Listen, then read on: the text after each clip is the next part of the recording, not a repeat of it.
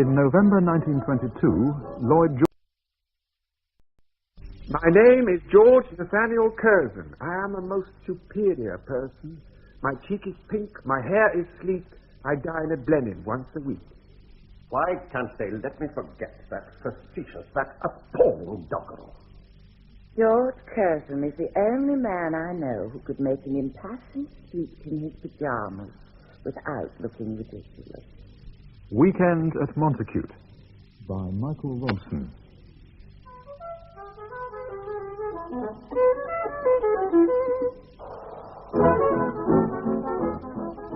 In November 1922, Lloyd George's coalition government came to an end, and the Conservative Party under Andrew Bonar Law was given control of the country. 6 months later, Bonar Law's ill health obliged him to take a convalescent cruise. By Whitsuntide of 1923, King George and Queen Mary were at Aldershot. Stanley Baldwin, Chancellor of the Exchequer, was looking forward to a country weekend. And George Nathaniel, Lord Curzon, the Foreign Secretary, was at his London home in Carlton House Terrace. Paul Rogers as Lord Curzon, Mary Wimbush as Lady Curzon, and Alan Rowe as Stanley Baldwin in Weekend at Montacute. How ghastly. How absolutely ghastly. Well, what's your address? The dress, that hat, the shoes, the jute and so on. Oh, the Vulcan Paratus shoes. You do far better at Derry and Tom's, and at half the price. My money, darling. My money paid for the ensemble. Quite immaterial. You know how I abhor extravagance. Oh, I never heard such nonsense. It's these curtains and you, aren't they? Were they absolutely necessary? I had them run up in Fulham and insisted on a discount for cash down. Saved £7.14 and sixpence. And what did you do with the old curtains? I sent them to Montacute. They do very well in the study. I didn't sound pleased with yourself, George. It is entirely due to a cash saving on curtains. I'm pleased to have you back again. I miss you, Grace. I do wish your tours of the continent would be rather less extensive. Oh, but now it's so much more interesting than London. Everyone's more tuned out that you're young. Paris was so much more interesting. Presumably the focus has shifted. That's why you're back. George, what are your chances? What can you be talking about? Oh, don't be evasive. Not at a time like this. Why did you come back from Paris so abruptly? I can't believe it was merely to hold my hand. George, stop it and tell me what you know. I know that the Prime Minister is presently aboard a Dutch liner, convalescing on the advice of his physician. In his absence, I've been presiding over the cabinet meetings. You can be so disingenuous. I've had 30 years' experience, rather more. The Prime Minister is dying. He's what? Bonar Law is dying, George. They give the poor man 6 months. Are you trying to tell me you didn't know? What have you learned? Rudyard Kipling met the Prime Minister at Aix-les-Bains. He was intending to entertain him, but he realized immediately that Bonar Law was in no condition for socializing. Now, I have this at first hand. The Prime Minister looked so ill that Kipling telephoned Beaverbrook, and Beaverbrook arranged for Tommy Horder to sail for France at once. You have a remarkable intelligence network. Someone has to safeguard your interest. Bonar Law is a great man, a fine man. I will not have his indispositions made a subject of society gossip. Oh, play the dissembler in Parliament by all means, but not with me. Of course, there have been rumors. Rumors? The lower house has been frantic with gossip for weeks now. Eventually a moment was reached when I could not sensibly ignore them any longer. I sent a note to the Prime Minister not a fortnight ago requesting a meeting with him at Downing Street. George? What is the urgency? The rumors of your imminent resignation are flying thick and fast. I felt it was time to squash them. Rumors? Where are they coming from? From both sides of the house, Bonar. You believe them yourself? My one concern is to impose tranquility upon an excited cabinet. I think a statement should be made. They need to have something to gossip about in the silly season. You aren't prepared to take it seriously. Well, there has to be something more than cabinet discipline at stake. You've always been a realist. What precisely is worrying you? Are you ill? Do you intend to resign? But if conjecture such as you mentioned had any foundation in truth, where would it leave you? Prime Minister, 3 times recently I've publicly repudiated canards such as this. If I'm to go on repudiating it, I should like to do so with your full knowledge and approval. Yes, do sit down, George. Take a glass of Madeira. Is this a propitiation? It's an offer of a glass of Madeira. Winston gave me a dozen bottles recently, and I rarely touch the stuff. Winston sees himself as the next foreign secretary. You've come with a perfect hamper full of rumors, haven't you? Oh, thank you. I can enjoy this. You are drinking? Later, perhaps. Winston is only one of several who claim to have their ears to the ground. I really don't believe we can dismiss it all with a glass of Malmsey. Let me ask you this. Now, if the chair were left vacant quite suddenly, what would your attitude be? For you to retire now would be a national calamity. I mean it, Bonner. Yes, I respect your sincerity.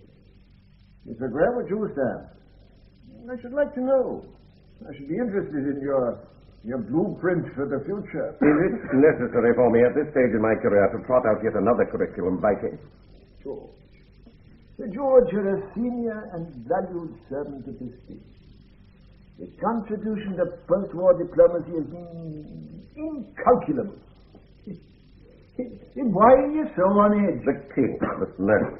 Our colleagues must know. The nation must know. I must be allowed to know if there's any foundation in these rumors or not. Either way, we can no longer appear to be whistling in the dark. It would be, forgive me, but it would be irresponsible to affect that no such gossip is current. I can always trust you to draw the line whereon my toes must rest. I hope I have your trust, as you have my loyalty. Was your loyalty ever in doubt? You haven't answered my question. Nor you mine. Very well, then. If, in the unlikely and tragic event that you were obliged to stand down, I should hope and believe that when the time came for you to recommend to the king your successor in office, your choice would be me. Yes, but would you be willing to serve once more under another leader and give to him the diligence and devotion you've given me? Such claims as I might have to the office of Prime Minister, I could not and would not surrender. Nor should I consent to serve under any of my present colleagues. As to this, I'm quite clear, quite resolved. I'm your senior colleague, Bonner. I'm the only member of the cabinet who has served continuously since 1915. Is it true, then?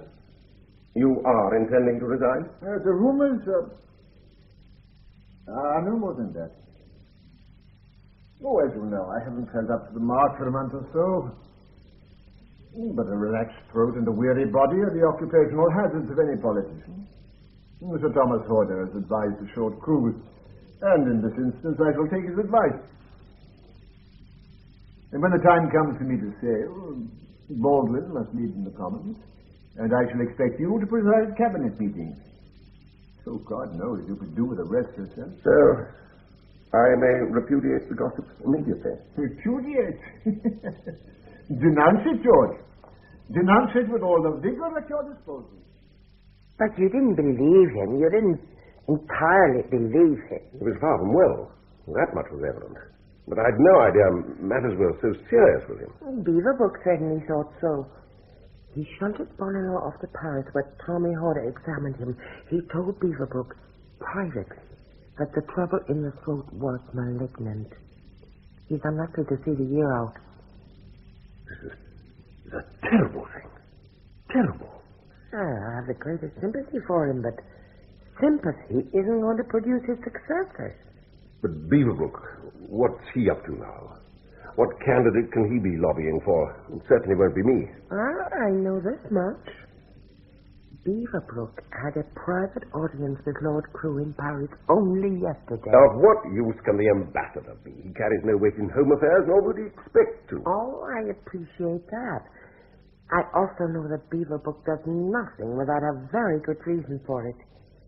He saw Crewe and they discussed the situation very thoroughly. How can you conceivably know what they discussed in a private interview? You forget my friends at court.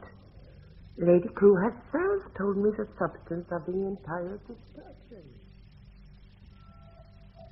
My dear Max, what can I say? Does Sir Thomas hold out no hope whatsoever? I mean, is surgery not possible? Sir Thomas is as anxious as I am to keep Bonner in office.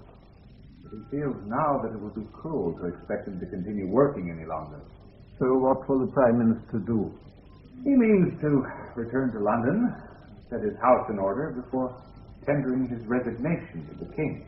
Yes, of course. Poor man. Poor man.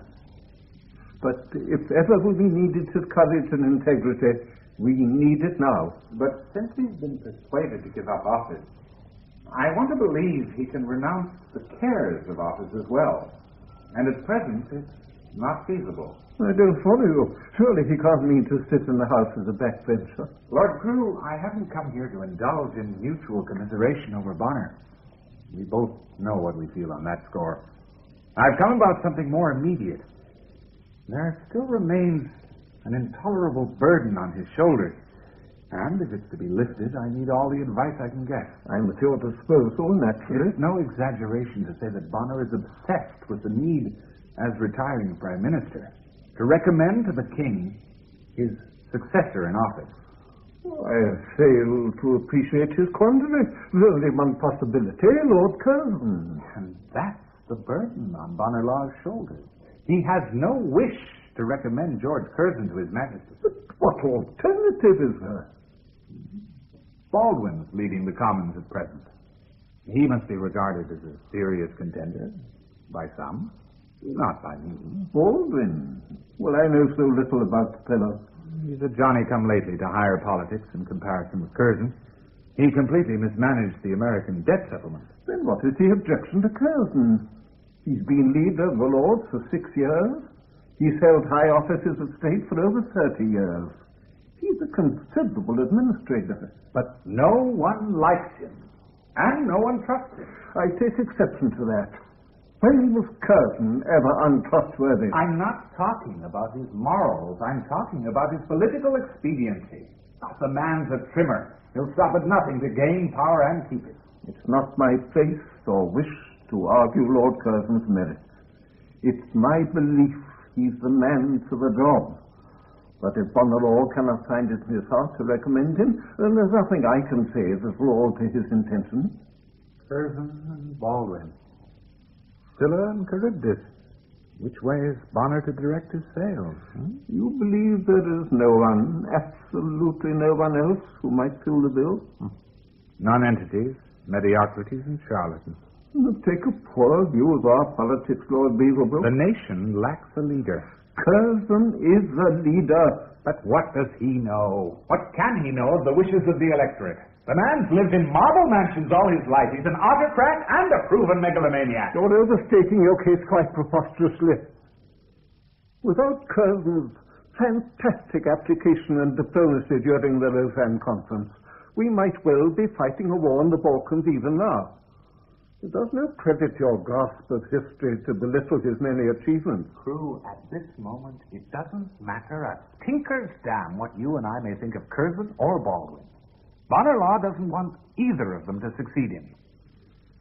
So, how is he to advise King George? He needs help.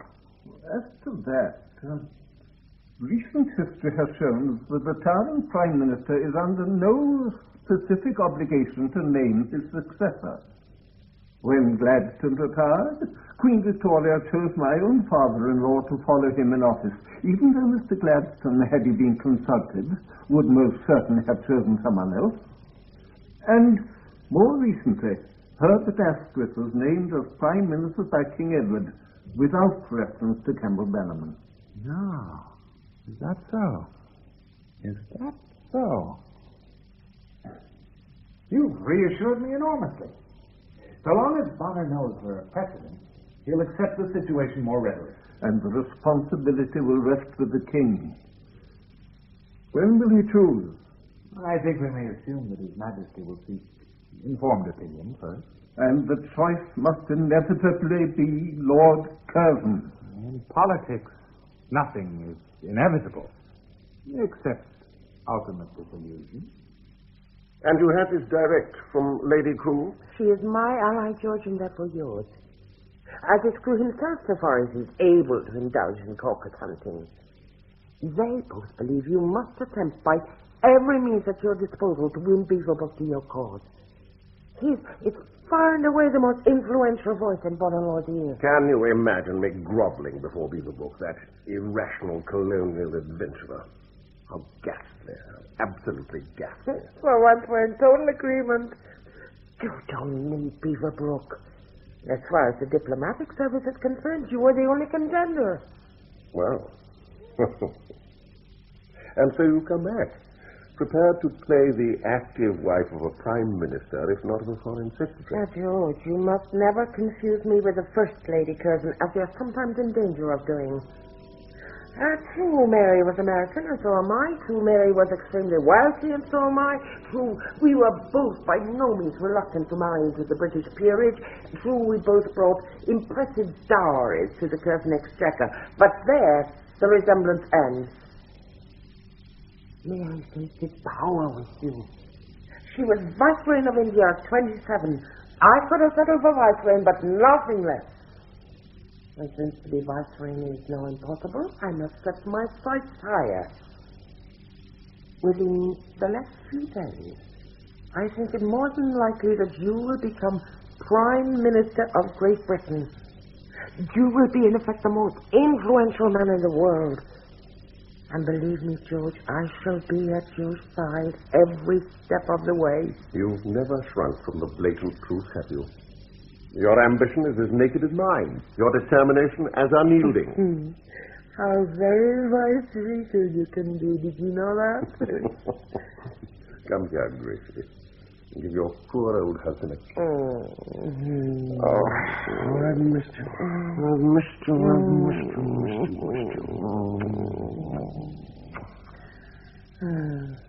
And what shall we do for Whitsuntide? Oh, Montacute. I thought Montacute. I have already made the arrangement. Oh, well, I suppose Somerset in May should be quite relaxing. Loveliest time of the year by far. I'm inclined to agree. But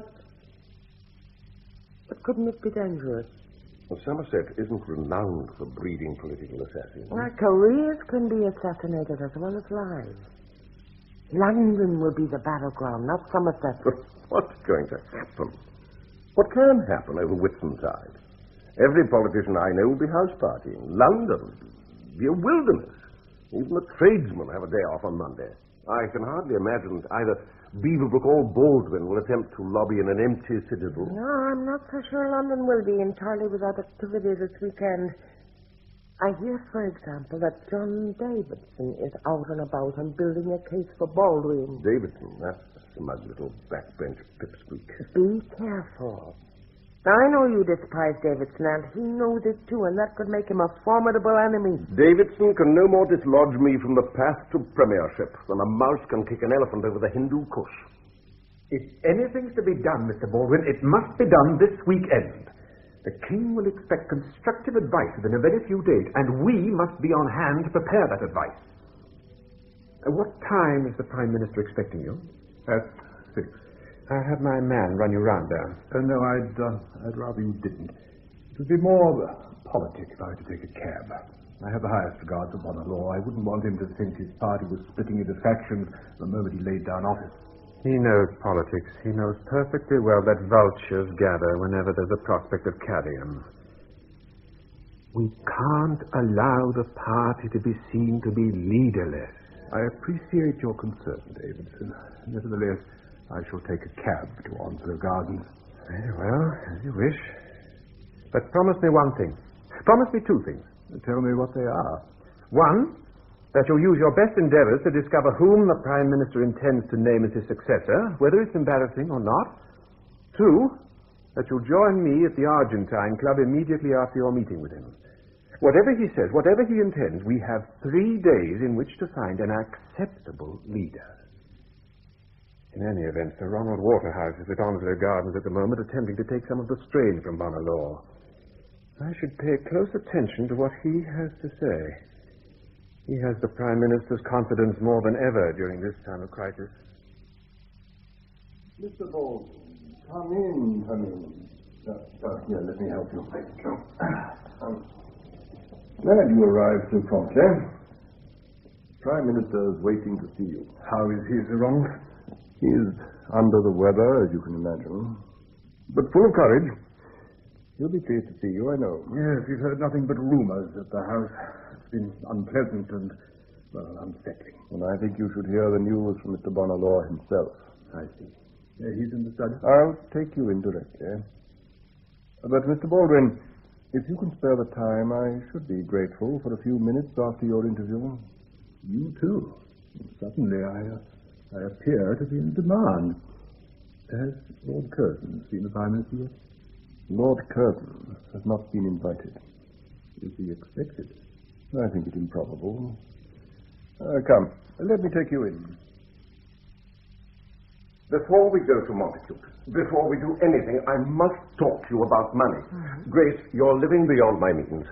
I lie awake at night worrying myself half to death. Have you any idea what running this house in Hackwood alone cost last year? No, my dear, I haven't, but I'm perfectly certain you'll enlighten me. I have it to hand. I have the exact figure to hand. I spent a wretched weekend casting the accounts, and, Grace, they terrify me. £20,389, 15 shillings and threepence. I simply cannot sustain this level of spending. I shall be destitute by summer if we carry on like this. George, has it ever occurred to you that one reason why you see so little of me is that when I am with you, you insist on talking of nothing but money and the state of your health? Because money and the state of my health go hand in glove. Flowers, Grace. Look what you spent on flowers alone. Stevens's bill for the floral arrangements for 3 small luncheon parties was £75. We could buy an interest in Kew Gardens for that kind of money. Well, Stanley, here it is. Not the easiest of situations for any of us. But I must be frank. It would be impertinent and irresolute of me to be anything less. You're determined, then, to make no recommendation as to your successor? I cannot undertake that responsibility. Yet within a few days the Conservative Party must have a new leader, and the country must have a new Prime Minister. Is His Majesty to draw lot? I appreciate your concern. I understand your dilemma. But where is the choice to fall? I mean, we must absolutely know. You're learning aggression, Stanley. And that's not a bad thing for a rising star in the political firmament. Yes, so you've forced me against the ropes. All I want is the truth. The simple truth. Very well. There are no rabbits in my hat, no aces up my sleeve, no dark horses in my stable. I admire your fund of metaphors.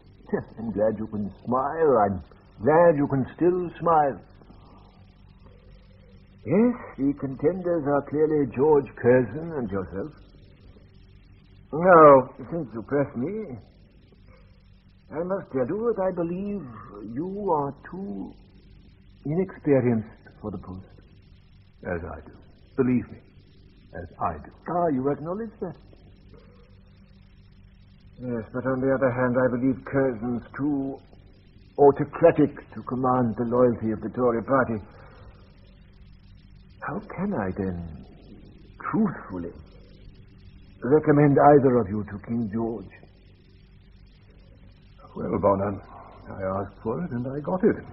Thank you for frankness, at least. Oh, my dear boy, time plays pranks on us all. Learn patience, learn fortitude. You still have a lot of years to run. I have an insatiable curiosity. How do you imagine that the king will decide? Well, we cannot evade the fact of George Curzon's intellectual supremacy, nor his unparalleled grasp of international affairs, nor his legendary, I must say, his fantastic industry. He is a most superior person.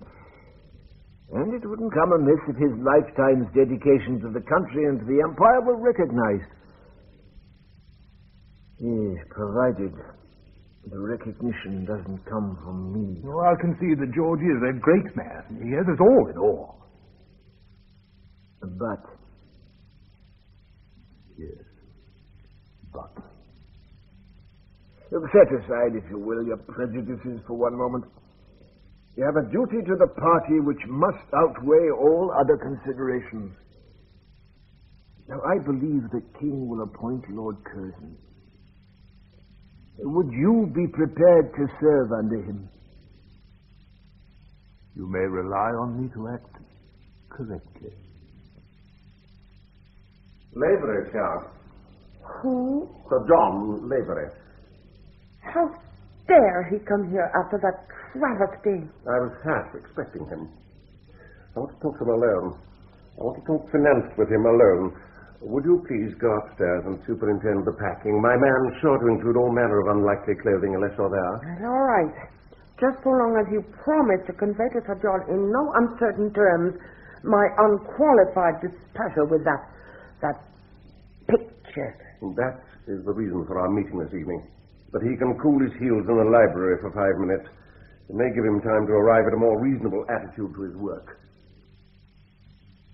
I understand from outside sources that my portrait of Lady Curzon does not meet with your approval. In my evidently jejune folly, I had imagined that a prerequisite of a portrait would be that the artist produce a creditable likeness of the subject. There is the portrait, Sir John. Does it in any particular resemble my wife? Resemble? It is Lady Curzon. Strange, then, that the entire household staff and a wide circle of friends should fail to share your discrimination. A portrait such as this was never meant to be the apotheosis of some motion picture heroine in which accuracy is subordinated to glamour and reality to fantasy. It displeases me, sir. It has mortally offended my wife. It cannot be allowed to hang in the staterooms at Chesterton along with more recognizable portraits of the Curzons and their wives. Yet you were willing enough to allow it to appear on display at both the Glasgow and Liverpool art galleries, were you not? Bearing its full description and ownership. Or can it be possible that the likeness was altered in transit? The flippancy is the last reaction I should have expected. And your dissatisfaction is not what I had anticipated when I accepted the commission. The portrait has been in your possession for some time now, Lord Curzon, and I must remind you that you owe me £1,200 for it. The discussion of that fee is the purpose of this interview. Are you intending to revoke an already completed commission? If you do, I shall see you answer for it in a court of law. I have no intention of paying the full fee for a portrait of my wife that I shall never display. I see. How much am I expected to lose as a result of your displeasure? I should find it seemly in you to make some offer yourself. But I am not a seemly man in matters of this nature. I have a living to earn, and it isn't done by taking involuntary cuts in my feet. Sir John, I'm leaving for Somerset directly. I want this matter settled at once. Then tell me what you have in mind. A 50% reduction, since the portrait is of no earthly use to me. £600? That's an affront that I'm not prepared to tolerate. Very well, then. A third. Reduce it by a third, and let's have done. With extreme reluctance, and only because if I stay here a moment longer, I may offer physical injury to you, I shall accept a fee of £800, on condition that you reveal this to no one. No one! And now, good evening to you, sir. Have the portrait sent to my studio next week. Sir John. Yes? I shall want the frame back. I beg your pardon. The frame is mine. I had it made for that specific painting, and it was costly. I shall want it back. Damn your impertinence, Curzon! Is the fish to your liking, Mr. Baldwin? The fish may be a paragon of its kind, Davidson, but to me at the moment everything tastes of oiled spring. It's a mistake, however, to invite me to the club this evening. Nonsense. A good dinner and a few glasses of wine will send you to rights quickly enough. You're on edge, that's all. This is no mere edginess. I'm frankly appalled at the prospect before the party and the lecture It has no leader. Do try a little sauce with your fish. They prepare it particularly well here. Of course, we have a leader in you. I must make myself irrevocably clear. I am unready for the total responsibility of this kingdom and the empire. I am inexperienced in the overall framing of national and international policy. Within cabinet, within commons, our party is divided, and I am not the person to act as coalescing force. Not yet. I've never seen a man so reluctant for ultimate office. Curzon must be straining in the slips now for the very prize you have no wish to compete for. But Curzon's no stranger to power, to authority, to dominion. He has no reservation about governing the entire world tomorrow morning, with a position open to him. Oh, to you it's amusing, no doubt. Can you believe I'm protesting in order to be further reassured? Well, I'll have some more wine now, waiter, if you please. Sir.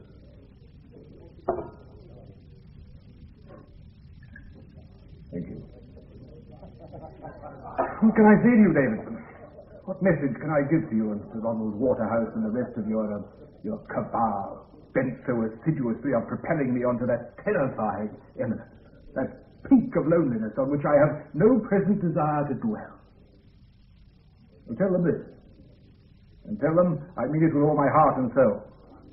I would rather take a single ticket to Siberia than become Prime Minister of Great Britain.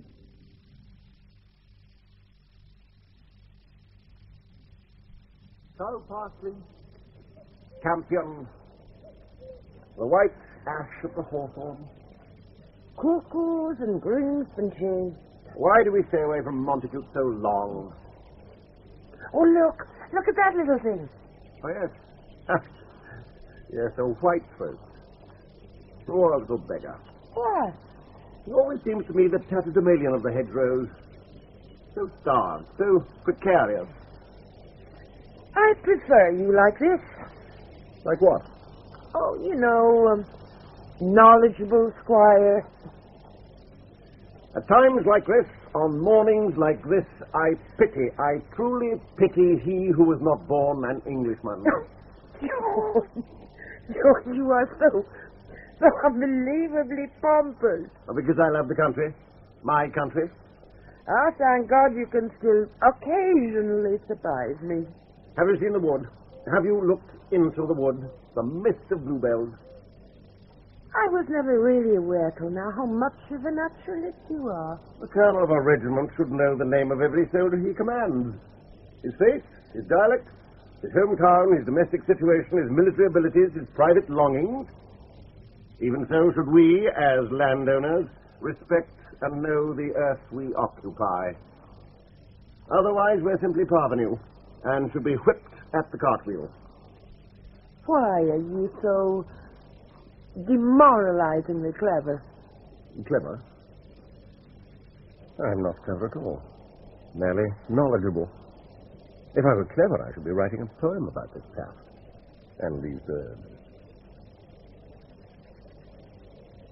Those ringing cries, echoing from a green world full of shifting images, would be my benison on an antique world whose beauty we can never fully comprehend. Only be grateful for. Only be grateful for. What in heaven's name is that noise? It must have been a stag. He's heard our approach. He's frightened. Oh, please. Let's go back. Let's not disturb him. He must be terrified. I wonder if Rutledge knows we have strayed deer on these things. He can mention them to me. Perhaps he keeps them for the pot. Rutledge has no killer's instinct. Unlike the rest of your acquaintances. What do you want about now? I was thinking of Davidson and Colonel Waterhouse. Morning, Sir Ronald. See you, Davidson. Come, sit down. Sit down. Yes. Thank you.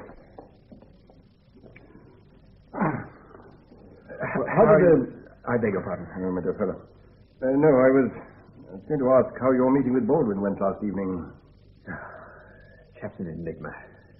He absolutely wishes not to be Prime Minister. And he's going to have greatness thrust upon him, isn't he? I'm perfectly certain he won't accept any form of dragooning. I tried to persuade him to come round here this morning and have another word with Bonalaw, but he's gone back to the country. And Curzon's at Montacute. Extraordinary, isn't it? The contenders, far from scrapping it out in the ring, refuse even to come near the stadium. Curzon, because he acknowledges no competition at all, and Baldwin, because he has no interest in the trophy. I think it would be extremely dangerous if the king should learn of the full extent of Baldwin's reluctance. It might just tip the scales in favor of Curzon. Now, look, Sir Ronald, however little we care for Curzon, we cannot deliberately hoodwink His Majesty. His private secretary, Lord Stamfordham, has specifically asked me to set down my views, as I suppose a well-informed backbencher.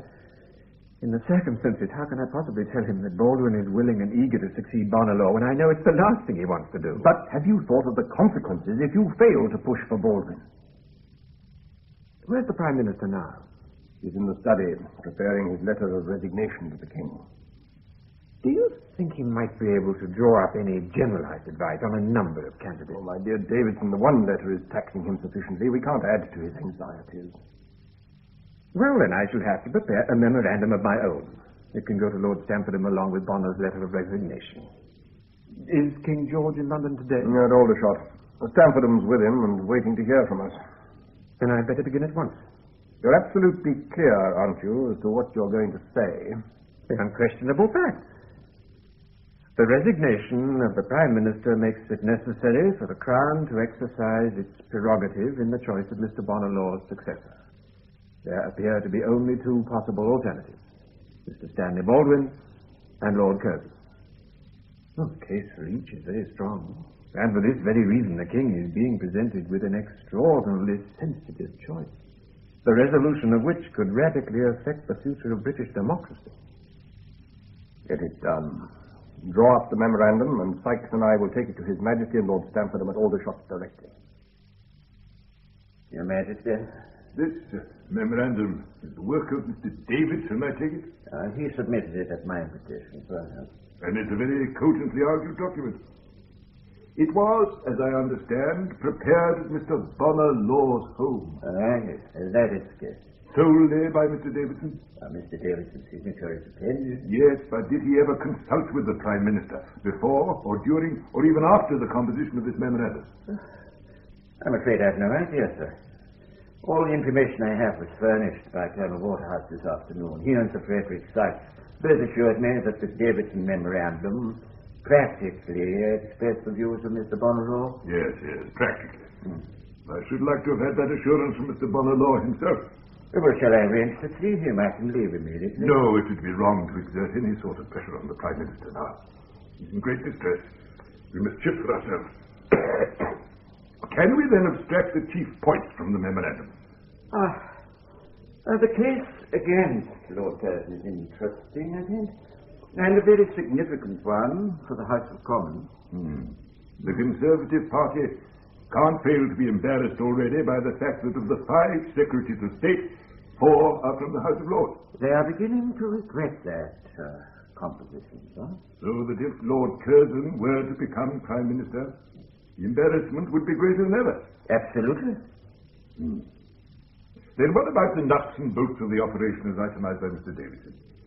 He's suggesting that Lord Curzon would find it difficult to form a government without Mr. Baldwin continuing as Chancellor of the Exchequer. Are we to understand by this that Mr. Baldwin would refuse to serve under Lord Curzon? I think the wording is ambiguous. There's an air of ambiguity about the whole provenance of this memorandum. However, Mr. Davidson sees it as quite feasible for Mr. Baldwin to form a government with or without Lord Curzon. There's clearly no doubt in Mr. Davidson's mind that despite his careful tribute for Lord Curzon's brilliance, that Mr. Baldwin can be the only satisfactory choice. It's an intelligent yet partisan appraisal, and in that context alone is not without its uses. But we can't depend upon this entirely. We must invite further opinion. Arthur, would you mind? Of course not, sir. The electric telephone has never been a favorite device with me. Yes. This is Stapleton. Yes, Colonel Waterhouse, that's it. That's it. Would you thank the Prime Minister on behalf of His Majesty? Good afternoon, Sir Ronald. Apparently, the Prime Minister has undertaken to summon Lord Salisbury to London to add an impartial voice in the matter. It's very civil of him to arrange this. I only hope he isn't overtaxing his resources. But Lord Salisbury, impartial? Oh, I think he's aware of the peculiar difficulties of the situation, sir. We can count on good sense from him. Well, that I have no doubts at all. But we can't be unaware that Lord Salisbury's father was a major architect in Lord Curzon's early political career, and that Lord Salisbury himself is, allegedly, a close friend of his. It can't be much longer, surely, before you're here. A day or two at most. I suppose nothing could go wrong now, could it? There's nobody else. There is nobody else. Oh, I'm sure you're right. I just keep just waiting, that's all. We might both do worse in the meantime than to occupy our minds with the problem of how we intend to make use of number 10. I've been thinking about that already. How successful the redecorations will be depends entirely on what you're prepared to spend on them. We can't be miserly, Grace. Not in this matter. I'm glad about that. In any event, we could always take some of the furniture from Carlton House Terrace to Downing Street. Anything would be more acceptable than the Gothic horrors cluttering the place at present. I think if we're going to talk seriously about this, then we should get it all down on paper. I want to be certain that you don't conveniently forget however much you're talking of spending now. Lady Curzon, difficult little creature that you are, this is the crowning achievement of our lives. Shall we work together for once, instead of being constantly in opposition? I'm very grateful to you, Lord Salisbury, for interrupting your weekend like this. I hope it hasn't caused too many difficulties. My one concern is to be of assistance, Lord Stamford. I had a long talk with the Prime Minister this morning. Ah, yes. I gather from Colonel Waterhouse that you were at Onslow Gardens by 8 o'clock. I took the milk train. Oh, very uncomfortable for you. How was Mr. Bonnelow? The change since I last saw him is very apparent. This illness of his is catastrophic. I'm afraid it is. I'm afraid it is. May I ask, what was the substance of your conversation? I could understand, and to a considerable extent share in, his misgivings as to a successor. But I pointed out to him that I could see no way in which Lord Curzon could be rejected in favor of Mr. Baldwin. You did? One needs an enormous backlog of experience on which to rely when one becomes Prime Minister. And that experience Mr. Baldwin simply does not possess. And what was Mr. Bonnerlaw's reply to that? We discussed the matter at length, despite his evident discomfort. Ultimately, he gave me the impression that in this very grave and complex situation, he would, on the whole, be disinclined to pass over Lord Curzon. He gave you the impression? And forgive me, but for His Majesty's sake, I need something more reliable. Is that an impression? Did he tell you, in those many words, on what you've just rehearsed to me? I'm in a quandary, Stamford. In all honesty, I must report that Bonnelow felt about to realize that Curzon was the final choice, be he a pis-aller or not. Equally, I must say that the Prime Minister was in some distress, and his opinions were necessarily those of a very sick man. I should hesitate to have those opinions passed on to the King as Bonnelaw's unclouded last word in the matter. I greatly appreciate your candor, thank you. Now, how do you feel about it all? George Curzon is a very great man. Of course, he has faults, many of them. But who in high places hasn't? Yet I'm also bound to add that George has bellowed over the years, and his work, both in cabinet and abroad, over the past 6 years in particular, has commanded a very wide respect. Indeed it has. He's less authoritarian now. he's better able to rally the recalcitrant to his side. For my part, he's the only acceptable Prime Minister in the present situation, and I most strongly recommend that the King should send for him. George! Oh, George, do hurry up! Shan't be a moment. Now, George, now! There's a letter for you. Oh, it's Monday. Where is it?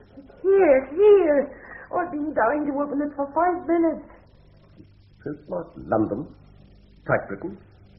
One has some mystery from. Open it and find out or I'll box your ears.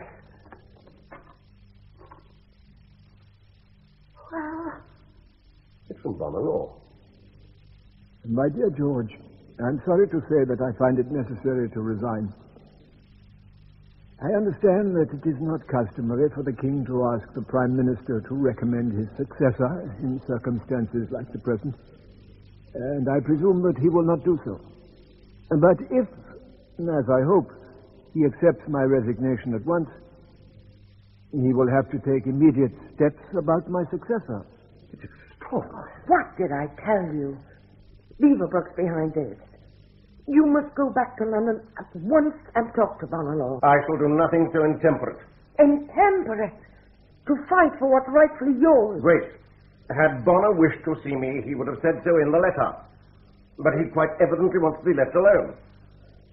How can he let you down like this? He's behaving according to his lights. He has no intention of being involved in a wrangle over the succession. But he could perfectly well have put in a word for me to the king. Is that too much to expect? I'm utterly bewildered. So what happens now? The king will be taking advice. But the king must surely know that you're the only candidate. I'm perfectly certain that His Majesty will not forget my record of public service. But he can't be swayed by personal preference in an issue of this nature. Nor can he entrust an inexperienced politician like Baldwin with the full weight of office. But the king has always been aware of the public temper. Eton, Balliol, and all souls cut less ice now than they did at the start of your career. Asquith and King George between them have already curbed the power of the Lords. It seems to me, it very much seems to me, that the king has the makings of another constitutional crisis here. I don't begin to follow you. Oh, yes, you do, George. You're much too clever not to. I'm talking about privilege and lack of privilege. I'm talking about inherited control, and I'm talking about elected control. Sooner or later, one of these has finally to yield to the other. It could be next week. The king's choice of a new prime minister could radically affect the balance of power as between upper and lower house. You do realize what you're implying, don't you? I do. And it begins to frighten me. Because I think it will come to this. That if you aren't summoned to the palace next week, no member of the House of Lords will ever again serve as Prime Minister of this country. The king is in an intolerable position.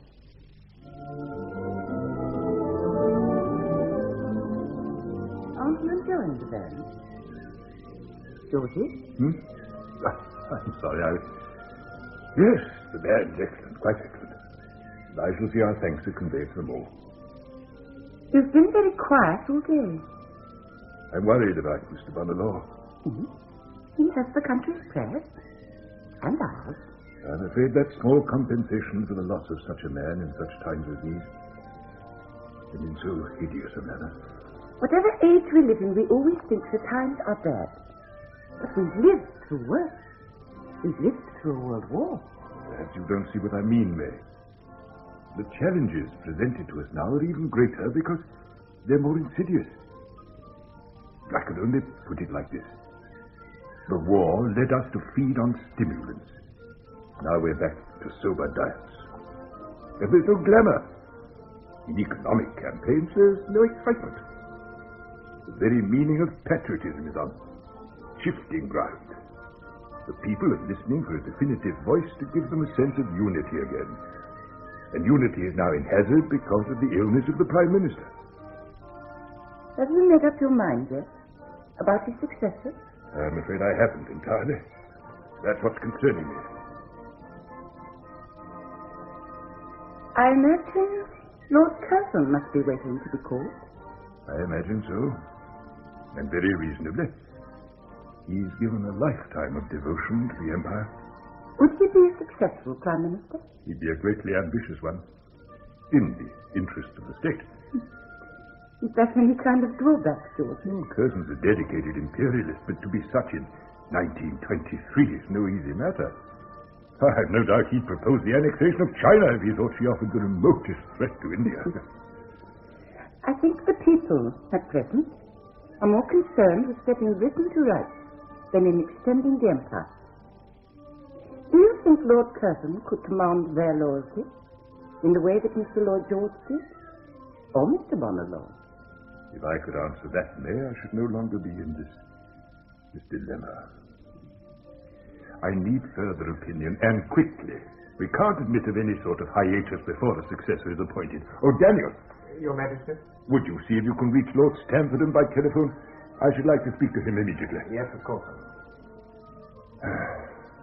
Must be nerve-wracking for Curzon and Baldwin, having to wait it out like this. It must be dreadful, but they chose to enter public life. They're aware of its tensions, I'm sure. In general, yes. That's not entirely appropriate in this case. They aren't competing in an open election. They are waiting to be chosen by a single judge on the results of past performance and future possibilities. That's a very different, a very special situation. Sir, I have Lord Stamford for you. No, thank you, Daniel. I shall come at once. Arthur? Yes, sir. You had an opportunity to talk to Lord Salisbury? At some length. He saw the Prime Minister first, who felt disinclined to ignore Lord Curzon's claim. Though Salisbury did insist that Mr. Bonner-Law is a sick man, and that the sentiment must be judged in that context. I understand. And what of Lord Salisbury himself? He goes strong for Curzon, sir. I suppose that was inevitable. He made out a persuasive case for his choice. I'm sure he would. Lord Salisbury is nothing if not persuasive. If it's any help, sir. Yes, Arthur? I'm very much inclined to favor Lord Curzon myself. And as always, your opinion is of the highest value to me. Thank you. Is there anything else I can do, sir? I realize how appallingly difficult the situation is becoming. I'm inclined to think I should talk to one more conservative. Someone with considerable experience of practical government and someone beyond the pale of the present lobbying. Lord Balfour? I think he's our man, don't you? Would you ask him to call on you tomorrow without delay, if his health permits? Otherwise, dear old boy, I'm going to have to ask you to call on him yourself. I'll be in touch with him directly, sir. Thank you. As I see it now, the choice must be made within 48 hours. Lord Balfour must be our last point of reference.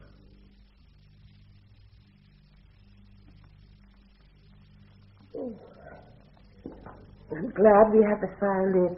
It's warm enough by day, but evenings are still damp. Oh, George, do stop prowling around and sit down. I wish I could settle. I wish I could enjoy anything at the moment. Oh, but you can't be worried, can't you? Not seriously. There's no logical reason why I should be worried, but I can't help it. I've waited so long for this moment. I think I've been waiting for it ever since Oxford. You're the only one who is worrying. No one else is. But no one else in British history has ever pulled it off. The Grand Slam, Viceroy of India, and Prime Minister of Great Britain. It's what I've worked for all my life. The crowning achievement. I'm 64 now. And if it goes wrong this time, the opportunity will never come again. Will you pour me a brandy, darling? Oh, yes, of course. I've never known you so apprehensive. In the past, you've accepted every new honor, every new responsibility as your right. George, there is no one else.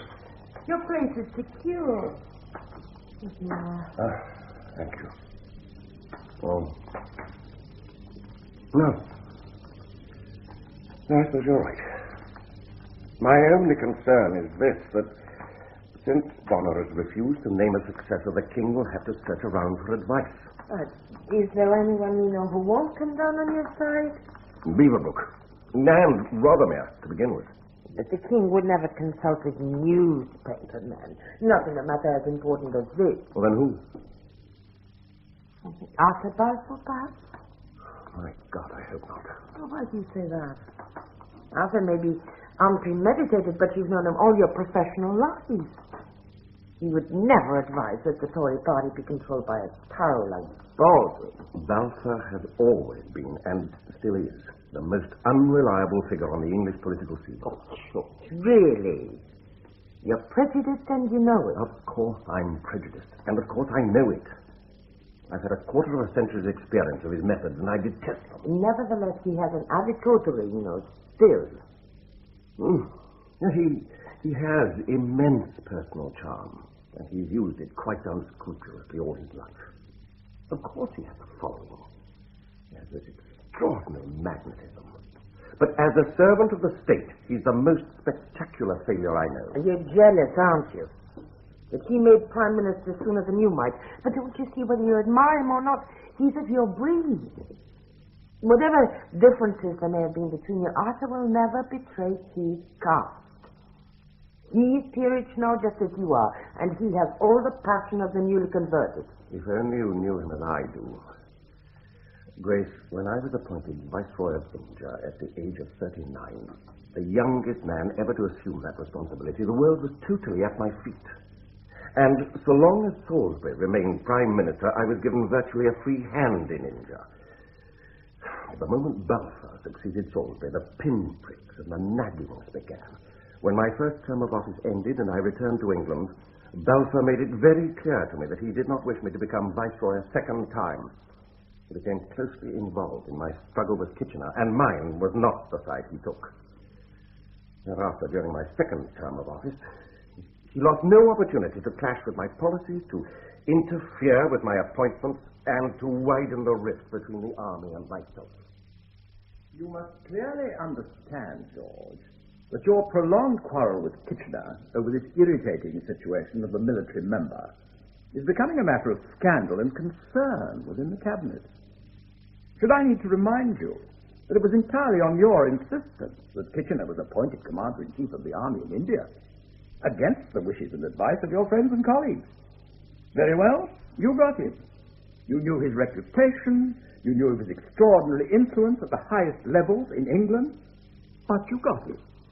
And now you must come to an accommodation with it, before this bickering of yours threatens the entire administrative morale of the Indian Empire. Kitchener appears to believe that his authority in India is as great as mine, if not greater. Would you, as Prime Minister, allow yourself to be bullied into an untenable situation by the Commander-in-Chief of the Army in Great Britain? Arthur, I must make this quite clear to you. Unless you concur with me that the military arm is subservient to the civil arm, we are heading on a direct course for anarchy. He is Kitchener of Khartoum, and you are Curzon of Kedleston. Don't you understand the implications of those titles? Kitchener's successes in Egypt and the Sudan have made him well-nigh unassailable in the affections of the British people. He's a myth, a legend. And you, George, are a civilian administrator. Don't, I beg you, provoke a final head-on conflict, because Kitchener, de facto, carries all the guns. For which you provide him with all the ammunition. As Prime Minister, my responsibility is both to Britain and the Empire. India is part of that responsibility. How can I possibly stand by and watch with amusement the growing disaffection of the army in India? Then I may take it that in a final show of strength, you support Kitchener. You may take it, George, but I want tranquility in India, not turbulence. Then allow me to observe that your dedication to the quiet life, your passion for laissez-faire, your preoccupation with compromise will threaten the very foundations of civil rule in India. And if Kitchener is allowed any further concessions, I shall have no hesitation in offering my resignation to King Edward. That must remain a matter for your own political conscience. And you're aware what happened, Grace. I was obliged, on principle, to tender my resignation. And the king, clearly acting on Balfour's advice, accepted it. All the effort, all the journeys, all the problems solved, and the frontier crises overcome, all the ill health that Mary suffered and the difficulties of my own illness, all those years of selfless administration gone for nothing. A defeat, a blemish, a disgrace. And when Mary died, shortly after our return to a shoddy reception in England, I believed the time had come to put an end to my political ambition. Oh, not for you, George. Never for you. Ambition you could never escape from. Perhaps not. But I re-entered the arena a different man. I determined that never again would I resign high office. Never again would I voluntarily surrender the power it took me so long to re-establish. I'm within days of ultimate office now, and I hope and pray that Arthur Balfour is not formally canvassed for his opinion as to the future leadership of this country, because a man more unreliable and time-serving this country has never seen. I don't think you need have any words on that score. I understand that Arthur's far from well and far away from any politicking with the Davenants in Sheridan. Yes, what is it? Arthur, rouse yourself, old soldier. A telegram for you. Balfour is the worst, the most dangerous of British foreign ministers with whom I've been brought into contact in my entire public life. It's from Stamford. What the devil does he want? My advice, Edgar, my advice. Balfour may appear the most scintillating of men, but he has no depth of feeling, no profound convictions, and, strange to say, no real affection for anyone at all. But if Bonalaw openly spoke in the town, then who's to follow him? I hear what Stamford has to say, then I'll tell you what he ought to be thinking. Surely George Curzon is the only possibility. Is that what you believe? The characteristics that made him a failure as a foreign minister made him a failure as prime minister. The man was and is intellectually indolent. Have I time for a kipper before the Norwich train leaves? I think we might rustle up a kipper for you, Arthur. Would you prefer coffee or champagne? Balfour would drop or sacrifice anyone without a pang. And I know. He destroyed me in India. Bye, Arthur. Honey back, would you? Snooker tomorrow, if not today. All right, station master, I think we can go now. Good night, Arthur. And keep away from the pond.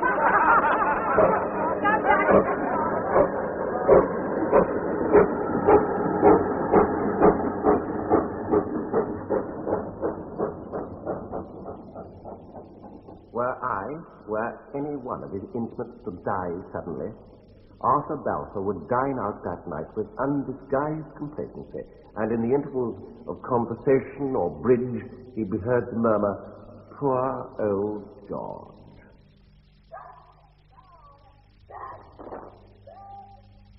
So you begin to appreciate the difficulties with which the king is faced. Indeed.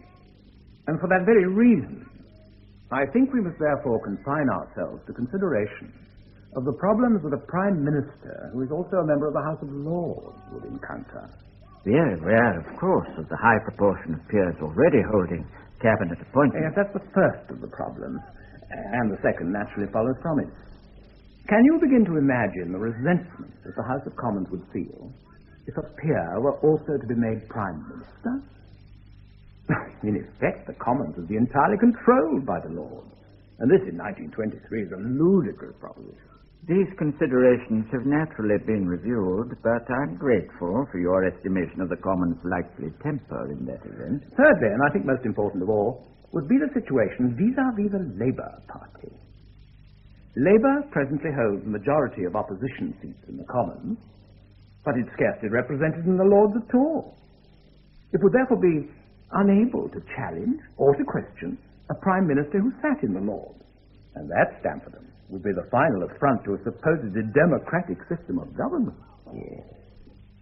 Yes. And of the two gentlemen in question, have you any observations to make as to their capabilities for Prime Ministership? I should prefer to deal solely with the constitutional situation, which I've done already. To comment on the respective merits of the individuals in question would be invidious. On the one hand, my knowledge of Lord Curzon is based on an intimate and lifelong friendship. and a recognition of his quite exceptional qualifications. On the other hand, my knowledge of Mr. Baldwin is slight.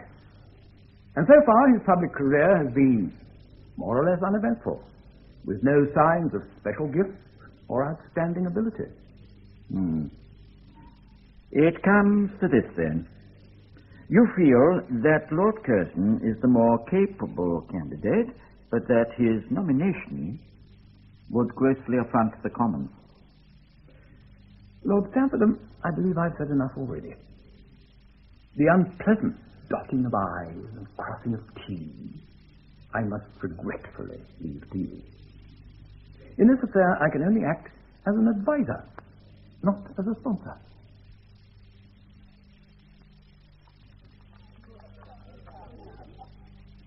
Arthur, you're back! What's the gossip from London?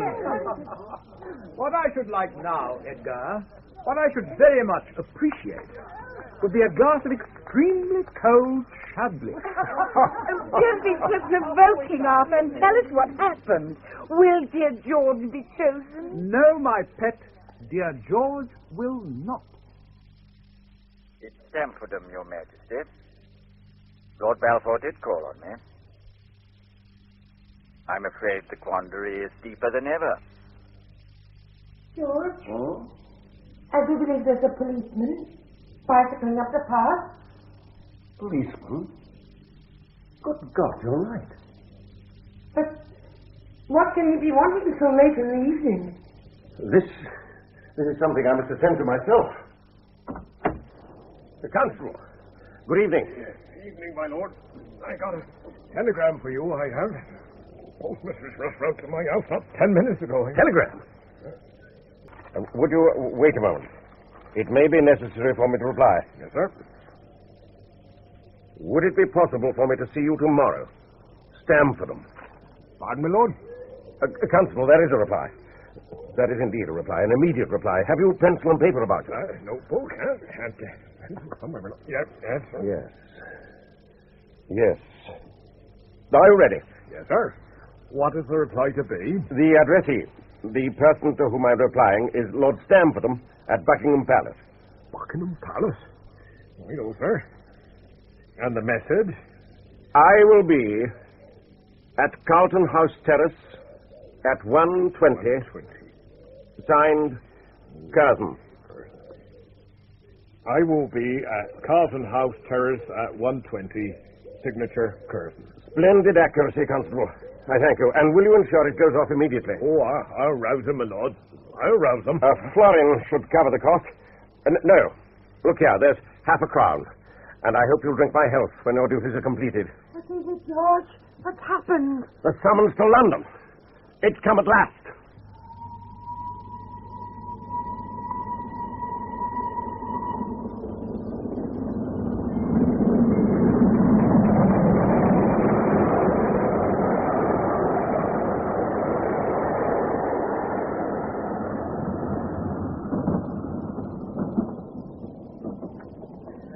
Newspapers are entirely in your favor, George. Except for the Times, as you might expect.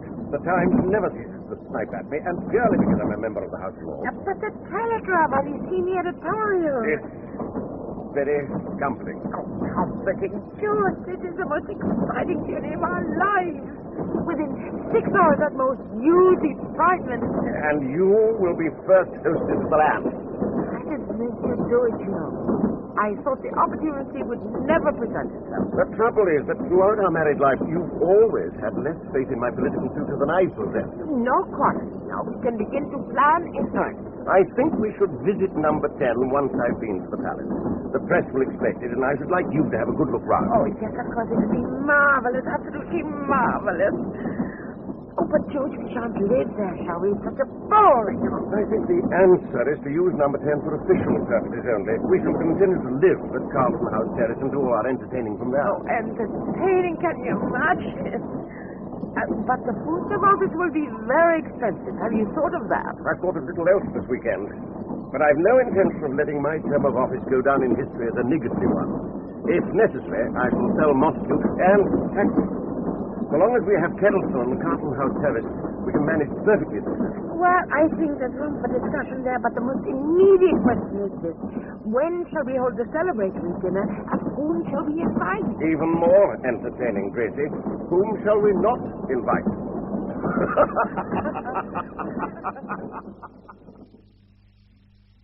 Thank you for coming to town so early, Mr. Baldwin. Today is going to be enormously difficult. And His Majesty hopes you'll understand the nature of these difficulties and bear with him a little longer. Yes, of course. Now then, all the advice we've so far taken results in 2 points emerging. The first, that to invite a peer to become Prime Minister would impose excessive strain upon the House of Commons. Second, that Lord Curzon's experience and talents most properly fit him to the post. I can't argue with either of those propositions, nor would I wish to. However, I should like us to think hypothetically for a moment or two, and I stress this is hypothesis only. If it's your need to indulge in hypothesis, then it's my pleasure to hear you out. Thank you. So now, suppose the situation arose in which you were entrusted to carry on the government.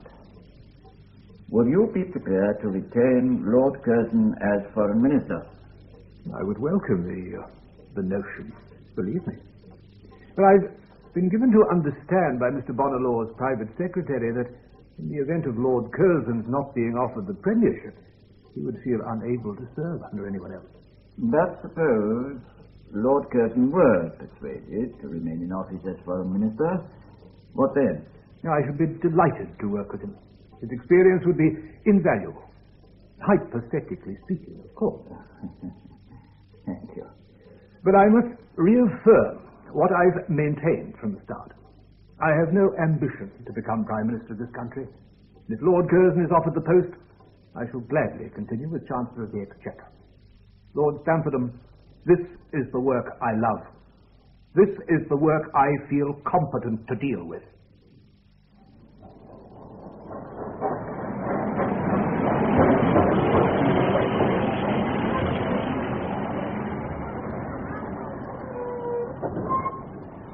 Oh, George, today even Paddington looks terrific. The express has gained half a minute on the overall journey. A good omen, I fancy. George, you have a reception committee on your hands. The press are quick off the mark today. This really clinches it, doesn't it? I should have thought so. They wouldn't be wasting their time on an also-ran. Shall we meet them, Gracie? All smiles for the photograph you of.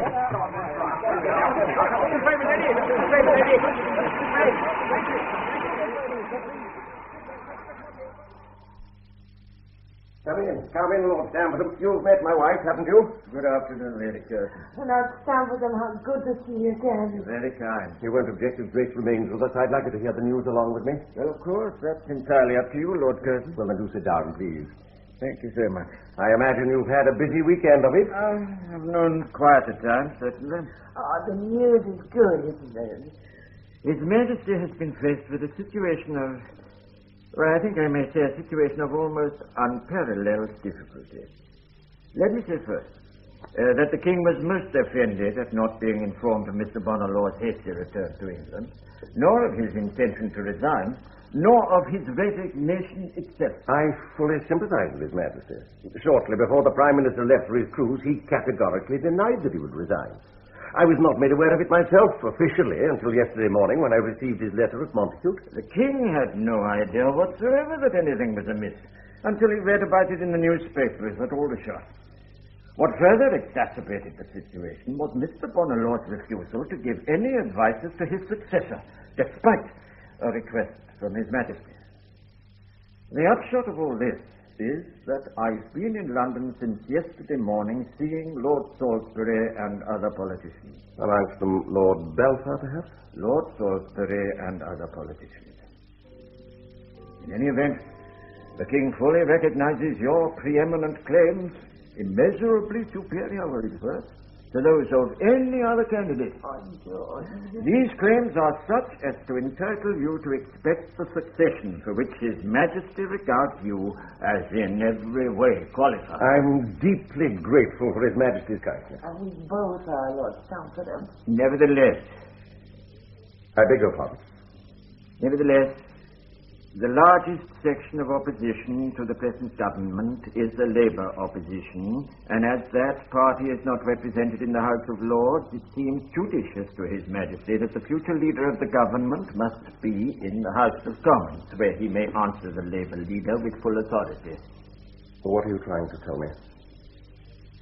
The situation being what it is, I regret that of necessity His Majesty has decided to appoint Mr. Stanley Baldwin.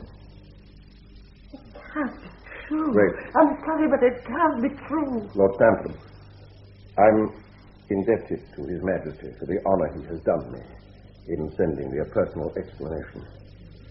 I presume I may be allowed to comment on it. Of course. Yes.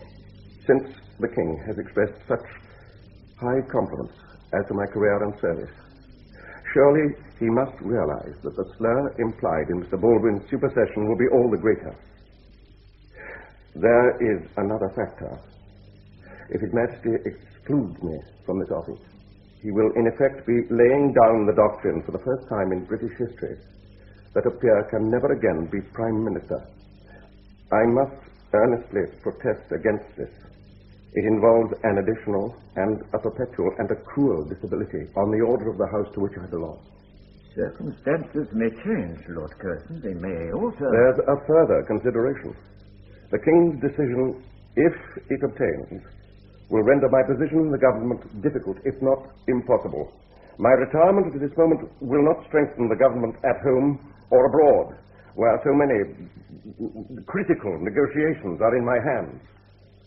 That the King must, of course, assume full responsibility, though His Majesty has expressed a desire that your services should be retained. But all these considerations, have they, I wonder, been present in the mind of the King when he made his decision?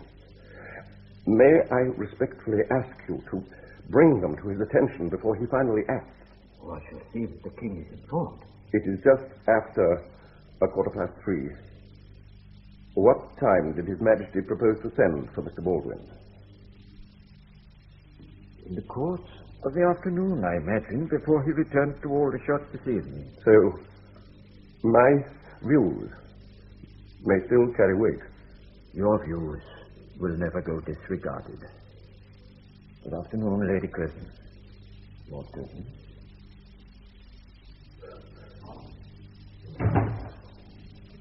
Oh. So great. How ghastly. How absolutely ghastly. It is at once our necessity, our prerogative, and our pleasure, Mr. Baldwin, to desire you to act as the head of the government, led until recently by Mr. Bonelaw.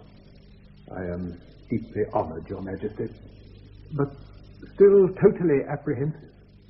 The position of leader has been offered to me when I am inexperienced, before I am really fitted for it, by a succession of curious chances that could never have been foreseen. I have never expected it. I am in no way trained for it. I understand your misgivings, and I appreciate your honesty. But will you accept the post? Oh, with respect, sir, Lord Curzon is in every way more qualified to lead them than I am. Lord Curzon is a non-pareil. But you must be aware of the problems inherent in our inviting a member of the House of Lords to become Prime Minister. They're immense, sir, it's true, but Lord Curzon is your man. I'm sure of it. The thing is this, Mr. Baldwin. I'm convinced that my responsibility to the country, to my people, makes it imperative that the new Prime Minister should be chosen from the House of Commons. Were Lord Curzon to be appointed, and the experiment failed, the Crown would be regarded as being completely out of touch with public feelings. And rightly. I hope you will understand my dilemma, as I understand yours. Then I can only promise Your Majesty that I shall do all in my power to justify the privilege and the responsibility you have so graciously offered me. You have our prayers, as well as our congratulations, Mr. Baldwin. You see, Ray, virtually every newspaper carries the same story. Utter bewilderment that Baldwin should have been chosen. I've seen something else. The king saw Mr. Baldwin at 3:15 yesterday afternoon. But that's impossible. See for yourself.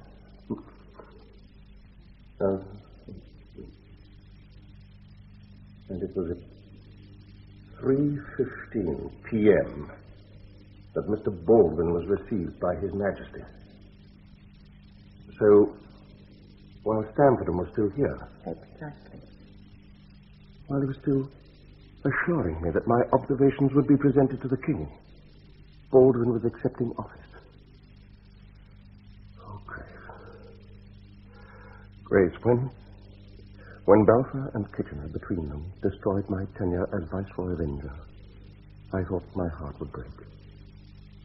When poor Mary died so soon afterwards, I believed that life could hold no greater misery for me. But this surpasses them all. Georgie! Georgie! Are you there? Yes, I'm just taking the air.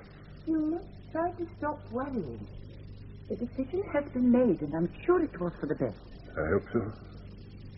Indeed, I hope so. Come inside. It's quite chilly in the garden now the sun's gone down. In a moment.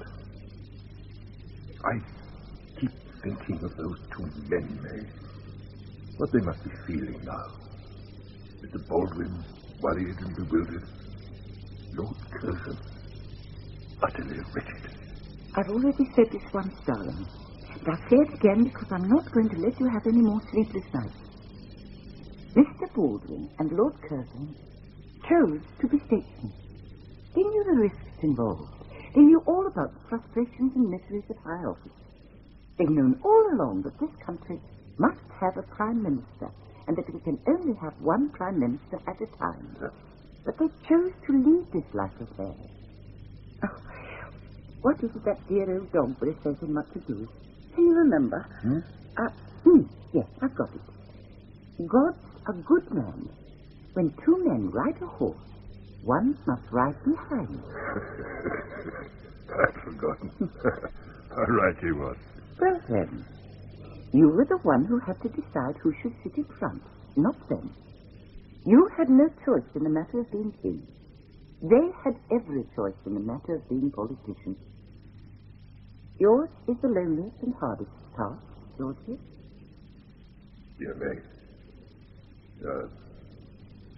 you're a great comfort to me. Did you know that?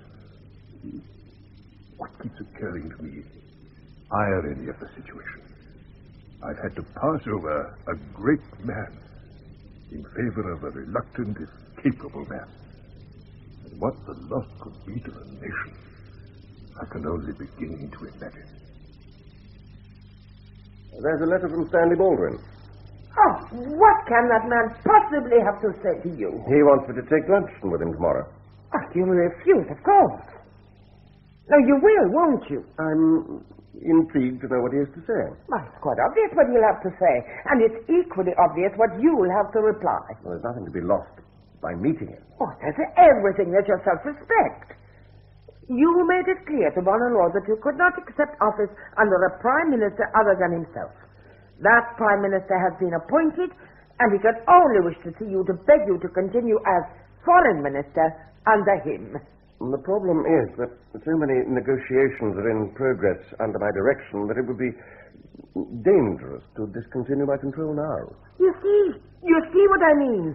Already you're preparing to act as a subordinate again. No use our wasting time, George. His Majesty wishes you to continue as foreign minister. And it's my wish also. We need your experience and diplomacy more than ever before. I have every desire to stand down. I feel my work is done. It's scarcely started, in international affairs at any rate. We both know you should have become Prime Minister. We both know why I was chosen instead. I realize it's an absurd and cruel situation for you. I can only appeal to you as a conservative and as a patriot. If you should choose to resign, I shall perfectly understand. But I hope it won't come to that. I hope for you.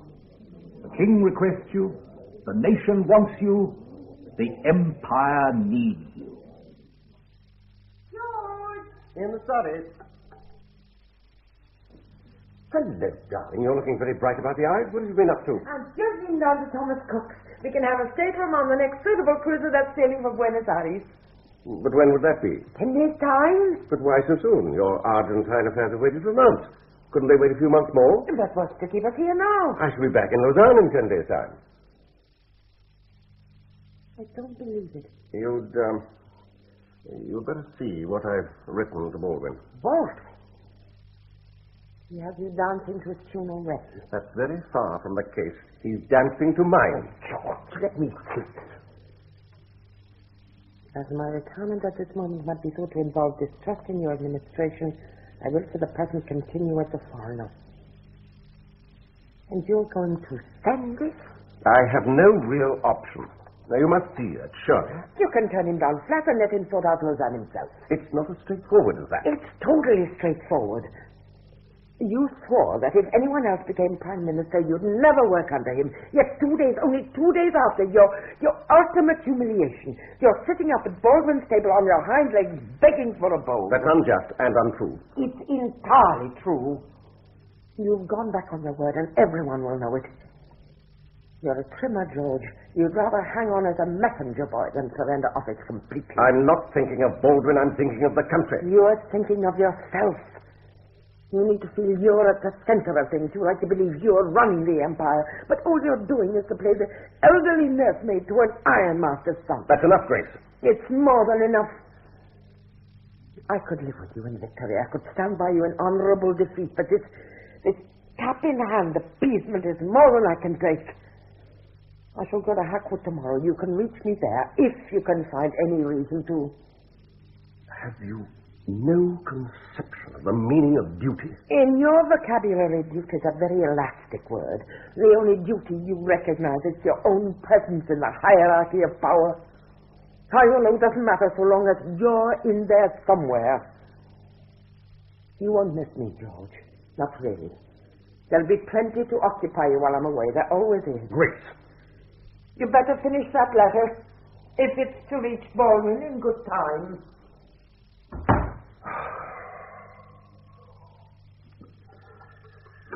I will, for the present, continue at the Foreign Office. Yours sincerely, Curzon.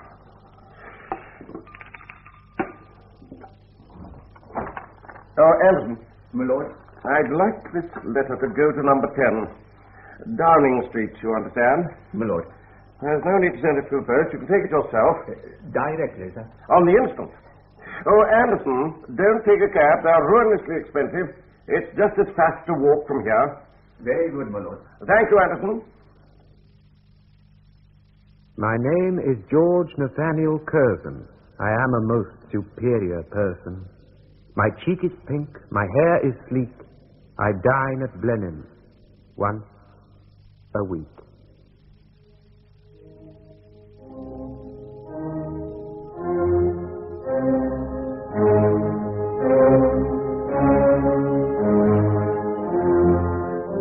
In Weekend at Montacute, by Michael Robson, the part of Lord Curzon was played by Paul Rogers, Grace Curzon by Mary Wimbush, and Stanley Baldwin by Alan Rowe. King George V, John Westbrook, Queen Mary, Margaret Robertson, Andrew Bonner Law, Malcolm Hayes, Lord Stamfordham, Hayden Jones, Lord Balfour, William Fox, Lord Beaverbrook, Peter Marinka, Lord Crewe, Noel Iliff, Lord Salisbury, James Thomason, John Davidson, John Rowe, Colonel Sir Ronald Waterhouse, Garrard Green, Sir John Lavery, David Graham, and a police constable, William Edel. The play was produced and directed by David Spencer.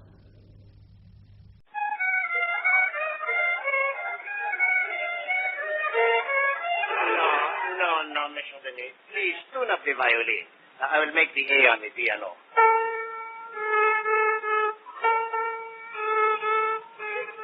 No, you are flat. Pull the string up a little tighter. Okay. Tighter. Oh, darn it, the string broke. Good, that's 1 down and 3 to go. Well, you better put a new string on, Professor, while I open the window. It's kind of hot in here. There. Hey, Stevie, kick it to me. And then I'll... Look, there's Mr. Benny in the window. Hello, Mr. Benny. Oh, hello, Joey. Hello, Stevie. Hello, Mr. Benny. Say, Mr. Benny, some of us kids are going to play football. Can you come out and play with us? Oh, gee, I can't, Joey. I got to take my violin lesson.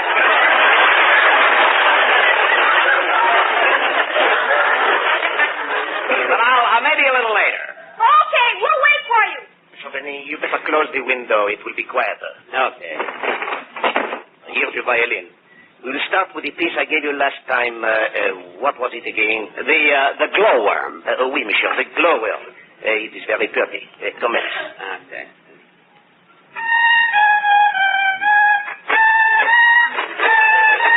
Monsieur Benny. Monsieur Benny, it is such a small worm. Do not kill it.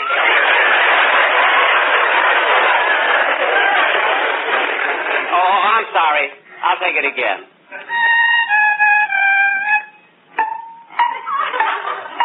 Mr. Beneath, what are the blink-blinks? I'm stepping over the worm.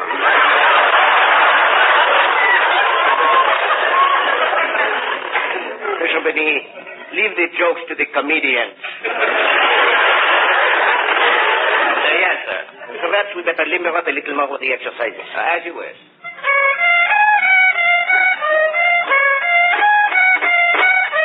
Lay it softer with emotion, dip your bow in Jergens lotion.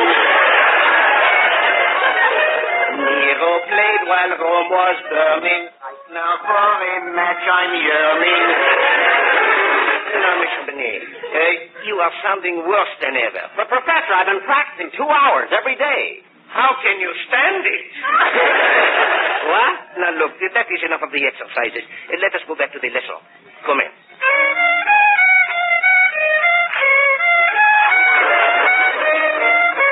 Now, Mr. Benet. Mr. Benet, please. The lesson she is over. Will you please pay me my money now and don't keep me waiting like always? Oh, yes, Professor. How thoughtless of me. I'll go into my vault and get your money.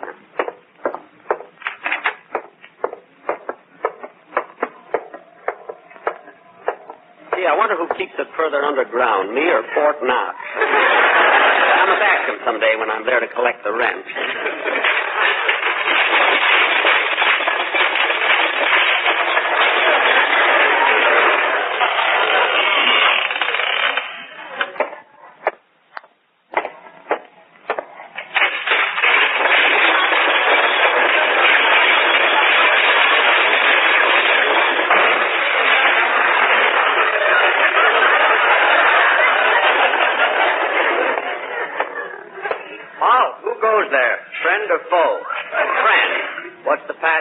The British are coming. Oh, it's you, Mr. Benny. Yes. We've had that password a long time now, haven't we, Ed? Yes, ever since that night you hung the lantern in the old North Church. Oh, yes. By the way, Mr. Benny, did that fellow on horseback ever make it?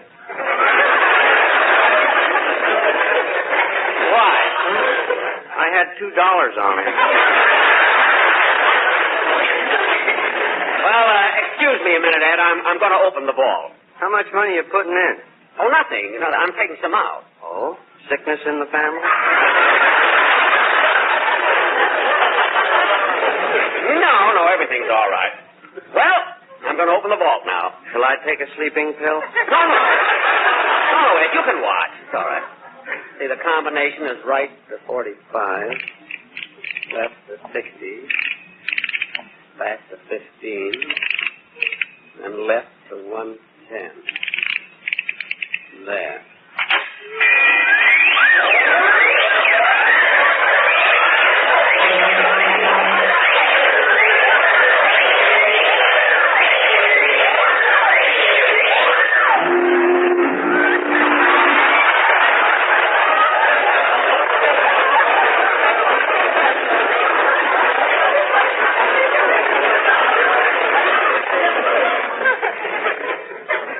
Why be half-baked?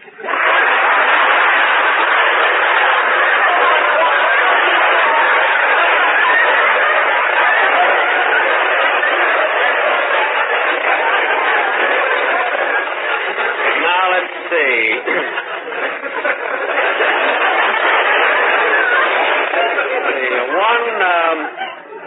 One violin lesson, $1.50. There it is. Well, see you later, Ed. All right.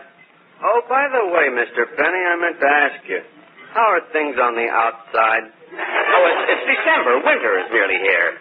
And the leaves are falling. Hey, that must be exciting. No, Ed. People are wearing clothes now.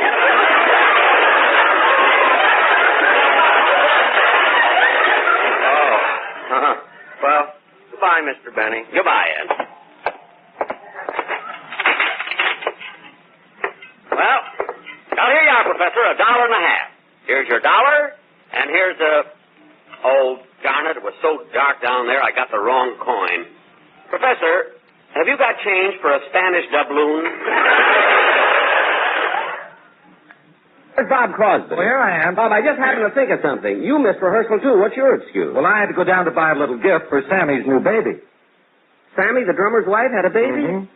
Gee, I didn't know that. Hey, remind me to send something, too. Eh? Okay. No, it's wonderful the way the presents have been rolling in. All the musicians sent gifts. Josh Bagby sent a little blanket. Wayne Songer sent a cute little dress. Remley sent a sweater that he knitted. And Kimmick sent a knife. Hold it a second, Bob. Hold it. You said Remley sent a sweater he knitted? Yeah. I didn't know Remley could knit. Jack, when you got the shakes like Frankie has, you can do wonders with knitting needles. Well, I guess so. After 6 martinis, he's an Argyle man. I think we ought to start on the sketch we're going to do. Huh? What about the sketch, Mr. Benny? Well, it's based on that wonderful Universal International picture, Mississippi Gambler, starring Tyrone Power. I, of course, will play Tyrone Power's part. Wait a minute, Jack. Do you think you're the type? Well... He certainly is. He's young, handsome, and romantic, just like Tyrone Power. Oh, thanks, Dennis. You're loyal and devoted. I'm nuts, too.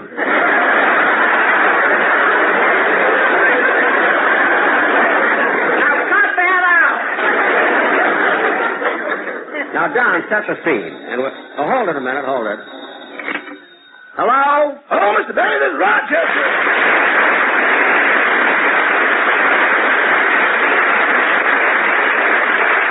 Rochester, I called you before and you were out. I had to go down to the market to do some shopping for the house.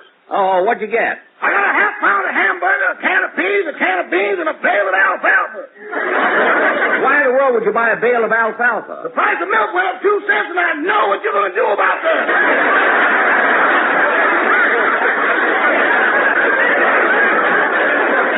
I am not. They don't let you keep them in Beverly Hills. Pasadena, maybe, but not Now, Rochester, the reason I called is because Dennis Day said he phoned yesterday and told you he'd have to miss rehearsal. Oh, yes, boss. I forgot to tell you. Oh, you did, eh? Well, were there any calls today? Yes, sir. I have them right here. Let's see. The income tax department called. Income tax? What do they want? What do they want? Oh, it didn't concern you, boss. It was about the income I reported. Well, what was wrong with it? Nothing. They just called to offer their sympathy.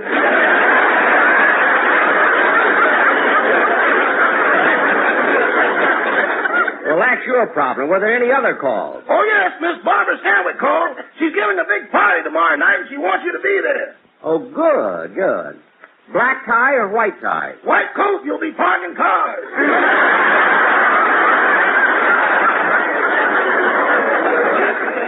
Oh, well, Rochester, put some new batteries in my flashlight. Goodbye, Rochester. Goodbye.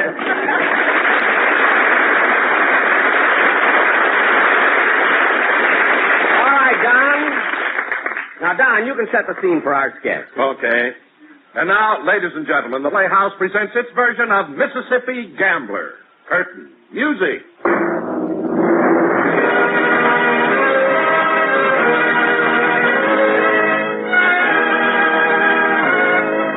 In the middle of the 19th century, the main artery of commerce and transportation between the North and the South was the Mississippi. Riverboats used to paddle their way up and down in a never-ending stream. Aboard these ships was cargo and passengers, and a special breed of these passengers was the Mississippi Gambler.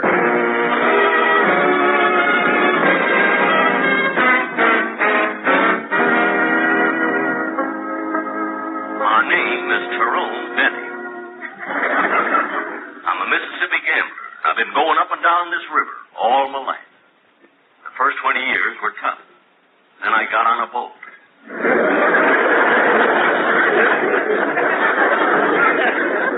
I don't remember much of my father, but my mother was a kindly woman. She always tried to teach me right from wrong. I remember when I was 2 years old, she sat me on her lap and said, "Look, son, you're very young, but try to remember this. Never draw to an inside straight."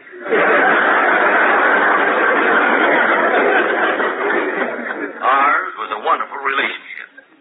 When I was 18, Mother and I parted. I went to New Orleans. She went to Tehachapi.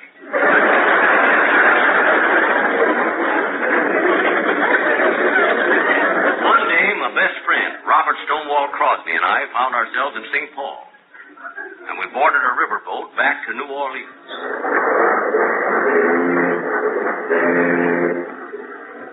Do you think we'll make any money this trip, Tyrone? Sure, there are plenty of suckers aboard. But, Bob, I don't know whether you're ready to be a professional gambler yet. Well, why not? Well, you don't keep a good poker face. Well, what makes you say that? Because I've watched you. When you fill a full house, you're supposed to sit there with a vacant expression. Not jump up on your chair and sing 2 choruses of Oh Happy Day.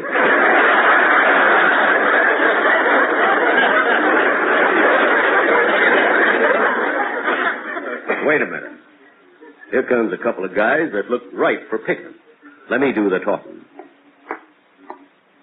Would you gentlemen care to while away the time in a friendly game of cards? Well, I don't mind if I do. I got $1,000 I can spare. And I got Canadian time.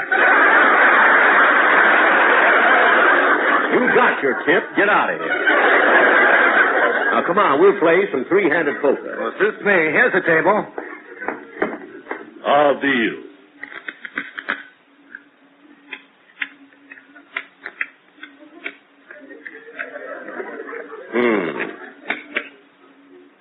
I'll open for $50. I'll see that and raise it 100. I'll see your raise and raise it another 100. That's too much for me. I'm out. Well, I'll call. Give me 2 cards. I'll take 1. I'll bet $100. I'll raise 200. Well, I'll just call. What do you got? 4 aces. Beats me. I got 3 aces.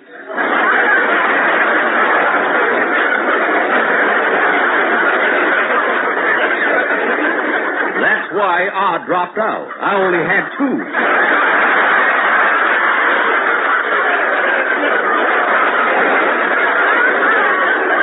Say, wait a minute, stranger. You dealt those 9 aces, and I'll think you're cheating. No man can say that to me, sir. Do you know what it means when someone slaps your face with his glove? It means a challenge to a duel. That's right, so take that. I'll accept your challenge.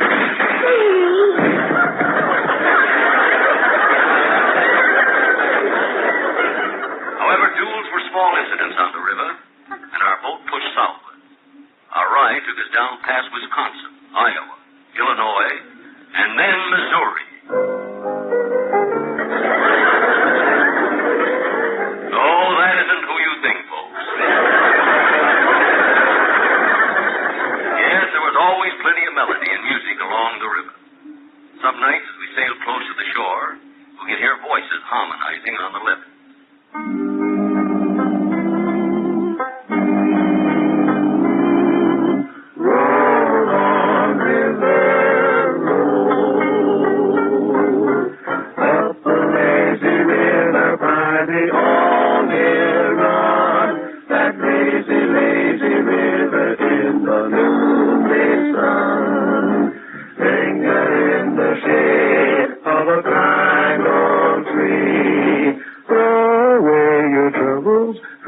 going with me. We're going up the lazy river where the robin song awaits a bright new morning. We can loaf along. Look at up above. Everyone's in love. Up the lazy river, how happy you can be. Up the lazy river with me.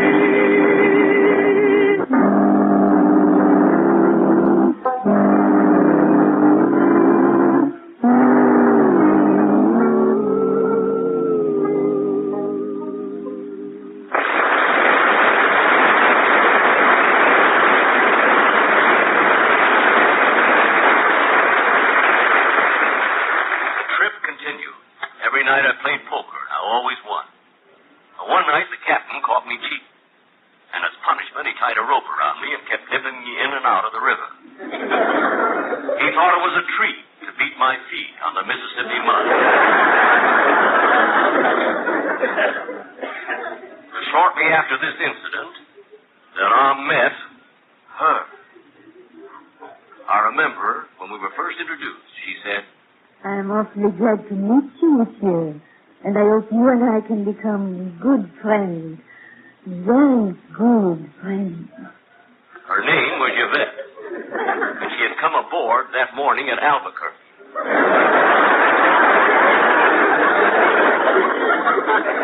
Now, I know that Albuquerque is far from the Mississippi. But for her, somehow the boat made it. I told her that I, too, hoped we would become good friends. And she said... You are very kind, monsieur. She was a plain gal. Slim, frail, and immature. This description was written before the part was cast.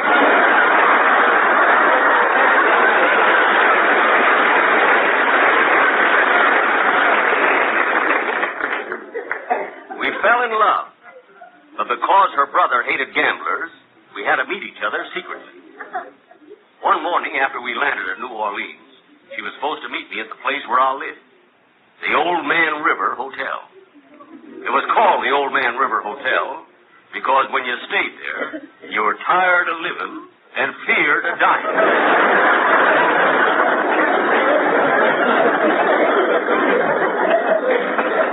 While waiting for her, I thought I'd have some breakfast and call room service. Soon the waiter was knocking at my door. Come in? Did you call for room service? Yes, I want some breakfast. Orange juice, coffee, and let's see, what can I have with the coffee? Well, we have toast, English muffins, donuts, and cimarron rolls.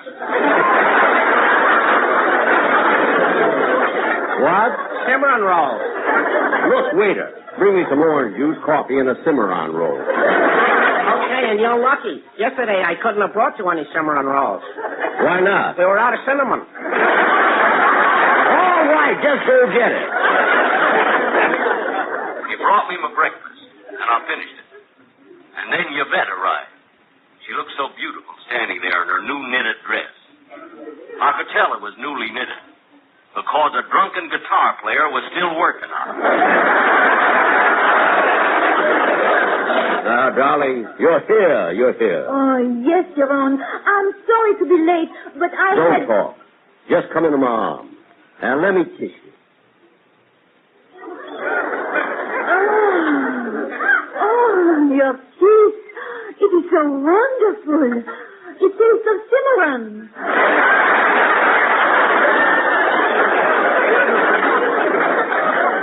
Cimarron? That's French for cinnamon. Oh, then I must apologize to the waiter. Who can that be? Oh, it must be my brother. He followed me here. Hey, wait a minute. Monsieur, at last I have found you. You pig, you dog, you snake. I brought you in two. Oh, then it's my brother. Listen to me. Oh, j'aime cet homme. Il aime moi. Il croit qu'il est un joueur comme de flûte. Et nous sommes des aristocraties. Je lui marierai sans égard pour qu'elle te dise. What did she say? I do not know, but dig that crazy language. Now look. Monsieur, my sister will not marry your gambler. I challenge you to a duel. What? I slap your face with my glove. You're supposed to take your hand out of it first. But if you want to duel, draw your sword. En garde!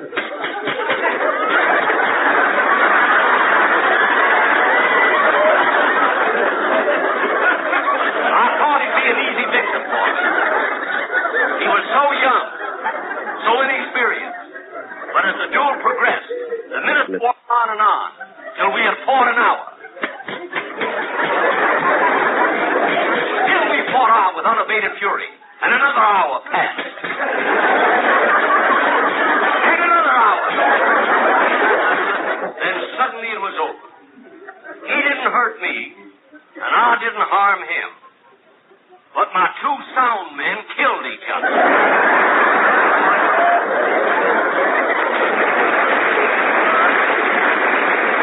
That is my story. The Adventures of a Mississippi Gambler.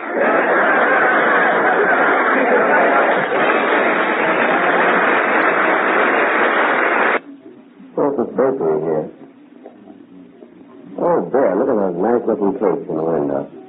Yeah, I'm going to buy something. Yes, sir. What can I do for you? Well, I don't know if it looks so good. What do you recommend? Well, we got pies, cakes, donuts, brownies, and cinnamon rolls.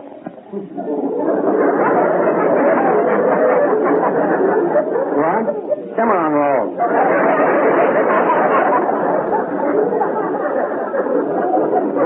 Don't you mean cinnamon? That's what I said, cinnamon rolls.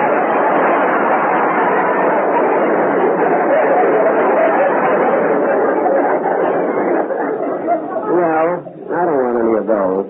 I wonder, have you got any lady fingers? I used to have, but I had to get rid of them. They kept cracking their knuckles. Don't be so smart. I came in here to buy something. Well, let's see. Why, I'll have a half a dozen donuts, that chocolate pink, and I'll have this Napoleon. That's a Josephine. I've been having those for years. It's a Napoleon. It's a Josephine. This is Danish pastry.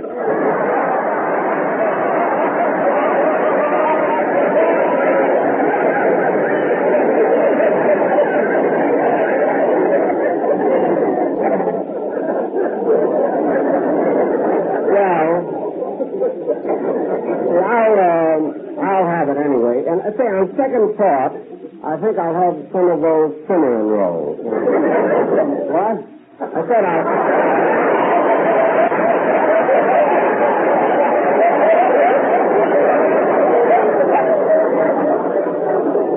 I'll have some of those cinnamon rolls. Don't you mean cinnamon rolls?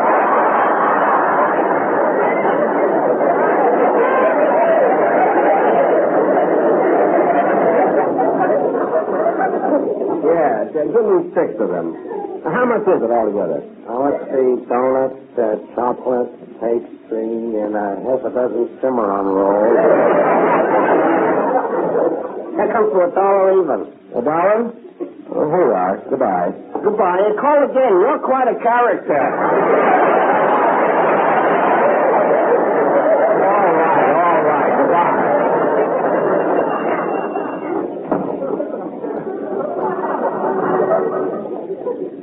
Rochester will be happy I stopped at the bakery. She loves donuts. I'll put a candle on one of them. Tomorrow's his birthday. See, look at all the new sets in this television store window. Hey, they're advertising that TV show that goes on today. So don't miss Jack Benny's version of Dr. Jekyll and Mr. Hyde. Oh, boy, I love those shows where I can play 2 parts. Hi, Jack. What are you doing here? Huh? Oh, Bob Crosby. I was just looking at these television sets. Where are you going, Bob? Oh, nowhere. Just coming from Remley's house. You see, Frankie's sick in bed with the flu. Gosh, everybody seems to have had it. Is Remley taking good care of himself? Oh, yes. Starts out in the morning with a hot toddy. 9 o'clock, he has grapefruit juice and bourbon. 10 o'clock, he has orange juice and vodka. At noon, he has lime and gin. He keeps repeating this until bedtime. Well, for heaven's sake, who's his doctor? Oh, he hasn't got a doctor. He's got a bartender.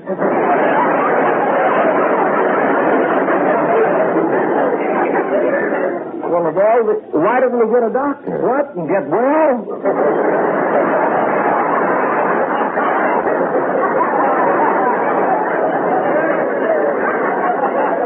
What a guy.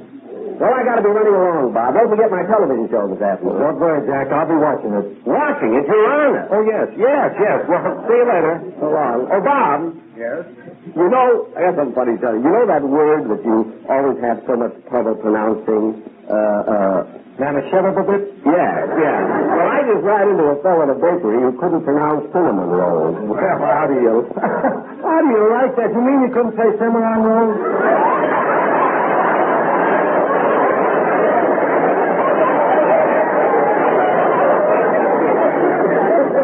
Yeah. So long, Bob. So long.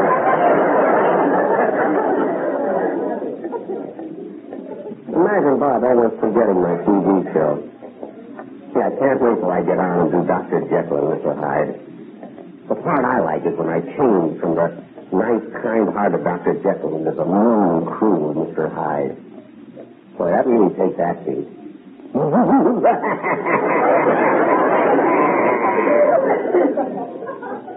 my goodness. People are looking at me. I'm so embarrassed. Thank you.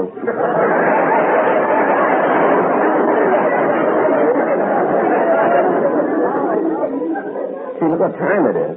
I better get down to the 2B studio. Extra, get your paper here. Latest election returns. Election return? Extra. Herbert Hoover, elected president of the United States. Hoover defeats Alfred E. Smith. Extra. Herbert Hoover, new president. Extra.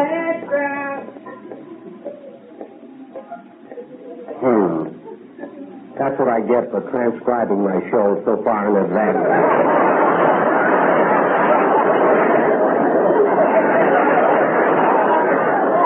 Oh, well, I better hurry.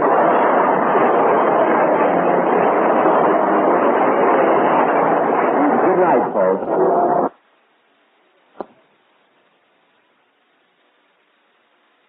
And now, let's go out to Jack Benny's house in Beverly Hills. It's such a lovely morning that outside on the front lawn, we hear the splashing of birds in the bird bath.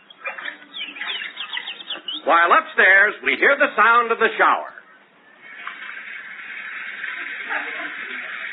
Oh, what a beautiful morning. Oh, what a beautiful day. I've got a wonderful feeling that everything's going my way. Rochester, I'm through showering. You can stop singing now. Okay. Say, Rochester, I don't know where you're buying soap lately, but that new bar I just used didn't lather at all. I didn't know you took a new bar of soap. Did you get it out of the service closet? No, I found it in the kitchen. In the drawer? No, on a dish near the drain board. Well, congratulations, boss. Why? You have just showered with a peeled potato.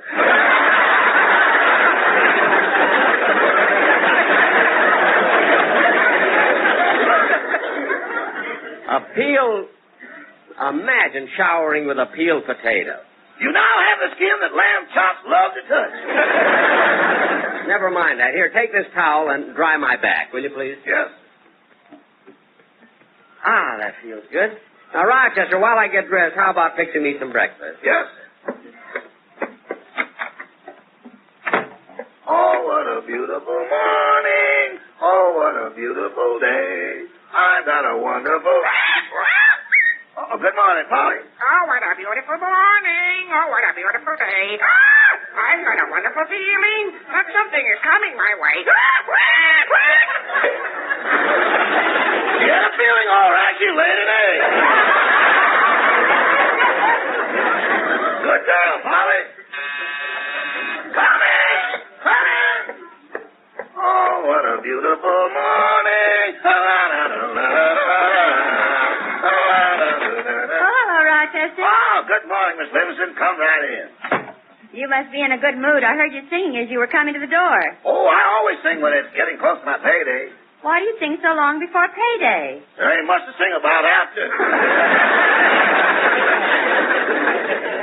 I know what you mean. Oh, good morning, Mary. Hello, Jack.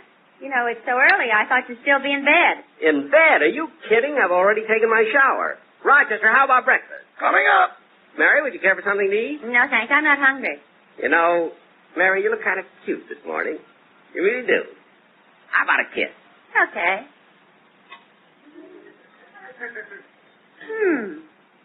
That's funny. What? I just said I wasn't hungry, and now I've got a craving for potatoes.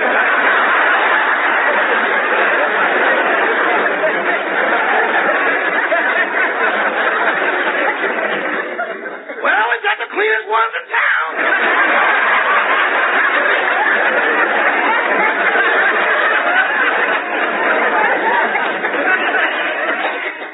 What? Nothing.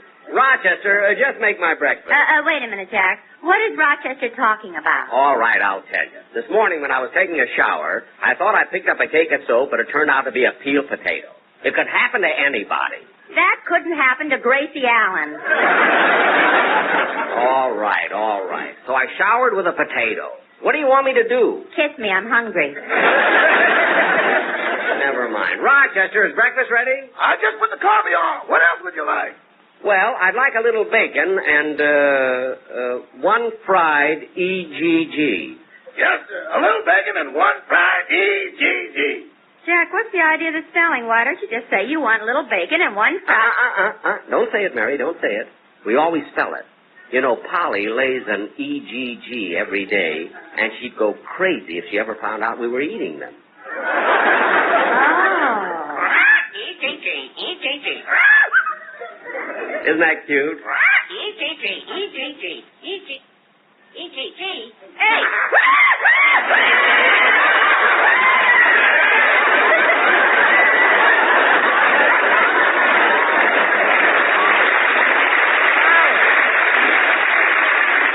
Polly, calm down. Rochester, no eggs. Fix me some pancakes. Yes. Now, who can that be? Oh, I'll get it. Oh,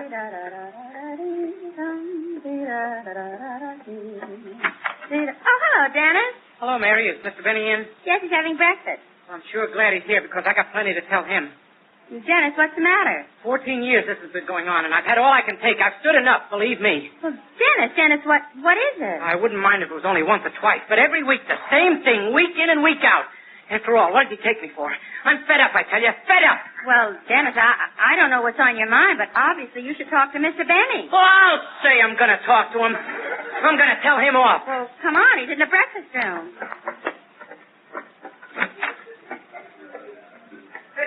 Oh, hello, Dennis. Hello, Mr. Benny. Gee, you're looking well today.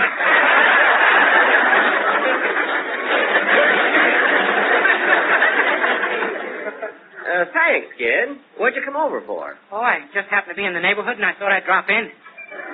Well, I'm glad you did. Dennis, what are you waiting for? Why don't you tell him off? What are you trying to do, start something?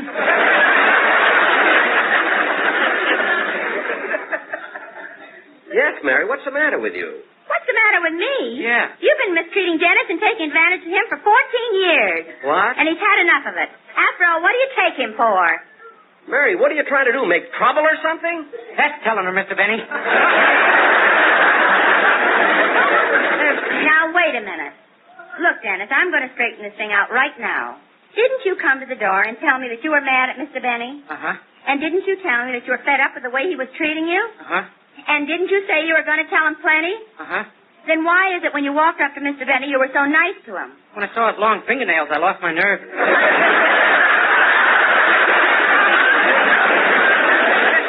Being silly. Rochester, what was that? The toast that flew out the window. Oh, my goodness. That piece of toast landed on the lawn, and it'll attract ants. I'll be right back. Well, let's see. It flew out through that window, so it should be right on the lawn. I don't see it. Maybe it flew out into the street. Funny, I don't see it around here either. There's the Coleman's garbage can. It hasn't got a lid on it. I wonder if the toast could have gone in there. Gee, I got to find her. We'll be loaded with ants.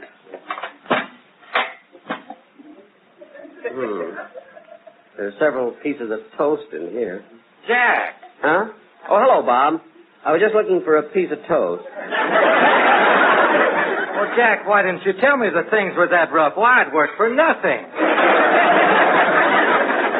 Bob, you don't understand. Well, Jack, you can be honest with me. Come on, I'll take you down to the market and buy you enough food to last for 2 months. Bob, I'm trying to tell you that... What'd you say? Huh? Well, I said that I'd take you down to the market and buy you enough food for 2 months. Jack, come on in. Your breakfast is ready. You eat it. Bob and I are going shopping. Hey, now, wait a minute. You mean you have food in the house and yet you were going to let me try to buy some for you? Bob, I was just going to teach you a lesson for being so silly. Now, come on in the house.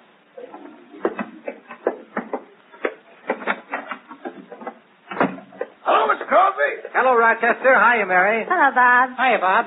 Hiya, Dennis. Sit down, kids. Mary, pour everybody some coffee. Okay. There's someone at the back door. I'll answer. Hello, Mr. Benny.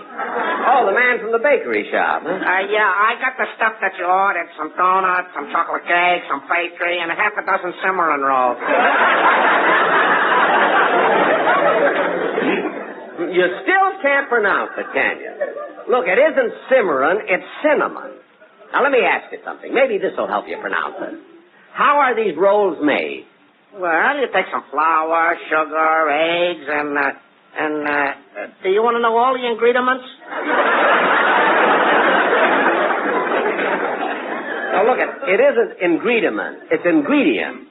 Yes, I want to know all of them, then. Well, there's flour, sugar, eggs, shortening, and cinnamon. That's it. That's it. That's it. Now, look, take your time. Think. Okay. Now, let me hear you say it. Ingredients.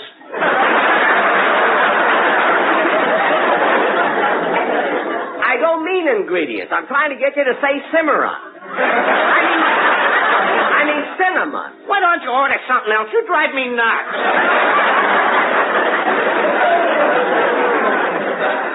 All right, just give me my stuff. Thanks and goodbye. Bye. Jack, who is that? Oh, that silly guy from the bakery. The fellow who insists upon saying cimarron roll. Well, here you are, kid. You can have some of these with your coffee. They're nice and fresh. Wait a minute, Jack. He's right. What do you mean he's right? Well, look at that label on this paper box. These are genuine Cimarron rolls, named after J.P. Cimarron, founder of the Cimarron Baking Company.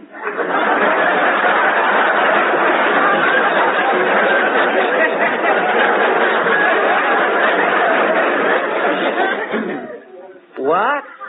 These Cimarron rolls should not be confused with ordinary cinnamon rolls, which are made from entirely different ingredients.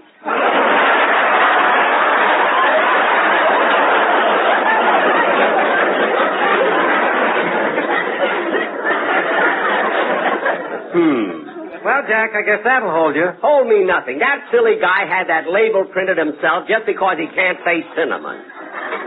He must be crazy. Well, boss, there's one way of finding out. How? Ask him if he showers with a peeled potato.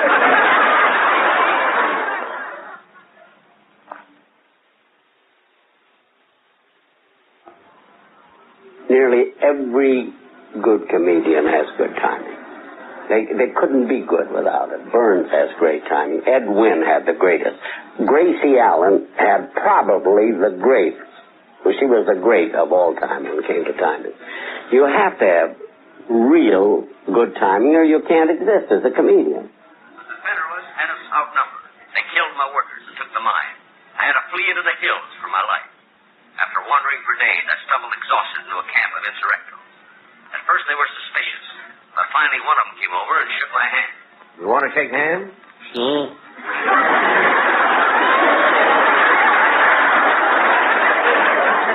Then I consider you my friend? You will always help me? Then,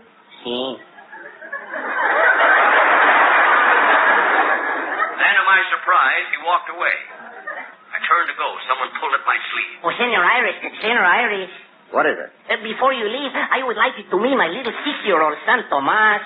Oh, hello, Tomas. Tomas, he is learning to be a magician. He does a wonderful act on the stage with his sister.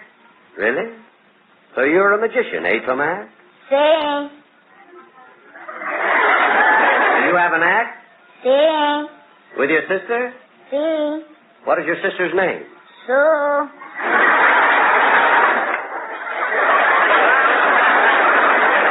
Sue? Sí.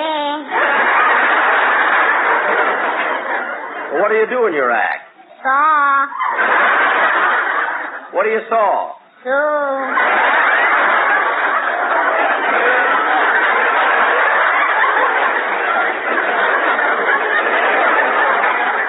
Sue?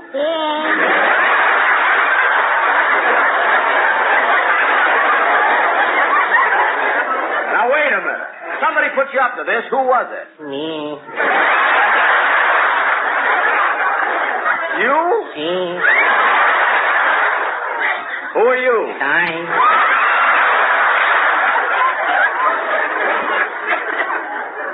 Sí.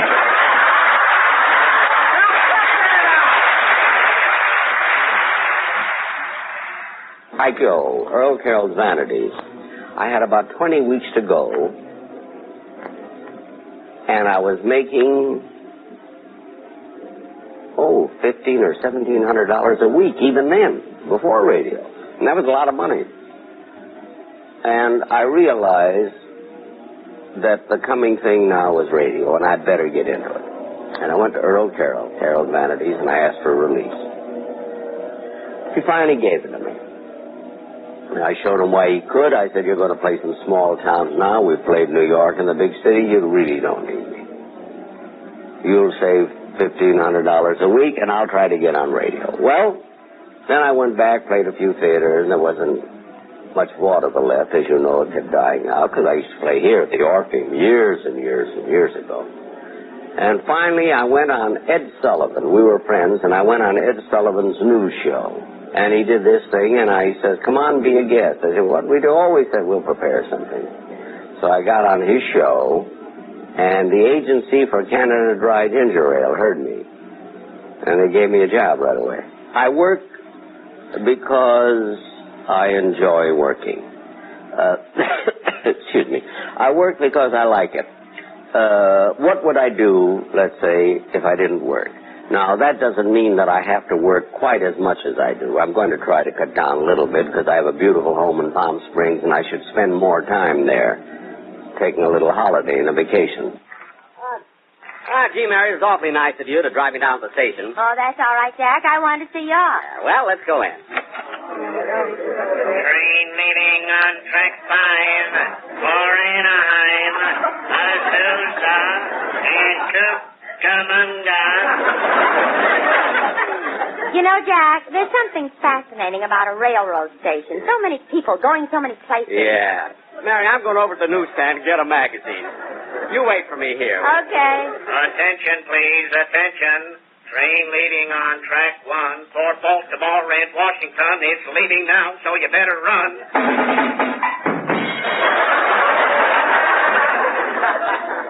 Let's see. I think the newsstand is over by the... Hello, Mr. Benny. Well, Mr. Kitzer.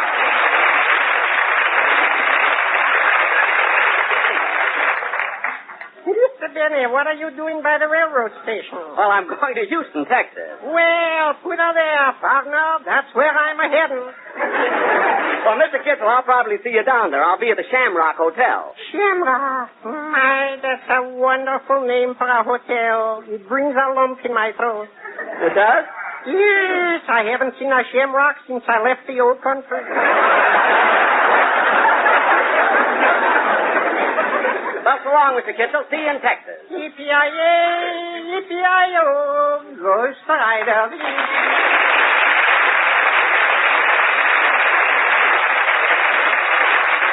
Well, I better go over and get that magazine before the train leaves. Attention, please, attention. Train leading on track 3 all the way to Schenectady. Just one stop at Kansas City. I got to get a newspaper, too. I want to see if they have anything in it about... Jack, what time does your train leave? I don't know. It's not on the hit parade yet. What? Nothing. Attention, please, attention. Train leaving on track 2 for Asheville, Nashville, Kalamazoo takes on water at Waterloo. Mary, I'm going to stop at the magazine.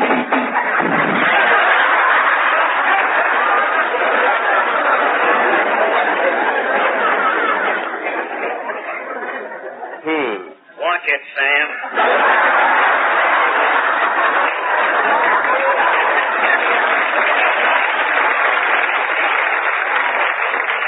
Mind my suitcase, Mary. I'll be right back. Now, let's see. There's so many magazines here, I don't know which one to get. Oh, Mister.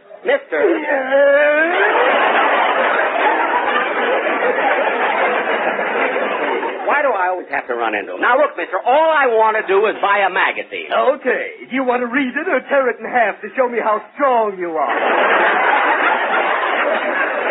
I want to read it, and I'll take this one here. Well, house and garden, aren't you lucky? What? Today only, with every copy, we give away a pocket full of fertilizer.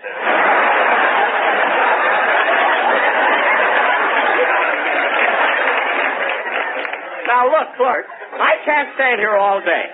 I'll take this magazine here, this copy of the Saturday Evening Post. Yes, sir. That'll be 15 cents. Here you are. You want it gift-wrapped, I suppose. Oh, quiet. You burn me up, you stupid jerk. When you come round, I go berserk. Train now leaving for Albuquerque. Now cut that out!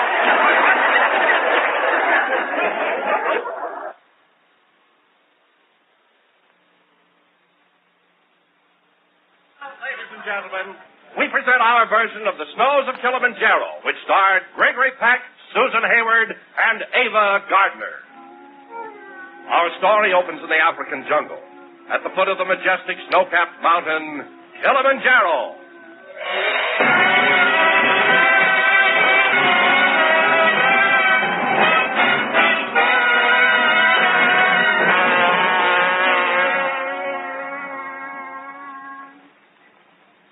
My name is Gregory Peck.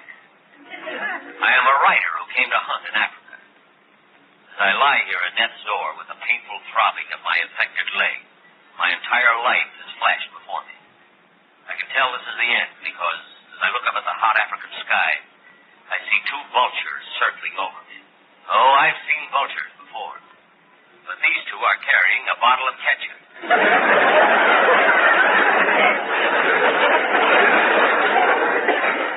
I was recommended to them by Duncan Hines.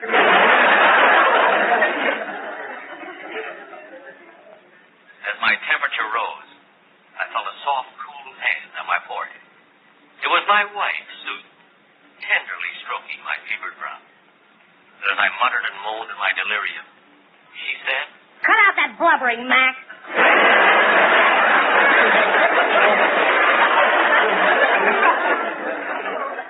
When is that medicine coming? When will the plane get here? When? The plane didn't arrive with the medicine, and I got worse. So in desperation, Susan sent for a native witch doctor. The witch doctor came, and for the next 2 hours, he kept stuffing hot sand into my mouth. When my hat got too big for me, I realized he was shrinking my head.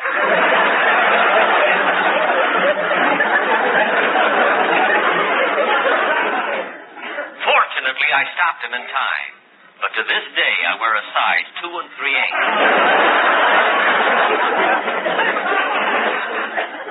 Oh, doctor, I'm in such pain. Here, you take 'em these herbs. You come morning sun, you'll feel all better like me. Oh, that's wonderful, doctor. How much do I owe you? Nothing. Blue Cross.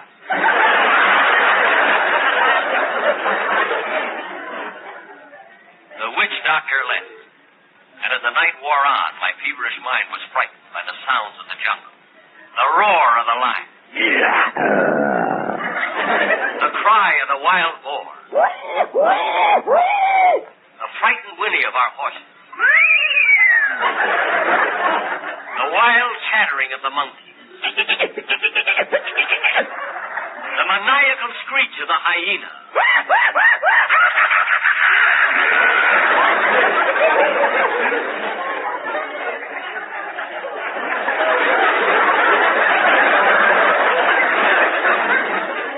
The terrifying sound of the crocodile.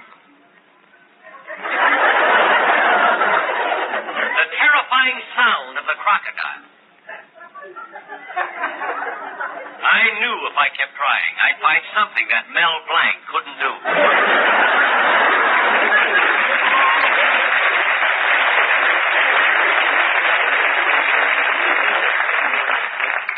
The quietness of the long night was broken by the jungle sounds. I began to think of all the girls I had known.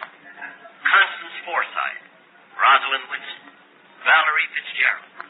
Then I began to think of the first girl I had ever really loved. It was in Spain. We went everywhere together, dancing, swimming. And finally she took me to the bullfight.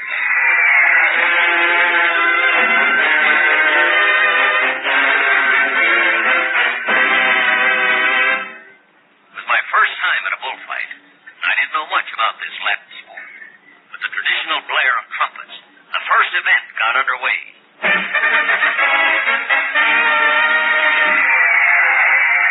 Look, here comes the bull. Wow, he looks big.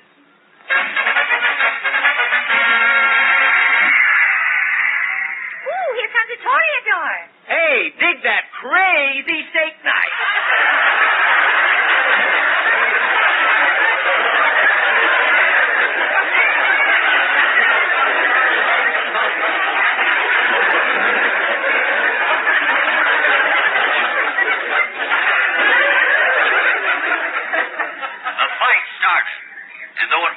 It was exciting. The toreador did well, and to show its appreciation, the crowd yelled and showered him with gifts. Maria took the rose out of her hair and threw it to him. I didn't have a rose, so I just threw him my hair. But when I threw it, my hair sailed out in a wide circle and landed back on my head. It was the toupee I had bought in Australia. Yes, my thoughts were all of Maria this time, until I felt the throbbing of my leg. The great waves of pain swept over me, washed me back into consciousness in my camp in Africa. Susan was still standing guard over me. She must have realized I had been dreaming of Maria, because she said, "Wipe that smile off your face, Mac."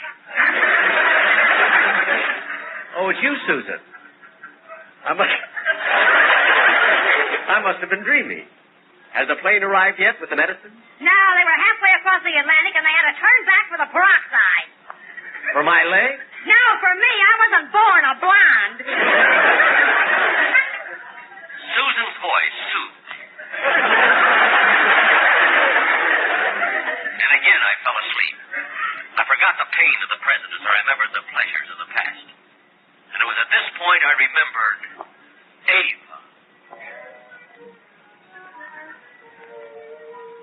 I first met Ava in Paris. Gay Paris. Ava had everything. Beauty, poise, and intelligence. But even though she was a society heiress, she insisted on earning her living by singing in a tiny French nightclub called the Bayou. I shall never forget the first time I heard her as she sang.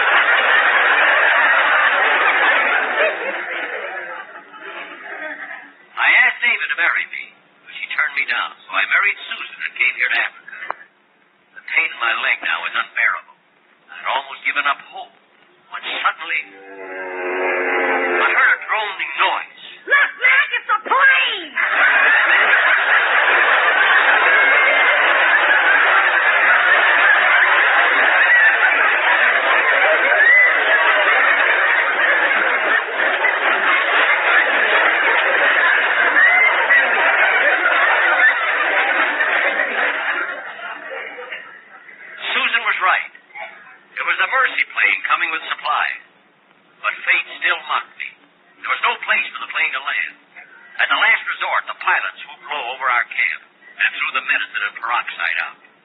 We found the medicine and I got well, but the peroxide disappeared. So now Susan is a brunette. But somewhere in Africa, there are 200 blonde gorillas. This is the story of the snows of Kilimanjaro.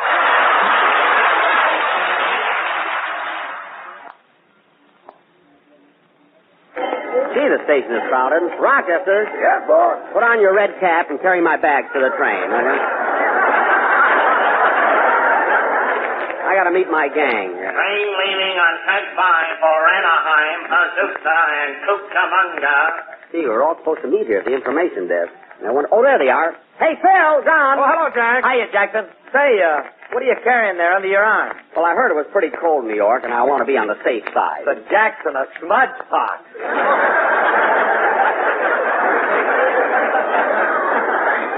Well, I'm not taking any chances. You know. Train leaving on track 5 for Anaheim, Azusa, and Cucamonga. Does anybody want to go to Anaheim, Azusa, or Cucamonga? Say, John, have you got all the tickets? Well, not quite, Jack. At the last minute, Phil said he needed an extra one. Phil, who are you sneaking on this trip with you? Well, it's Frankie, my guitar player. I got to take him along on account of the magazine. The magazine? Yeah, he reads to me.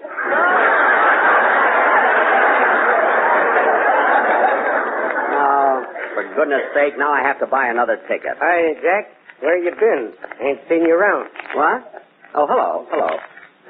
Who was that, Jack? Oh, he's a racetrack scout that used to hang around Hollywood Park, you know. Well, I'll meet you later, fellas. Now, let's see. The ticket window ought to be... Train leaving on track 5 for Anaheim, Azusa, and Cucamonga. Oh, come on. Somebody must want to go to Anaheim, Azusa, and Cucamonga.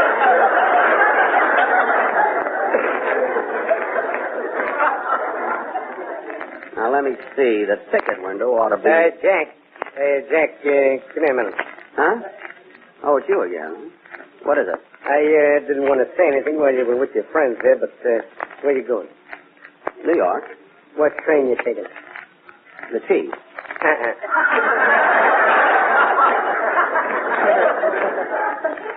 Why, what's the matter? Take the El Capitan. But I like the Chief. Come here, man. Yeah? And take my tip, Bud. The El Capitan will beat the Chief into Kansas City by 3 lengths.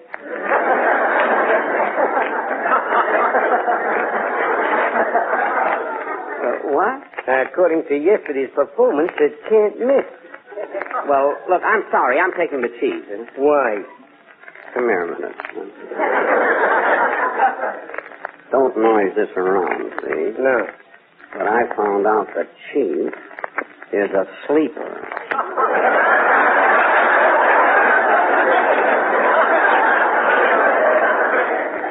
Now, so long, fella. Okay. So long.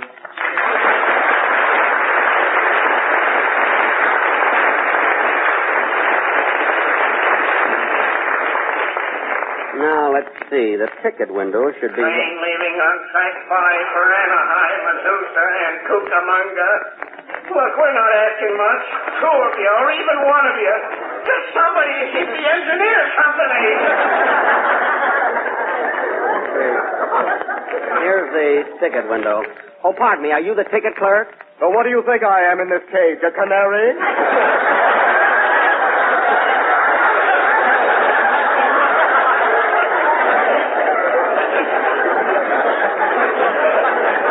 Don't get huffy about it. All I want is a ticket on the Chief. Oh. Would you like the $60 ticket or the $140 ticket? Well, what's the difference? Well, with the $140 ticket, you ride inside. Well, naturally, I want to ride on the inside. After all, you know, I'm not as young as I used to be. You're not as young as anybody used to be. Now, don't get fresh. All I want is a ticket to New York. Return trip? No, one way. Good. Now, cut that out and stop wasting time. I have to get to New York by Thursday. I'm sorry, but our trains are all booked up. Well, think, man. Think there must be one train that has room for me. Leaving on track 5 for Anaheim, Azusa, and Cucamonga.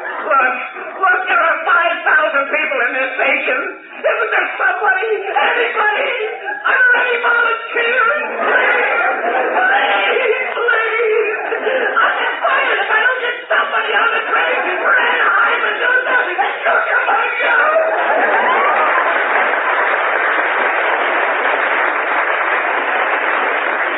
Look, clerk, I waited here long enough. You just got Well, you're in luck, Blue Eyes. I found one ticket on the cheap. Good, I'll take it. The chief leaving for New York. Over. Hurry up, will you, clerk? Thanks. Wait for me! Hey, Jackson, we're moving. Hurry up. I'm coming! Wait for me!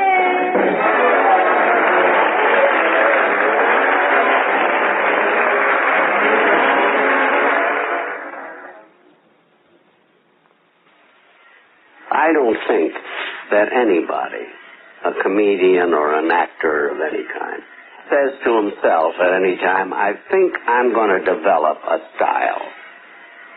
I don't think he would know how to do that. I think you just find it. Innately, there's something that you do that you find out works for you. Some comedians talk very fast. They go from one joke to another joke, maybe topical humor. Now, I discovered when I first started to talk on the stage that would not have been my style. My style was to talk on a subject and stay on the subject. We never did anything that we thought was going to last. We never framed anything. We never started anything that we said. For instance, I've never gone to my writers, and they never went to me and came to me and said, let's make you a stingy character. Let's make Love and Bloom your theme song. Let's have a feud between you and Fred Allen. See, if we'd have framed all of that ahead of time, it would have never worked out. It always started by an accident. By accident, we wrote a couple of stingy jokes, and then they got big laughs, so each week or every third week, we would put in a few stingy jokes, and before I knew it, I was a stingy man. Sure is dark tonight. No moon. Oh, well. Yada-dee-da-dum, da-dee-da-dum, da-dum, dum-dee-da-da-dum. Hey, Bud. Huh? You got a match? Yes, I have one right here. Don't make a move. This is a stick-up. Mister, put down that gun. Shut up. I said this is a stick-up. Now, come on. Your money or your life? Look, Bud, I said your money or your life. I'm thinking it over.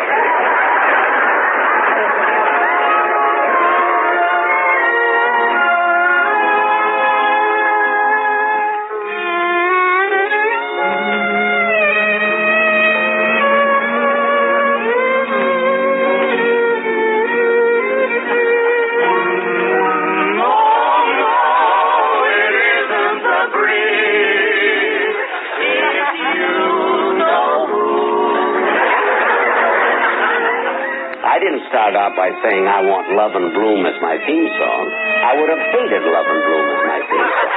I don't like it today as my theme song. I like it as a song. No, it's not, I think, sir. It's you.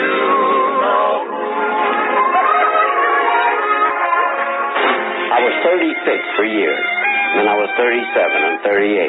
Then we stopped at 39, but 39 is a funny number. 40 isn't.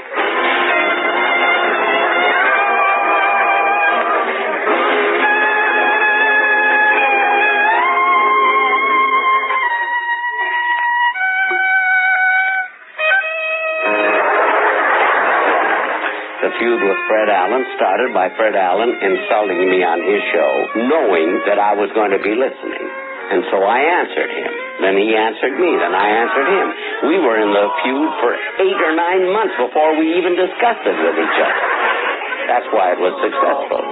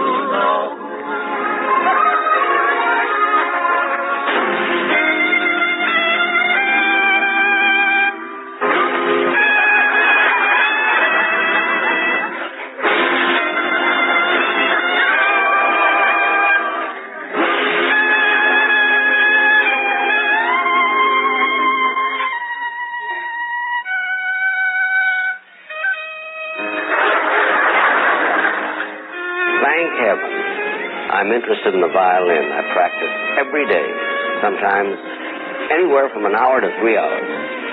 And I do that because I still want to continue with the concert, even when I'm all through with everything else. But everybody wanted their kids to play the violin or piano. So I took it up and then I dropped it almost immediately. And I never practiced again for years and years and years until I suddenly decided I wanted to give concerts. And then, 11 years ago, I had to start practicing. Now, that's a pretty late in life to think that I was conceited enough to think that I could give concerts. And by gosh, I'm giving them. I no more feel my age. I feel more like the age that I kid about. I feel absolutely wonderful. I think of a thing that Chevalier said once in my dressing room. He was visiting me in New York. And although I think this started with Mark Twain, but I'm not sure. I only heard Chevalier say it. When they asked Chevalier, who was then 77, how it feels to be 77, he said, when I think of the alternative, I like it. And that's it. But it's a natural question to say to me, how would you like if through some miracle, now there's no miracle, but let's say there was a miracle where you could be again 39. Would you like that? My answer would have to be only if I felt as good as I feel now. When I was 39, I don't think I felt as good. I think I had too many things to think about, to worry about, because I was some kind of a star even then, so I had to worry about holding up a position. Well, now, there's nothing to worry about. I don't have to work if I don't want to. I work where and when I like, and there's no place for anybody to throw me out of show business anymore. It's too late. I've passed it. Come in. Telegram for Jack Benny. Oh, here I am, boy. Yes. Right here, boy, here's a tip for you. Oh, boy, $1. A whole $1. Thanks, Mr. Benny. I wonder who could be sending me a telegram right in the middle. Come in. Excuse me, Mr. Benny. What do you want now? I forgot my bicycle. You didn't forget it. I bought it.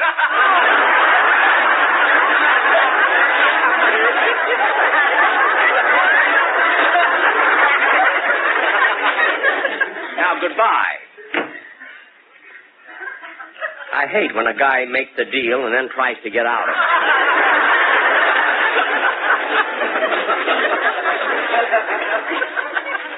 See, the telegram's from my sister, Florence. Oh, what did she say? She says, Dear Jack, I've been listening to your program, and I thought I should send you this wire immediately. You're not 40 years old today. You're actually... Oh, no. No, this can't be. This is awful. Well, Jack, how old does your sister say you are today? 39.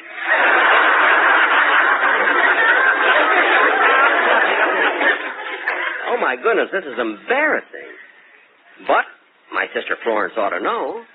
I guess instead of being born in 1914, it was 1915. I'm going to call Rochester and have him look at my birth certificate. My sister Florence says I'm 39, and I think I'm 40. I got to find out. Say, Mabel. What is it, Gertrude? Mr. Benny's line is flashing. Yeah. I wonder what Collier's cover girl wants now. I'll plug in and find out. Yes, Mr. Benny. I'll call your house immediately. He wants I to get him Rochester. Well, be nice to him. You know, today's his birthday. It is? How did you find out? Dial Ulrich 8900. Yeah, but how did you... Dial. Okay.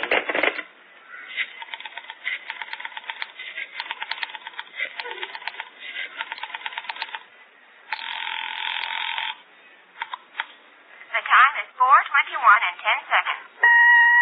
And today is Jack Benny's birthday.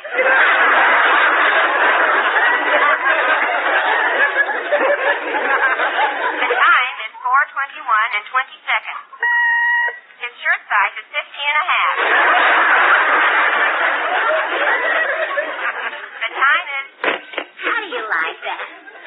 imagine Benny having his birthday announced on the telephone. How did he get away with it? He used to be a personal friend of Alexander Graham Bell. But with all the advertising, he must be getting a lot of gifts. I can imagine. What did you send him? A beautiful calfskin glove. One glove? Why in the world would you give him only one glove? That's all he needs.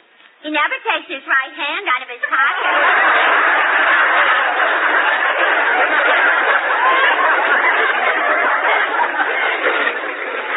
Very true. Say, Gertrude, can you give me a lift home tonight? I guess so. What's wrong? I got another flat tire. Say, you've been having more trouble with that motorcycle. Yeah. Operator, Gertrude, get me my hole. I'm trying. You know, Rome wasn't built in a day. Well, you ought to know. You helped build it.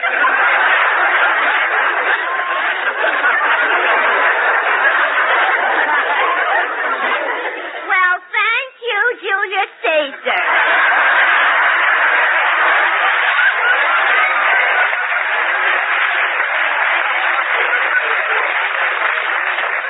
Never mind. Now, please ring my hole. Okay, I'm ringing it. Smart aleck, Gertrude. She takes you out for dinner once. She thinks she owns you. Oh, well. Mr. Benny's residence, star stage, radio, television, and silent pictures. Rochester, it's me. Oh, boss. What took you so long to answer the phone? Well, today's your birthday, and I was out in the kitchen finishing your cake. Oh, you baked a cake for me? Yeah, and you ought to see it, boss. Across the top in whipped cream, I wrote, Happy Birthday. Oh, that's nice, Rochester. By the way, how many P's in happy? 2. Uh-oh. Oh, so you'll have to add one. I gotta take one off. I got 3.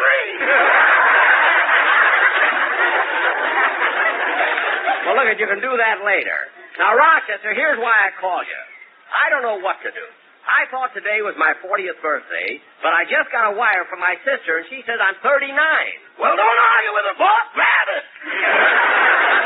Roger, I got to be honest with myself. Now, I want you to look at my birth certificate and tell me the date on it. Your birth certificate?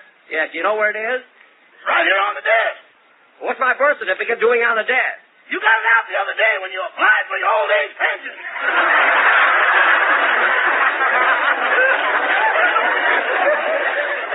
Oh, I just did that for a gag. Well, they must be laughing. Your first check came today.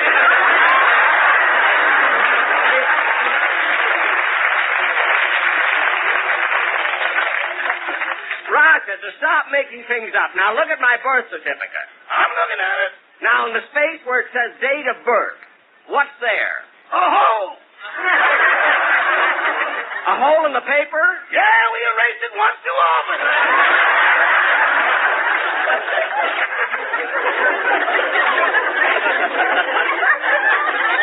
Oh, well, then there's nothing I can do, and I'll have to take my sister's word for it. I guess so, boss. Your sister must be right. Yep, I guess I'm 39. Goodbye, Rochester. Goodbye. Oh, say, boss. What? Aren't we devils? You and me? No, me and your sister.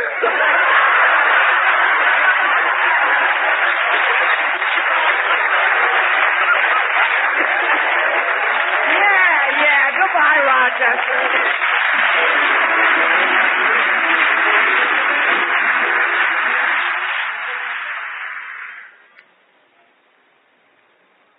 I portray a character that has all the weaknesses, the frailties of man. And I think the reason it was so successful, because every family, large or small, has an uncle like that. They say, oh, he's as cheap as Uncle Sam or something, or Uncle Jack, or whatever it is. Or they'll have people who are always bragging. There are people who are supposed to be great lovers and all, and they're not, you know. So this comes off. Answer the phone, would you please? Yes, sir. Mr. Benny's room, star, stage, screen, radio, television, and would do the Highland fling if he hadn't already flung it. Rochester. Hello? Oh, yes, Miss Livingston. He's just ready to leave. I'll tell him. Boss, Miss Wilson is waiting at the department store. Say, I better get going. I want to buy some gifts. Now, where's that store Miss Livingston said she'd meet me? It's on the corner of 5th and Fairfield, near the 1st or 4th. I better write that down. 4th and Fairfield, near the 1st of 5th. No. Not 4th and Fairfield. It's 5th. Oh. Well, what's on 4th? I don't even know who's on 1st.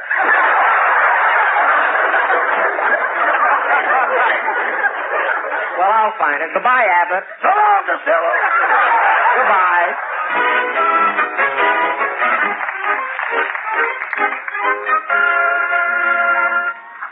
Now, let's see. The Bonnie Heather department store should be around here someplace. Maybe it's that store across the street. See what the sign says. No, that's Manny, Moe, and McGregor. Wish I could find a cop or someone who knows his way around. Oh, there's a man standing on the corner in plaid kilts and tam o' shanter. He ought to know. Oh, excuse me, sir, but is the Bonnie Heather department store around here? I don't know.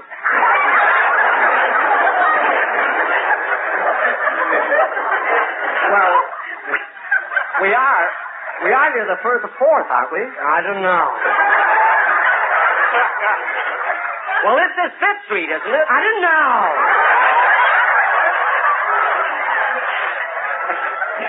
You're not even a Scotsman. Why are you wearing those kilts? It's Ladies' Day. It's a ball game. Oh, well.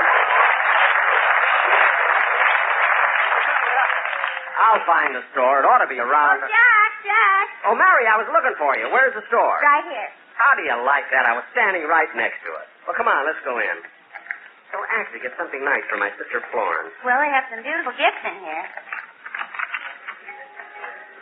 Hey, this is a nice store. Yeah. You ought to be able to get something very nice in here for your sister. How much do you want to spend? Oh, I ought to get her something better than that. Do you think she'd like any of these perfumes? Well, you can't go wrong on perfume. Oh, here comes the man. Oh, yes. Oh, pardon me. Are you the clerk? Aye. May I be of service to you? Yes. This is quite a nice, broad-brick, moonlit store you've got here. Yeah. For heaven's sake. What's the matter? In England, you are dropping your aces, and here you're spraying people. I'm just trying to be one of the boys. Now, clerk, I'd like to buy some perfume for my sister. Well, would you like something sophisticated or allure? Dear, I don't know.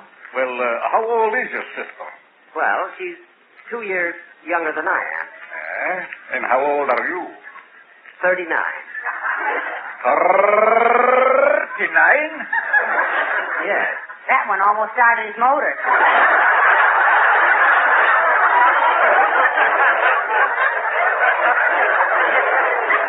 Mary, please. Say, this looks like a nice bottle of perfume. It's such an unusual box, too. Oh, clerk, how much is this one in American money? $8. $8. That's not so bad. Tell you what, clerk, I'll give you 4. I'll take $7.90. I'll give you $4.10. $7.75. $4.80. $7.10. I'll give you 5. Have a chair.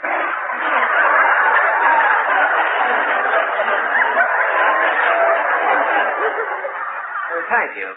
Now, where were we? $7.10. Oh, yes. I'll give you 5. I'll take 7. $5.70. $5.90. $20. $6. $6.10. $5.80. Back up, you fast each other.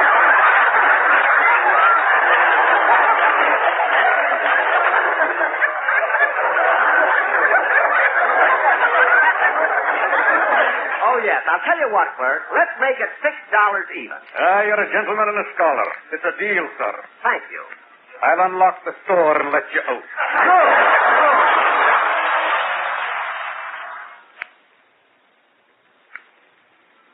Ladies and gentlemen, we now offer you our version of that blood-curdling, thrilling radio murder mystery, The Whistler.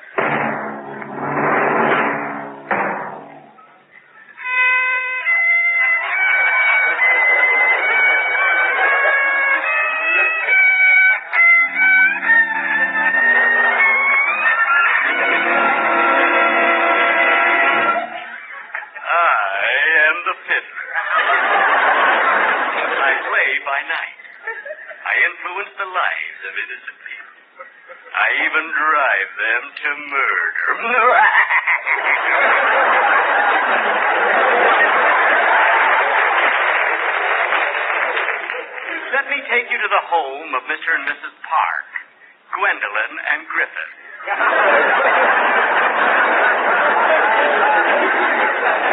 As we look in on them, it's morning, and the sun is coming through the window. Nothing can stop that California sun. Mr. and Mrs. Parks are having breakfast. They are happy, but not for long. For I am the fiddler.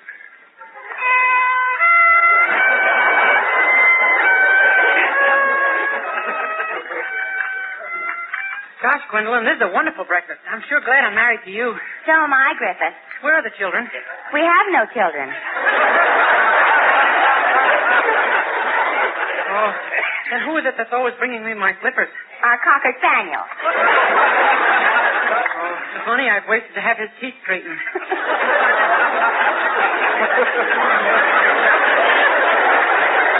Griffith, I have a surprise for you. My mother's coming to live with us. Oh, boy, that's wonderful. See, they're happy, but I'll change that. Gwendolyn, when is your dear, darling mother coming? Tomorrow. Oh, you told me in time. Now I can buy her a present. I wonder what I should give her. Why don't you give her a hit on the head? No, Gwen, your father gave her that last year. What did you say, dear? I just answered your question. But I didn't say anything. Oh, I thought you did. You see, I have them confused already. Well, I better finish my breakfast. Yes, here's a great big bowl of cereal. Wait, I'll pour the cream on it for you.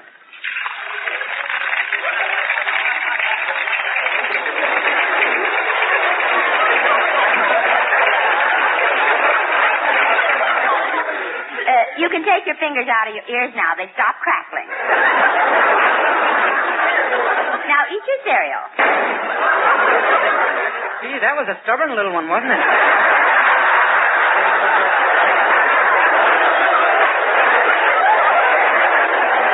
It certainly was, darling. Darling. Come on, slugger with something. I've got other homes to break up.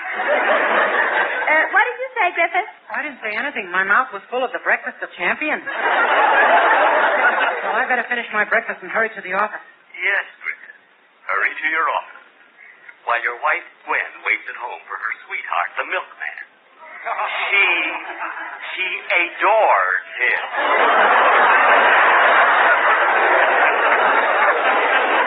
Look, he's coming up the walk now. Won't you come with me to Alabama? Let's go see my dear old mammy. That song drives me nuts. All right, knock on the door. She's waiting for you. Hello, baby. Hello, Clyde. I've been waiting for you.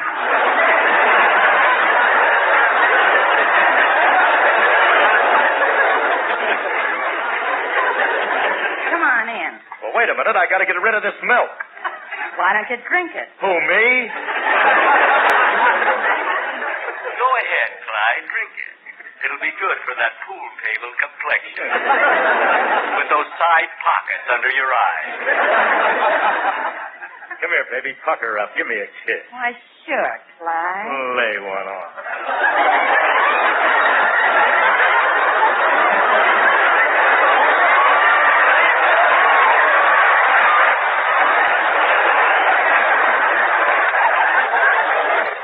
I really thrilled you, eh, baby? No, you're holding that cold milk bottle on my back. Gee, Glenn, I wonder what your husband would say if he caught you kissing me, his best friend.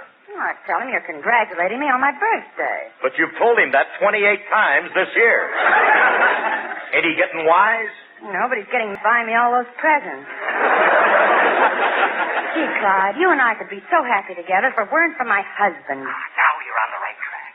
Well, go ahead. Why don't you kill your husband? Clyde, I just got an idea. So did I. Let's kill Griffith.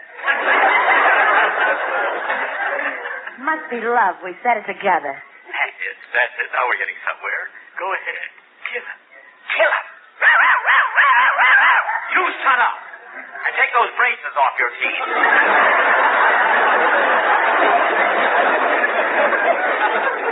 Gwen, I know how to kill your husband. How? Let's open a window and smog him to death.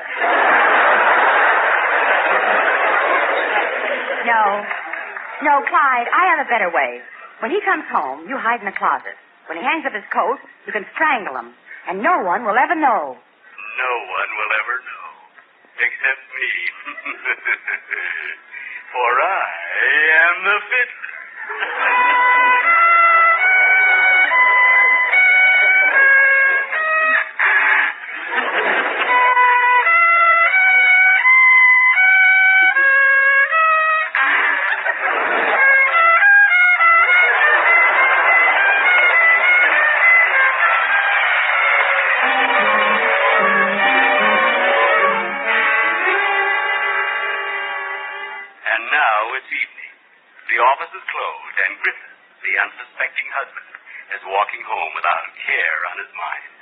It'll be nice to get home to my loving wife, Gwendolyn. I feel sorry for her. She's alone all day. Are you sure she's alone? Of course I'm sure. About twice a week, our best friend Clyde drops in, but that's only on her birthday. Don't be a fool. Your wife is in love with Clyde. Hurry home. You'll find them together. All right, I'll go home and see for myself. Gee, I better be prepared. Happy birthday to you! Happy birthday to you!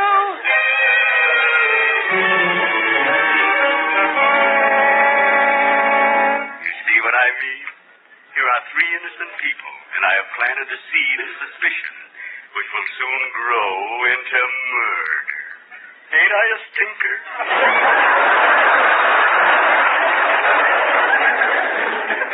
And now, to get back to our story. Clyde is hiding in the closet, and Griffith is about to enter the house. Darling, you're home early. Yes, Gwendolyn. Stop talking. Ask her about Clyde. Go on, ask her. Huh? Ask her about Clyde. Darling, was Joe here? Not Joe. That was yesterday. It's Clyde today. Come on, you gotta get murdered. And hurry up or we'll be in the middle of Amos and Andy. Go on, open that closet door. No, I don't want to. I'm afraid. Come on, don't be a coward. Open that closet door. No. Go on, put your hand on that knob. That's it. Now turn it. Good. Now open the door. Folks, come with me to Alabama. There we'll meet my dear old mammy. She's frying eggs. Ooh. Griffith, you shot him. No, Gwen, I didn't shoot him. Well, somebody did. I wonder who.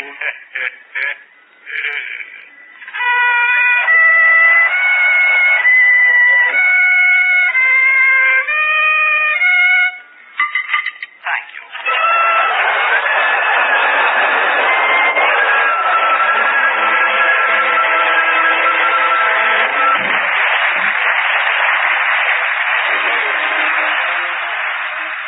Thank you. Hello again. This is Jack Benny talking. And Don, that was a very clever introduction. Split a rail, split an atom, split a check. But you know, Don, you made history yourself. What do you mean, Jack? You're the only man who ever split a girdle. And live with me, will you? Well, now, hold on, Jack. I don't even wear a girdle. Well, you should, Don. When you had that suit made, 3 tailors worked on it at the same time, and they never even saw each other. And live with me, will you, brother? Say, you're pretty sharp today, Jack. Well, you gotta be sharp when you're playing here for the boys at Birmingham Hospital. What a picturesque place, the beautiful San Fernando Valley, surrounded by high mountains with peaks that meet the sky. The floor of the valley with its boulevards that meet Van Nuys. The gates of Birmingham with its bus that meets nobody.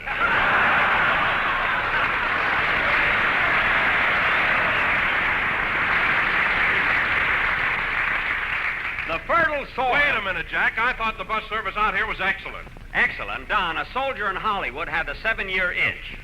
They sent him to Birmingham by bus, and it took so long that the itch got off at Sherman Oaks.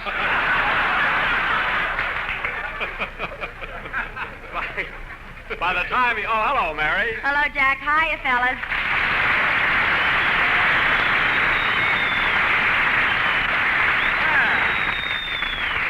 Say, these boys really gave you a terrific reception, Mary. Well, maybe that's because they know me here, Jack. You see, I'm a member of the VACS, the Volunteer Army Canteen Service. Oh, the VACS. Yes, a lot of my friends belong to it. We come out to the hospital 2 or 3 times a week and go through the wards with cigarettes, candy, apples, oranges, bananas, and the boys really go for them.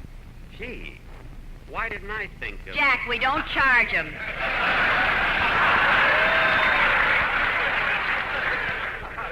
Oh, well, anyway, I didn't mean that. You know, Mary, I came out last week and went through the wards playing my violin. Well, Jack, I think that was very nice of you to play your violin for the boys. Thanks. Mary, did you say you gave the boys apples, oranges, and bananas? Uh-huh. Where do those tomatoes come from? I was so embarrassed there.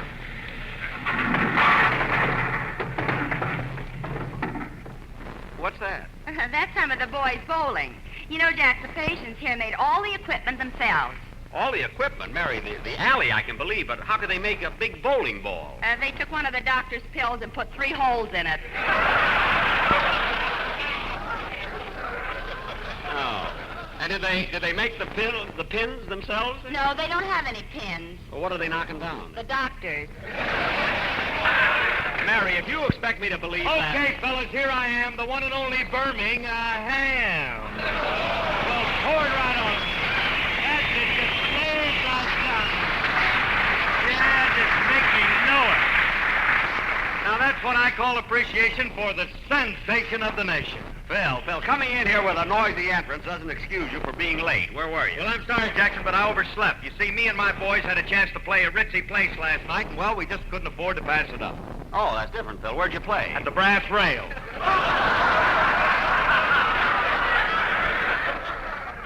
The Brass Rail. Phil, your band has 18 men. I mean, how could a place like that afford to pay you? Well, they gave us a pretty good deal, $15 and all we could drink. Oh, well, that wasn't so bad. Well, the guy wants us to come back next week, but the deal isn't quite as good. Why, what does he want to pay you? $18,000 and no drinks.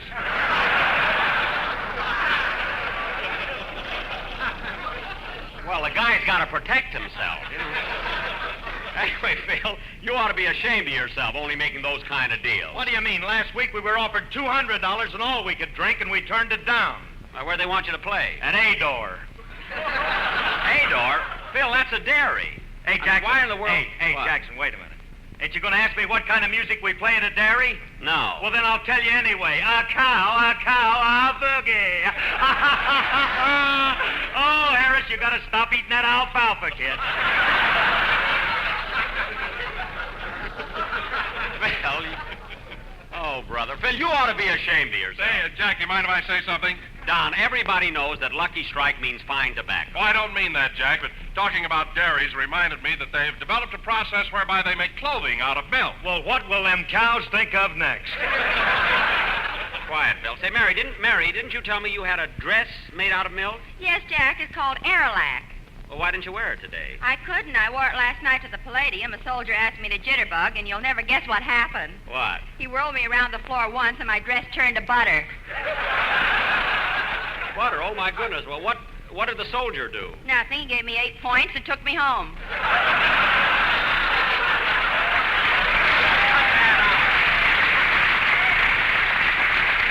Every time I start to worry about Hello, Mr. Benny. Oh, hello, Larry. How are you?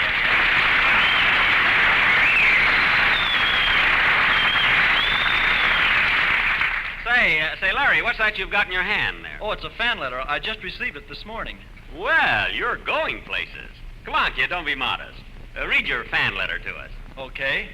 Dear Mr. Stevens, please send check for the fan you bought last summer. Larry, just sing your song. If he comes in there next week with a washing machine letter, I'll hit him right on the head with it.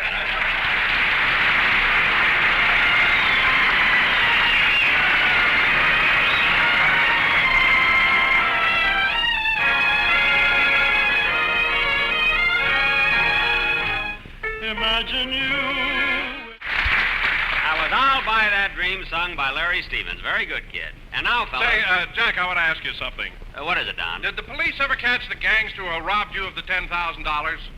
No, not yet, Don. But I think they'll try a little harder now. You know, I offered a reward for his capture. Some reward, $1.50 and 2 courses of Love and Bloom.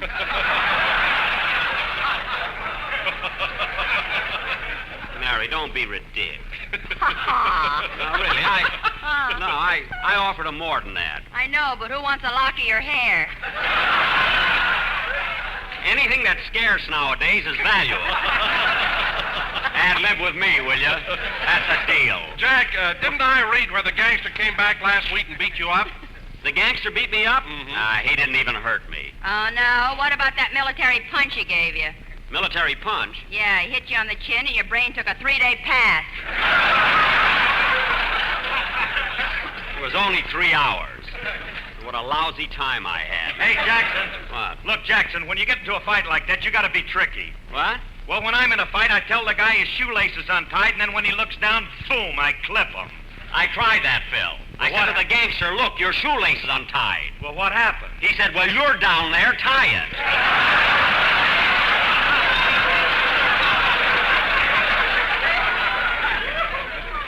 He went boom yet.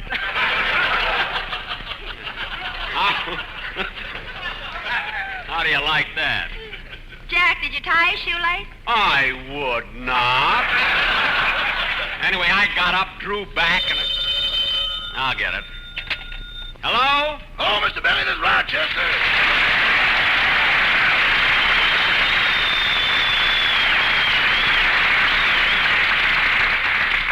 Where are you, Rochester? I'm home, and I called to tell you that the gangster who robbed you was just here. Oh, my goodness, he's after me again. Tell me everything that happened. Well, I heard the door buzzer, opened the door, and there stood the hold-up man. So I invited him in. Invited him in? For heaven's sake, why did you do that? Boss, there's something about a man with a gun in his hand that brings out my southern hospitality.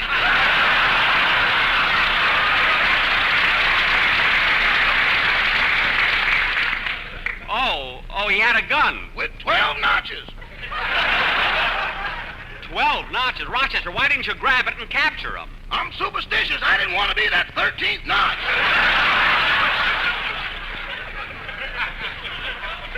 Rochester, where was your courage? It must have been somewhere around the house. It wasn't with me. You know, Rochester, I hate to think of you being a coward. Yeah, depressing, ain't it?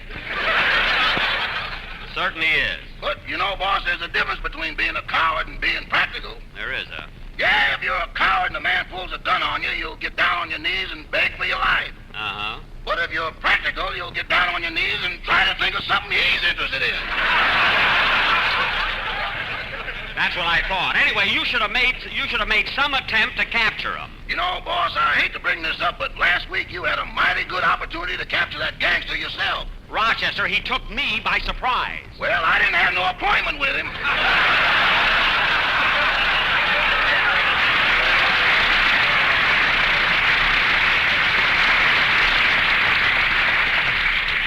Well, there's no use talking about it anymore. I'll see you when I get home. Okay, by the way, has Joe Lewis gotten there yet? Joe Lewis? You mean he's coming out here to Birmingham Hospital? Uh-huh. Last week you convinced him that he was a comedian, so he's coming out there and make the boys laugh. But, Rochester, Joe Lewis is not a comedian. I think he'll be all right, boss. I gave him a good joke. You did? Yeah, you know the one you told me yesterday about the traveling salesman. Rochester, don't you know you can't tell a joke like that on the radio? I know it, but Joe doesn't.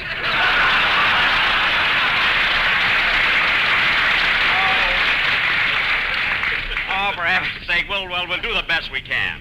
I know the boys here would like to see Joe Lewis anyway. Goodbye, Rochester. Good.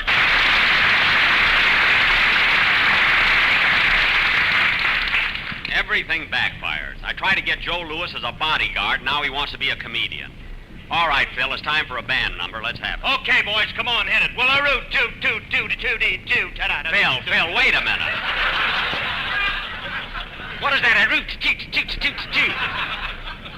Phil, I want to ask you one question. How did you ever get into the music business? What are you talking about? Before I went with you, I spent 3 years with Phil Spitalny.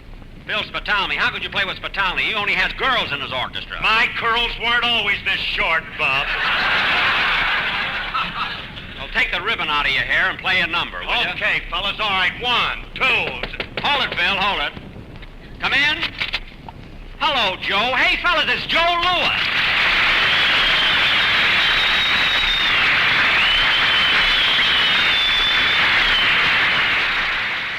Chester told me you were coming up here to be a comedian, make the boys laugh.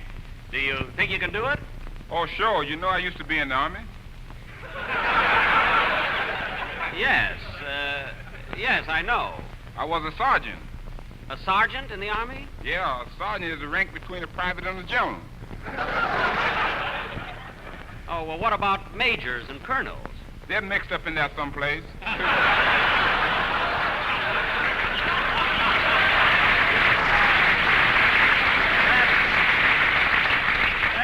That's pretty funny. But look, Joe, your profession is fighting. Now, why don't you leave the comedy to me? After all, it took me 25 years to become a comedian. It's the same as fighting. Now, how long did it take you to become a champion? 10 seconds. Oh, yes, I see. That's when you won the championship from Jim Braddock. But, Joe, here's what I want to find out. You really only lost one fight, and that was the first time you fought Max Schmeling. How did he ever get you in a position to knock you out? He told me my shoelace one time.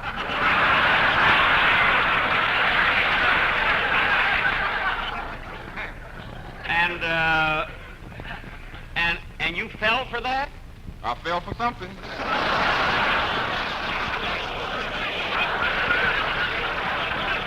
Yeah. But Joe, you really gave it to Schmeling on that second fight when you knocked him out in the first round. How did you do it? I wore shoes with zipper on them. You really tricked him, didn't you? Say, Joe, I've always been a great fan of yours. Double up your fist and let me take a look at it once, will you? Okay. Just look at that fist, Jack. Doesn't that remind you of a Lucky Strike cigarette? What? So round, so firm, so fully packed. You're right, Don, and it leaves them so free and easy on the floor. Yes, sir. And you want to know something, Jack? When a fighter gets knocked down, the referee should stand over him and say, LS-MFT, LS-MFT. Don, what good is that? The guy doesn't get up and ask for a Lucky Strike cigarette. Really? Oh.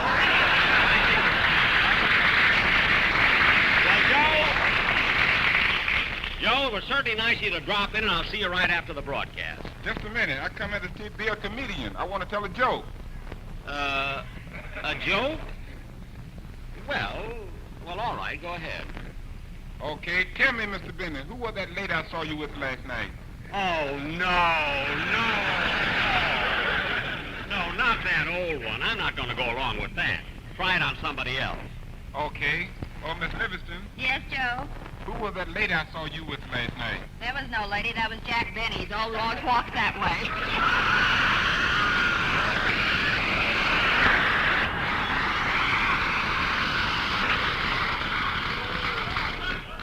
Swell, thanks.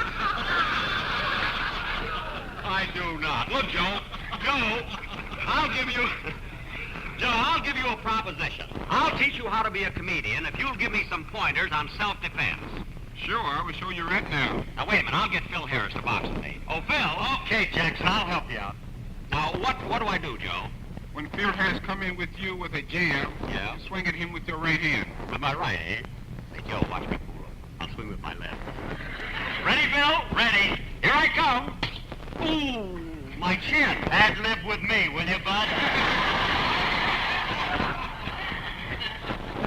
Ooh, Phil, we were only playing. Hey, Jackson, look, I hit you so hard I untied your shoelace. My shoelace? Where? Oh! You see, Jackson, it works every time. Joe, did you see him pull that trick on me? Yeah, but how did you fall for that? You're wearing button shoes.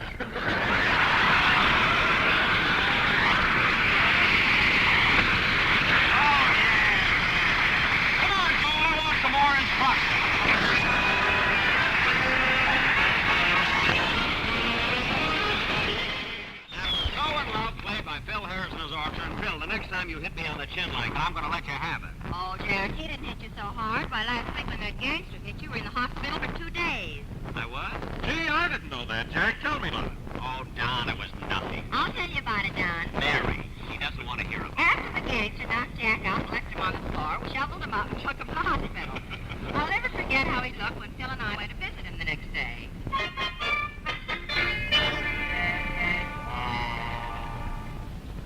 How do you feel now, Jack? Well, my face feels kind of swollen, out of shape, and it's so sensitive when I touch it. Gee, my cheek here. Mary, what's this big lump behind my ear? That's your nose.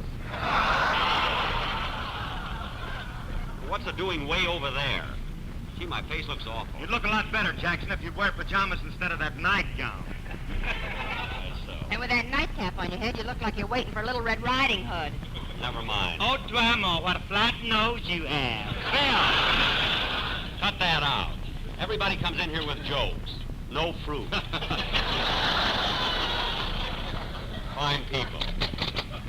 Well, and how's our little patient today? Oh, are you the doctor? What do you think I am with this thermometer? A spy from Florida? Look, doctor, I want to... Come now. Stick out your tongue. Ah. Stick your tongue out a little farther. Ah. Farther. Ah. The knees. Most of the patients can't even touch their chin.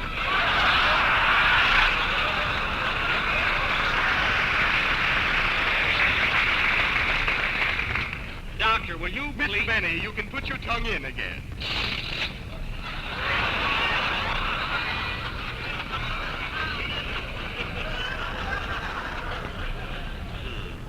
What a time for the window shade to go up. And now, Mr. Benny, I want to listen to your heart. Now, let me adjust this stethoscope.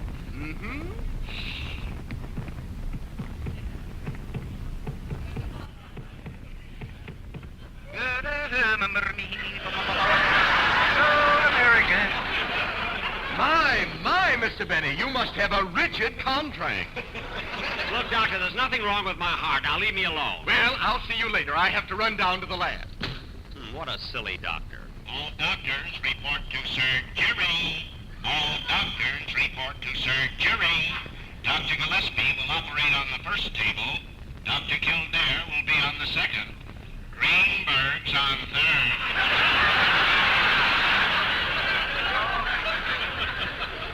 Somebody ought to tell him the game's over. I gotta get out of this place before anything else happens. All right, everybody out. We must have a little privacy here. The patient's gone through a great ordeal. We'll leave in a minute, nurse. And now, look what I've got. And it's all yours.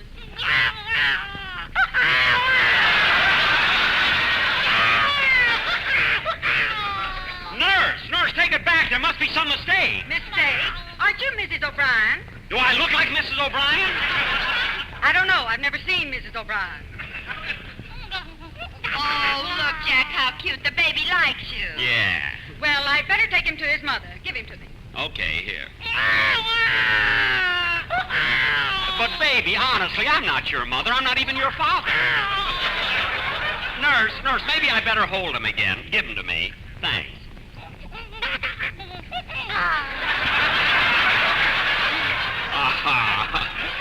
Nice little fella there. Look, I'll tend to the other babies I have outside. Then I'll pick this one up and take him to his mother. But, nurse! No. Kitty-kitty-goo! Kitty-kitty-goo! Gosh, Phil, doesn't Jack look cute that way? Yeah, but I still like Alice better. Kitty-kitty-kitty-goo! Kitty-goo! Oh, look, the baby's falling asleep.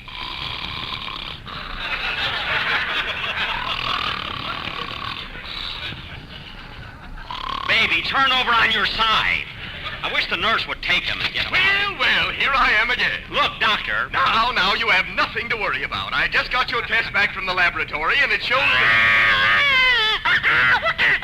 Well, I diagnosed your case all wrong.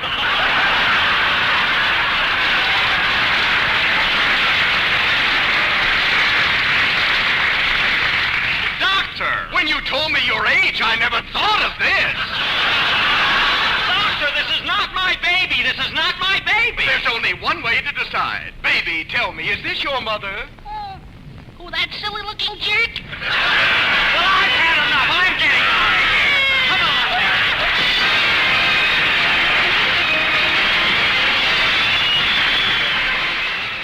Hospital. And I'm glad that the boys who couldn't be here in the auditorium could hear our show over their bedside network.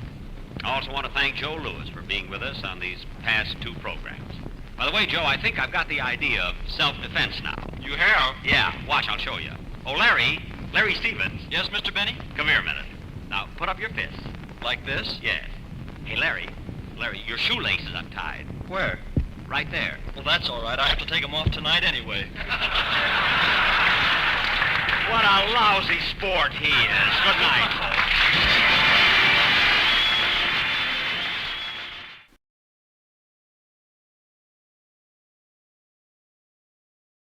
J-E-L-L-O. The Jell-O program, coming to you from the Marine Corps Base in San Diego, brought to you by Jell-O and Jell-O Puddings, starring Jack Benny, with Mary Livingston, Phil Harris, Dennis Day, Rochester, and yours truly, Don Wilson. The orchestra opens the program with Call Out the Marines.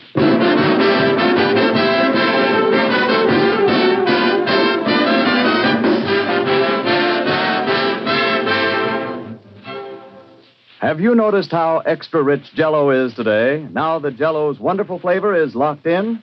Well, there's never been anything like it, just never been anything more delicious. Locking in Jell-O's flavor heightens its goodness, brings it to a new peak of delight. Now, more than ever, Jell-O's shimmering color and beauty hold a promise of rich enjoyment, a promise that is gloriously fulfilled in Jell-O's bright, refreshing flavor. Flavor so thrillingly good that it makes you think right away of the juicy, ripe fruit itself. Let your next package of Jell-O prove to you the extra richness of Jell-O's locked-in flavor. Open a package of Jell-O. Notice that there's no sweet, fruity odor, no telltale aroma to warn of escaping flavor. Then dissolve the tiny Jell-O particles and notice the way Jell-O's captive goodness comes pouring out with a rush of rich, tangy fragrance and flavor. Ask your grocer tomorrow for several packages of Jell-O and see if you don't agree that Jell-O is better than ever now that Jell-O's famous flavor is locked in.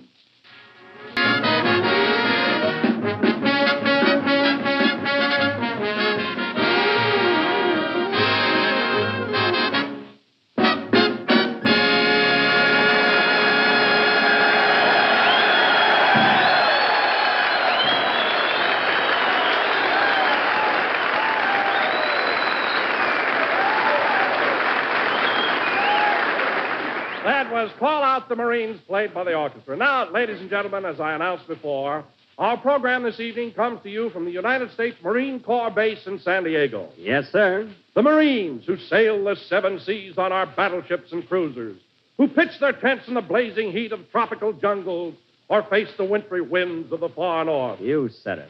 So, without further ado, we bring you a man who thinks Marine is something to drop in your eyes, Jack Benny.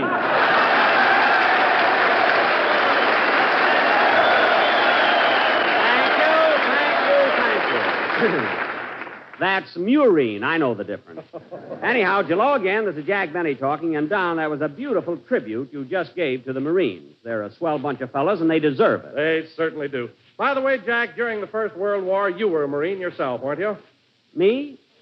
No, I was no, forget it, Don. Anyway, it sure is great. Well, now, Jack, I'm sure these boys here are interested in your military record. Did you serve in the artillery? No. The infantry? With my feet? Are you kidding? Forget it, Don. Forget it. No. I'd like to find out. Which branch of the service were you in? Come here, Don. I'll whisper it to you. Don, I enlisted in the for 3 years. Oh, you were a sailor. Quiet! Don, for heaven's sake, I want to be friends with these boys. God. Oh, now there's no need of getting upset, Jack. Nowadays, sailors and Marines are the best of friends. Why, they're pals. Pals, eh? Well, years ago, when I was in the service, they weren't quite so chummy. I'll never forget one time when I was at the Great Lakes Naval Training Station. I was in love with a girl, and so was this Marine, about 6'2". Your girl? No, the Marine. My girl was only 6 foot. That is in her bare feet. Well, anyway... Oh, didn't she wear shoes? No, this was in the summertime. Well, anyway, we both came up to this girl's front door one night, and the Marine said to me, where do you think you're going, tight pants?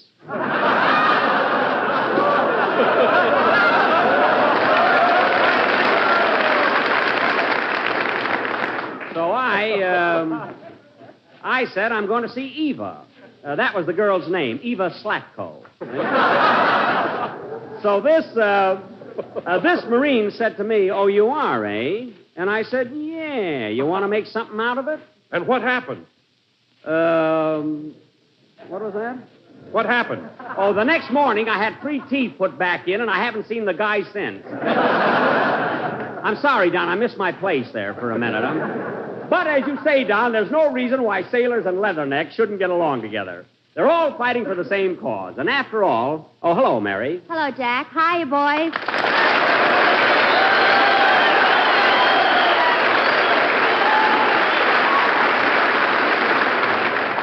Well, Mary, here we are in San Diego. Yeah, and let me tell you something. The next time I come down here, it won't be in that Maxwell of yours.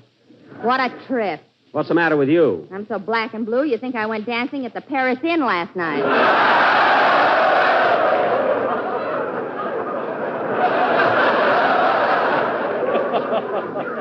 Paris Inn? Oh, a dining and dancing spot, eh? Dining, dancing, and wrestling. Well, I must go over there later. So you had a pretty tough ride in the Maxwell, huh, Mary? Don, it would have been a very pleasant trip if we hadn't had that blowout at San Clemente. The blowout was at Laguna Beach. We came down in San Clemente.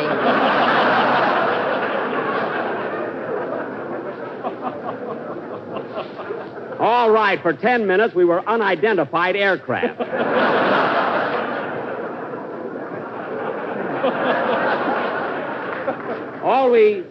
All we had was a blowout. And that silly experiment of yours. That's what held us up. Mary, that experiment may not have worked, but it's ideas like that the government wants nowadays. What was it, Mary? Oh. Well, Jack didn't have a spare, so he bought 1,000 packages of gum and told Rochester to chew them into a tire. Listen, if it had worked, I'd be famous. Well, look who's here. Goldilocks and his 3 curls. Hello, Phil. Hiya, Jackson. Here I am, men. Tear down the roof.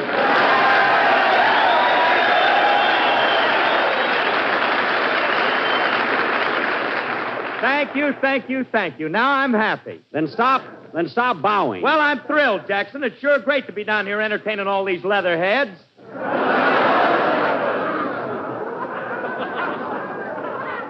They're leather necks. You're the leatherhead. However, I must say, I can't understand how I made that mistake before. However, I must say you got here on time for a change. Did you just blow into town, Phil? No, we got in last night, and then Frankie, my guitar player, and me went down to Tijuana. Tijuana, eh? You know, on a goodwill tour. I'll bet. May I inquire what you boys were drinking? A little Mexican buttermilk. Tequila, they call it. Tequila? Say, I hear that's pretty strong stuff. You ought to try it sometime, Jackson. First you swallow a glass of it, and then you chew on a lemon. I see. And after the 4th drink, if you ain't got a lemon, just chew your glass. It don't make no difference.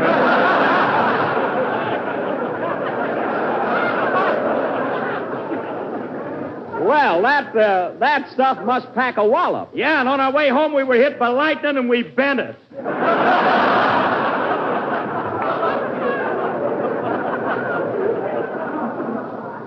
Oh, stop dreaming it up. Well, Phil, now that we've heard about your adventures in Tijuana, how about playing a band number for the boys? Okay, Jackson. And play something nice, will you? Hold it a minute. Come in. Mr. Benny, I was wondering, would you like to join the Marines? Yes, I would. Well, join us. We're going to the Paris Inn tonight. Get out of here. Silly guy. Gee, I wish I could join the Marines, though. They're a red-blooded organization. They wouldn't give you any whether you joined or not.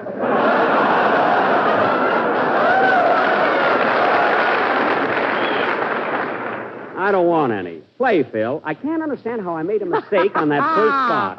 I don't know what happened to my script, you know? Really, it was amazing. I couldn't believe it.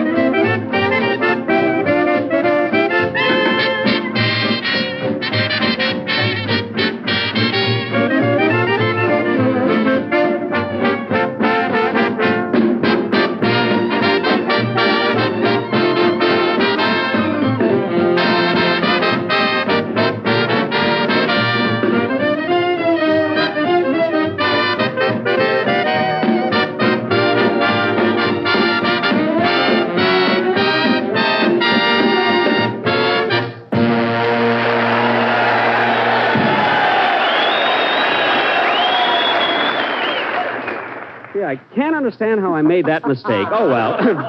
That was he's 1A in the Army and A1 in my heart, played by Phil Harris and his internationally famous orchestra. Internationally famous meaning they're as well known in Tijuana as they are in San Diego.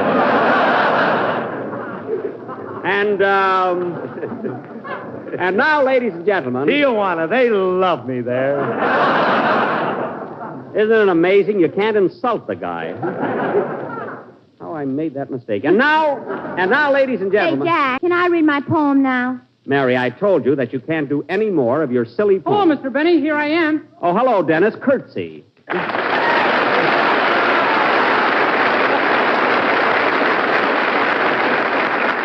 Well, our little gang is all assembled. Hey, is Joan Bennett here yet? Quiet. That's our surprise. What a kid. Well, Dennis, are you enjoying yourself here in San Diego? I sure am. I went to Balboa Park this morning, and what a zoo they got there. What a zoo! You had fun, eh? Yeah, and you know what, Mr. Benny? What? I saw a baboon there that looked exactly like Fred Allen.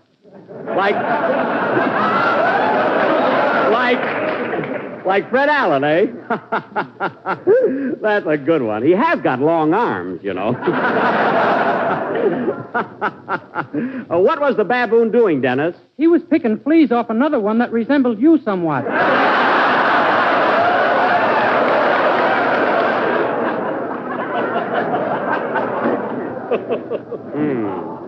What do you mean? Here's a peanut, Jack. Catch. Thanks. Now cut that out.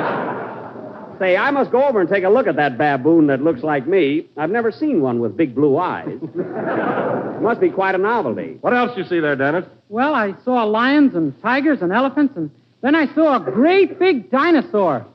Dennis, that's impossible. You couldn't have seen a dinosaur. Of course not. She's in New York with Eddie Cantor. That's Dinosaur!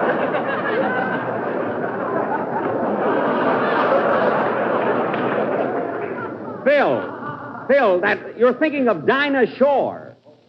Can I read my poem now? Not now, Mary. I'm leading up to something. All right, Don. Dinah Shore. Oh, Jack, this one is utterly fantastic. Don, I won't go through this every week. Dinah Shore. But, Jack, people are beginning to talk. Everybody says, there goes that goofy Wilson. I don't want to hear another word about it. Now go ahead. Dinah Shore. Oh, all right. Ladies and gentlemen, the next time you have dinner, be sure to serve Jell-O for dessert. Because whether you dine at sea or dine ashore... Wonderful. You will find that Jell-O with its new locked-in flavor is America's favorite gelatin dessert. I'm sorry, Dinah. Well, personally, Don, I thought it was very, very clever. Too very, Jeff. It's worth it. And now, ladies and gentlemen, Dennis Day, our tenor, will sing... Wait a minute. I'm going to read my poem to these boys. Oh, my goodness. Well, they can take it. That's one thing. What's the title of your poem, Mary? Tell it to the Marines, but don't get tough about it. Say, you got something there. Proceed. I salute all you Marines, old and young and in between. And I really think you're tops. You're just the guys to stop the Jops. Jops? Mary. Jops? You mean Japs? Japs, Jops. Knocks the sukiyaki out of them.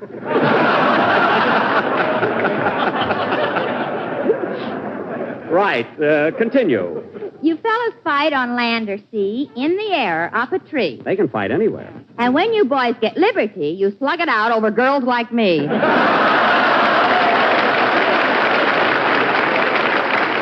Well, that keeps them in condition, I suppose. Go ahead. I've gone with boys from Georgia Tech and Yale and Harvard by the peck. But here's one thing I'll say by heck. I'd rather neck a leather neck. The end. Ah, very good, Mary. You know, Mary, Gee, they're wonderful here, aren't they? You know, Mary, I'm sorry I tried to keep you from reading that poem because this one was really okay. It really was. Come in. Well, who's this? It's a Marine. I know it's a Marine, but who? Hello there. Hello, tight pants. I'm glad to see you again.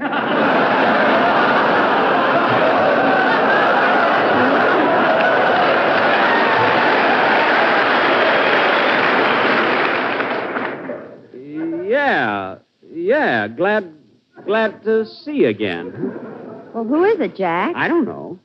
Yes, sir. Glad to see you. What do you have in the old gang? Oh, you know, same old gang, like you said. You know how it is. Well, who is he? I'm trying to find out.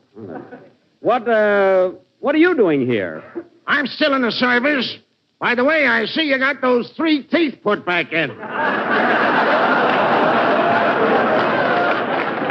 Three teeth?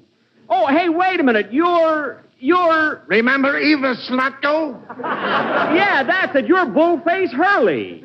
Say, do you ever see Eva anymore? How can I help it? We married and got 4 kids. 4 kids? Well, what do you know? Well, sit down. We'll talk things over. Go ahead with your song, Dennis. Okay. Say, Bullface, remember the time I caught you and Eva dancing at the Y and I socked you right in the jaw? You hit Eva.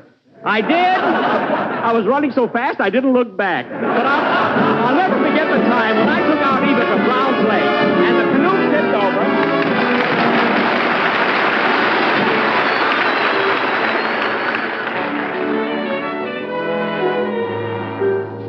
There's no mountain top so high that somehow love can't climb. No, true love will find a way. There's no river quite so wide that love can't cross in time. Please believe me when I say you are always in my heart, even though you're far away.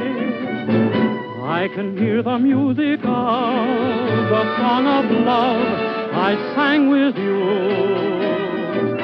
You are always in my heart, and when skies above are gray, I remember that you care, and then and there the sun breaks through. Just before I go to sleep, there's a rendezvous I keep, and the dream I always meet helps me forget we're far apart. I don't know exactly when, dear, but I'm sure we'll meet again, dear. And my darling, till we do, you are always in my heart. Just before I go to sleep, there's a rendezvous I keep, and the dream I always meet helps me forget where far apart. I don't know exactly when, but I'm sure we'll meet again. And my darling, till we do, you are always in my heart.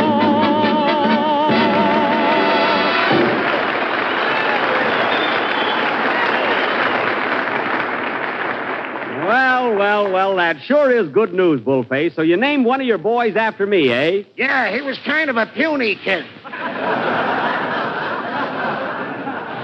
Oh. Well, it's good seeing you again, Bull. Say hello to Eva for me. I will. So long, tight pants. So long. So they finally got married. Gee, Eva was a cute gal. I wonder if she ever got shoes. I suppose so. Anyway, that was Always in My Heart, sung by Dennis Day. I'm dedicated to Miss Joan Bennett. Where is she? Oh, she ought to be here any minute, Dennis. Well, I hope so. A man can stand just so much, you know.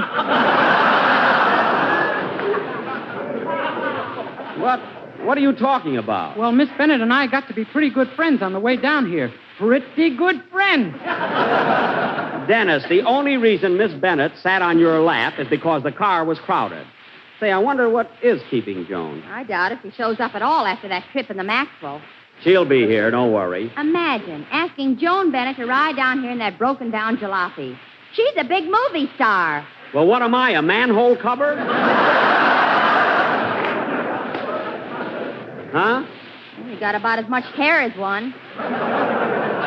All right, I'm a manhole cover. And remember that on payday because I won't be able to sign your check. You keep that up, Miss Livingston. Well, here she is, fellas. Come on in, Joan. We've been waiting for you. Hello, Jack. Hello, everybody.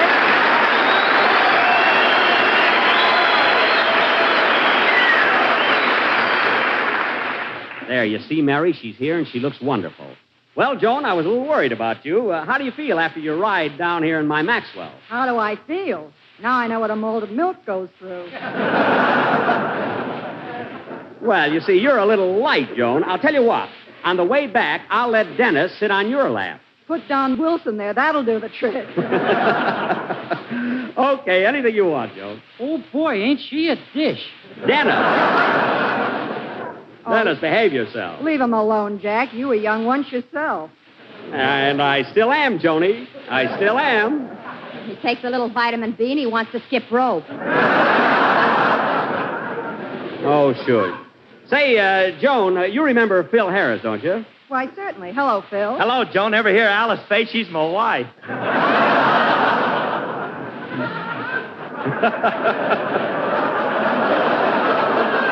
Phil, what a guy. Well, Joan, this is certainly like old times, isn't it? You and I working together again. Yes, Jack, it's been over 3 years now. Remember that picture we made called Artists and Models Abroad? Do I? I'll never forget it. And, Joan, I've got a confession to make. Now, you didn't know it at the time, but you were the first leading lady I ever kissed. What do you mean I didn't know it?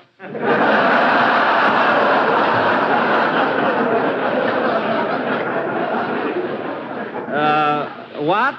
You should have seen him, Mary. He was so nervous he missed my upper lip entirely. Well, I did pretty good considering I had my eyes closed. That would never happen with me, sister. Dennis, pipe down. Say, Joan, I've been wondering. I've thought of this often. Why is it you and I have never made another picture together? Jack, you asked me that a dozen times on the way down here, and I told you. But, Joan, I don't eat salami anymore.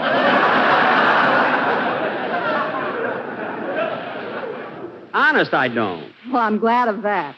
And I'll say one thing for you, Jack. Your acting has improved. Well, I hit both lips now, if that's what you mean. Yes, ma'am. Not only that, but I saw your picture the other night, and I just couldn't believe that Jack Benny was playing Hamlet. That was me, all right. To be or not to be? That is the question. Someone give him the answer. He does this every 5 minutes.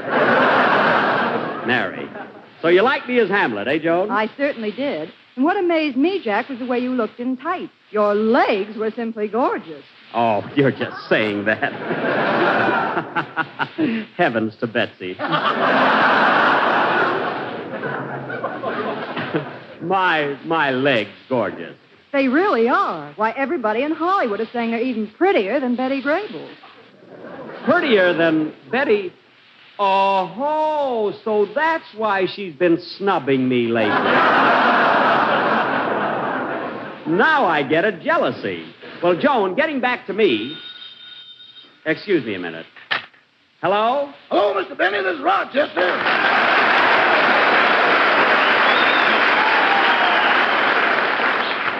Oh, hello, Rochester. Pardon me, Joan. I'll be with you in a minute. Hello, Rochester. What do you want? I got the Maxwell all gassed up and everything. What time tomorrow morning are we going to take off?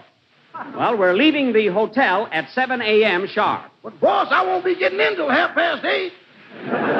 Getting in? Now, wait a minute, Rochester. I let you go to a party last night.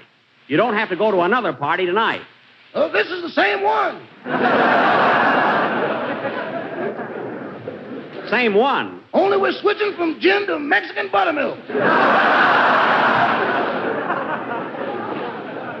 Oh, I see.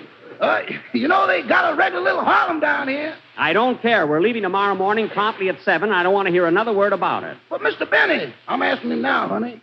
But, Mr. Benny. Just a second, Rochester. Who did you just say honey to? Me? Yes, you. Who is Honey? He's a cousin of mine, boss. Honeydew Van Jones. What? Junior. Rochester, you're not telling me the truth. You're at a party and you were talking to a girl. And if I don't stop talking to you, I'm a loser. The wolves are closing in. Rochester, sometimes I can't understand you.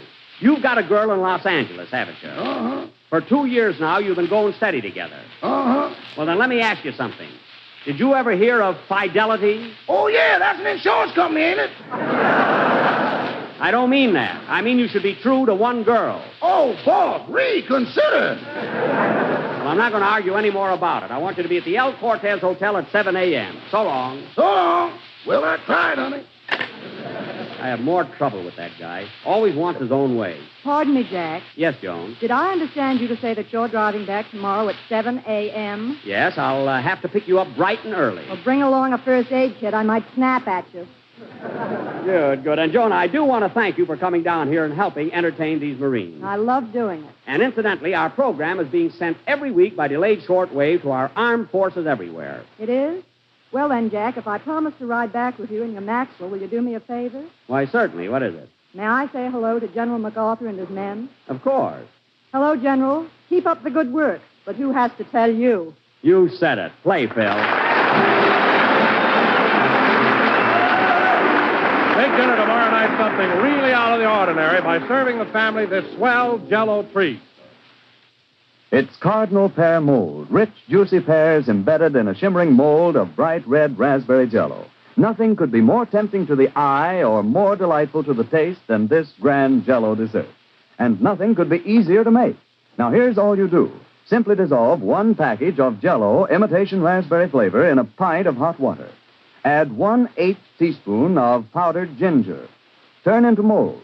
Chill until firm. Unmold and garnish with sections of canned pears.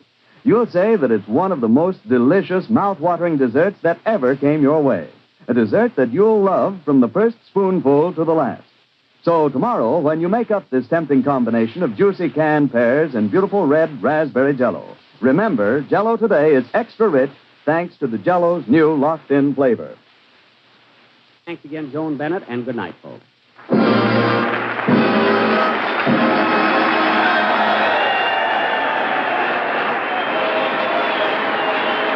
The Jell-O program is written by Bill Maher and Ed Beline. The fact that this show was broadcast from the Marine base did not constitute an endorsement of the product advertised by the War Department.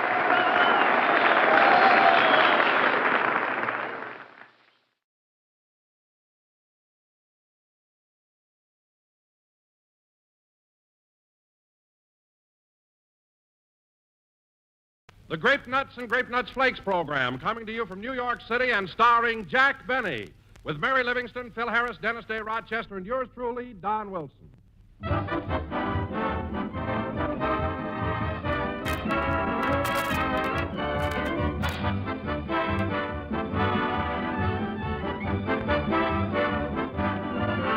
Back in the dear dead days when folks put on long linen dusters to go scorching over the roads in a brand new horseless carriage, yes, way back then, delicious, malty-rich grape nuts were making a hit at American breakfast tables. And they've been making a hit ever since. Today, you can enjoy that one delicious flavor in two delicious forms. Grape nuts, crispy, crunchy kernels, and grape nuts flakes, delicate, toasty brown flakes. Both have a malty-rich, sweet-as-a-nut goodness that's absolutely distinctive. A flavor with punch and zest that makes breakfast a high spot of the day. And Grape Nuts and Grape Nuts Flakes are both Basic 7 foods, for they supply all-around whole-grain nourishment. Our government wants us to eat more of such cereals, for they're plentiful, not rationed, and they help to take the place of scarcer foods. So for real energy-giving nourishment, plus rich, unusual flavor and texture, make it Grape Nuts or Grape Nuts Flakes in the morning, every morning.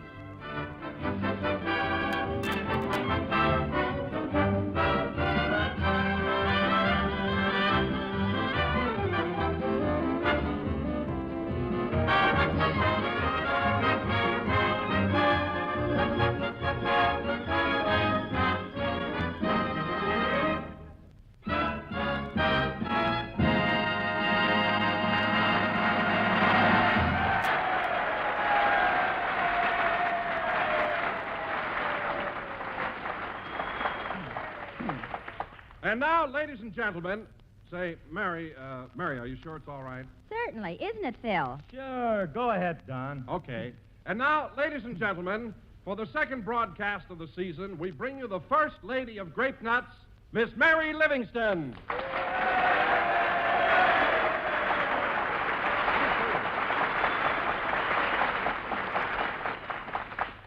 Thank you. Hello again. This is Mary talking. And, Don, the reason I asked you to introduce me is because Jack's out in the hall talking to his new writers. His writers? Not so loud, Don. Not so loud. You know, people think I ad-libbed this stuff here, you know. I'm one of them spontaneous men. Oh, I'm sorry, Phil. Say, Mary, how's Jackson since he got home? Oh, Phil, it's simply awful. Since he got back from North Africa, that's all he talks about. He absolutely drives you nuts. Are you kidding? Kidding? You want to know something? Jack's a bigger ham now than he was before he left. No, don't do that to me. I got a wife and baby.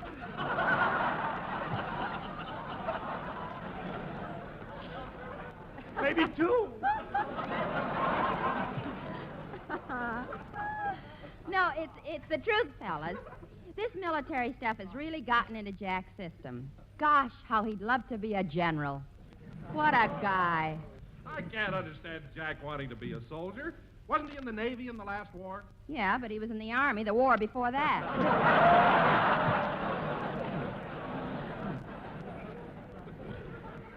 Oh, and there's one thing I got to tell you, kids. You'll never believe this. What is it, Mary? Yeah, tell us. Oh, it's so fantastic. Well, then go ahead, tell us. What is it? Well, yesterday morning, while Jack was shaving, he cut his cheek. Yeah? And ever since then, he's been calling himself Old Blood and Guts.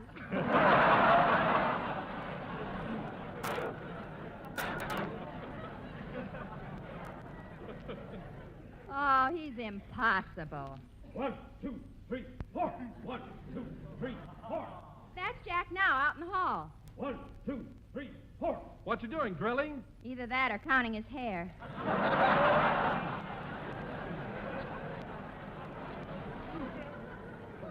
Who knows? Say, Mary, do you think I ought to go out and get Jack away from these boys? No, I'll go. And I hope he's forgotten about his African campaign. Hup, tup, trup, 4. Hup, tup, trup, 4. Hup, tup, trup, 4. Riders, halt!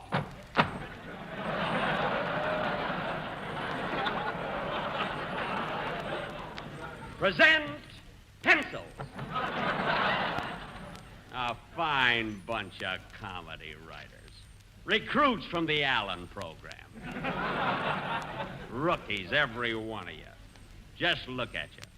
Balzer, pull in your typewriter. Yes, sir. And Josephsburg, your pencil. Look at that point. That's my head, sir. I mean the one with the eraser on it. And Tackleberry, where's Howard? He went AWOL to Red Skelton, sir. He did, eh? Now, listen, men. This is no picnic, you know. You got a job to do, and I'm going to see that you do it. And you. Look at you with your hair hanging down in your face. I never had that trouble with Bill Morrow. But, sir, wasn't he bald? That's beside the point. That's my head, sir.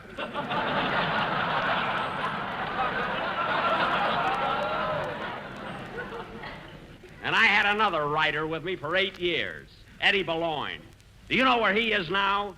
In a sanitarium, sir? Now, cut that out, Balzer.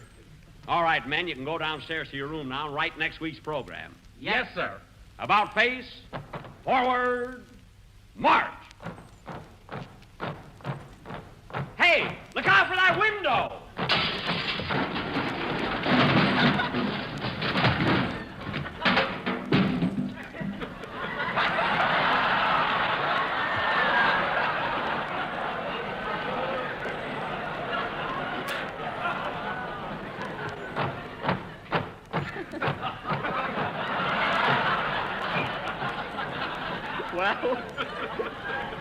Well, I guess they're all right, darn it. Oh, boy, 35 weeks of this. Well, it serves you right. Oh, hello, Mary. If you'd stop acting like a top sergeant in the movies, you wouldn't have so much trouble. Now, come on in, Jack. The program's half over. Okay. Well, here he is, fellas. Hello, Jack. We've been waiting for you. Hiya, Jackson. At ease, man.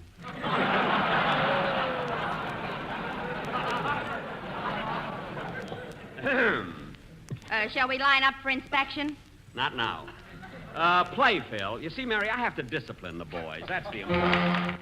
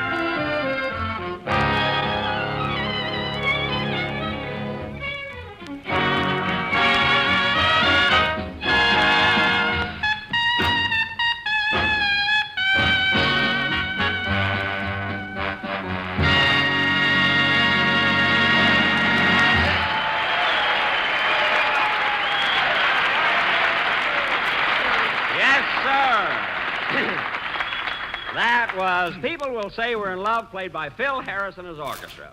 And now, ladies and gentlemen... Hey, Jackson, Mary tells us you've gone military since you got back from Africa. What's the idea? What do you mean? Well, she says the Army life has gone to your head. Oh, that's ridiculous. Ridiculous? Didn't you try to buy an officer's uniform with 2 pair of shoulders?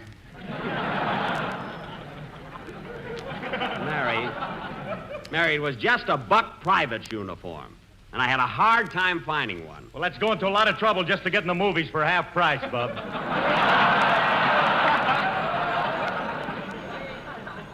Phil, gags like that put you in Fred Allen's class, and he's not working. Right now.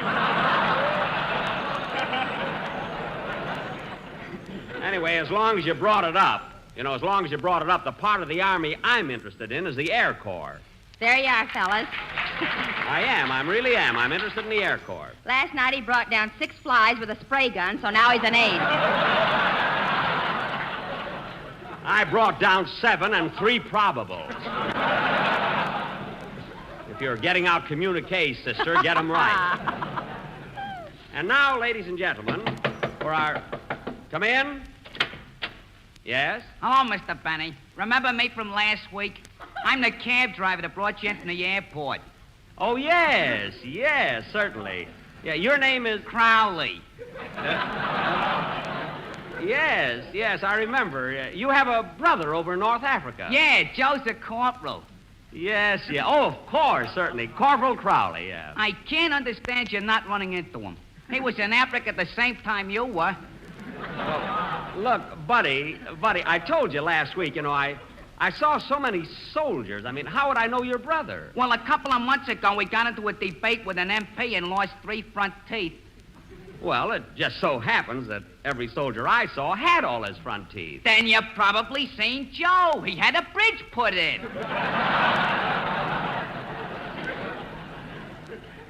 Look, Mr. Crowley, I know how you feel. I mean, you've got a brother who's a corporal in the Army, and you're proud of him. I'm proud of him, too.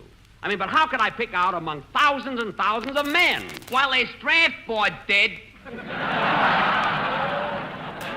Look, Mr. Crowley, look, I know, but we've got a program to do. I'll talk to you later. Just take a chair and sit down over there, will you? Okay. Thank you. You know, Mary, he's a nice guy, and I can understand how he feels, but what can I do? What's that? My writers, they finally thought of a joke. No, fellas, no! Oh! One of them didn't like it.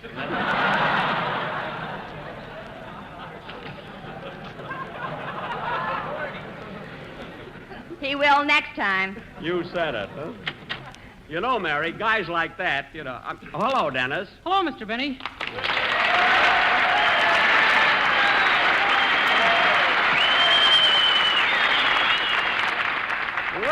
Well, how are you, kid? Fine, sir.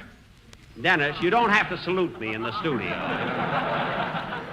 Yes, sir. And you don't have to call me sir. Yes, ma'am.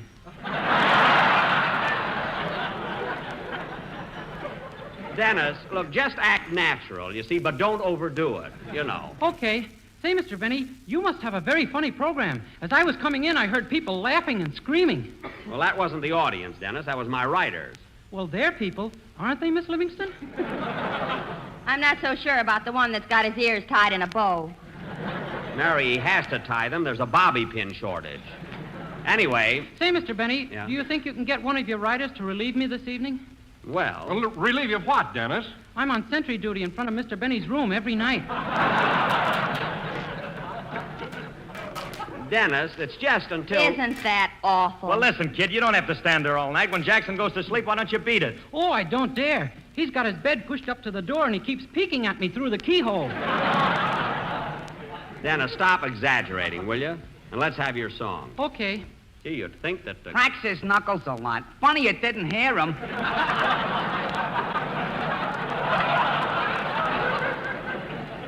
Who? My brother, Corporal Crowley. Look, you told me about his knuckles last week. Now, look at Crowley. Won't you please... Hey, those writers are really on the beam. I'm going down and see what gags they've dreamed up. Excuse me, kid. All right, Dennis. While Jack's gone, you might as well do your song. Okay, Miss Livingston. Oh, hold it a minute. I'll take it. Hello? Hello, Miss Livingston. This is Rochester.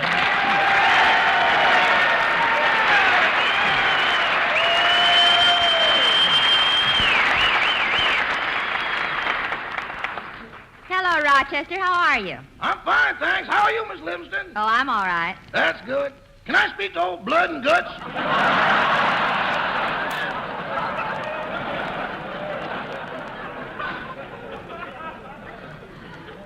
You mean Mr. Benny? That's what they called him before he cut himself. Rochester, has he been giving you that military stuff, too? Has he? He won't let me out of the hotel room without a 3-day pass.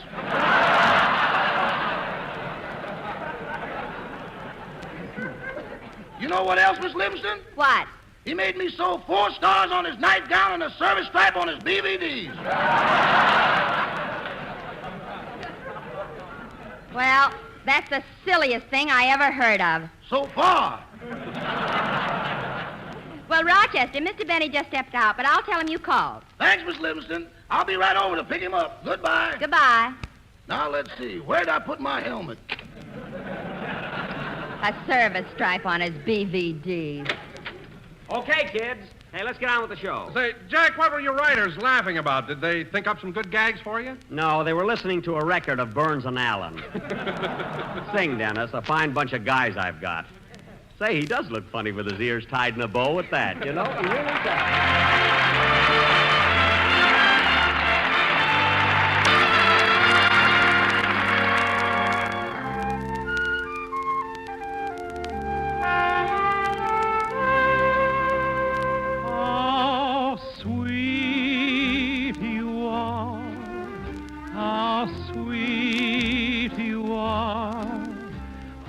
Dear, your tenderly smiling face. Through days all bitter and gray and grim. Through nights when even the stars are dim.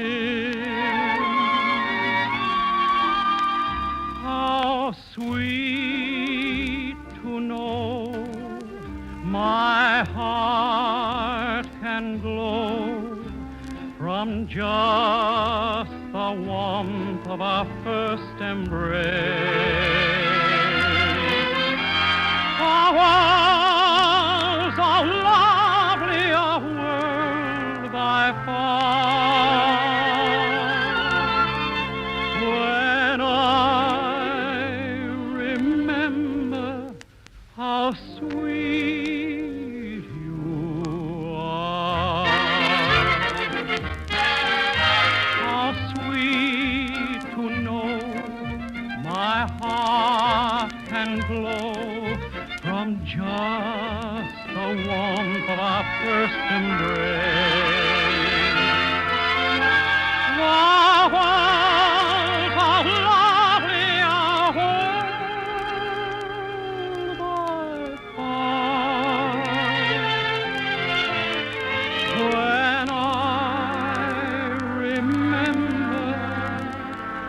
When I remember how sweet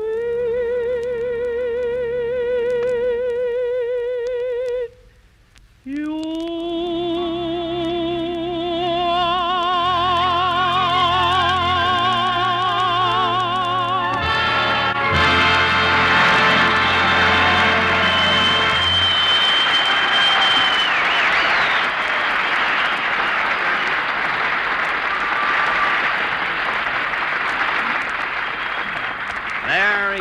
Very good. That was How Sweet You Are from that sensational film, Thank Your Lucky Stars, presented by the famous Warner Brothers and made by that talented and lovable producer, Mark Hellinger, making a happy combination. Jack, what are you worried about? You're signed for your next picture. Oh, yes. And sung by Dennis Day. That's right. I'm sorry, kid. That's right, ladies and gentlemen. Sung by Dennis Day. That lovable tenor with the golden voice. Thanks. And do you good folks know why Dennis has such a sweet and golden voice? No. Why?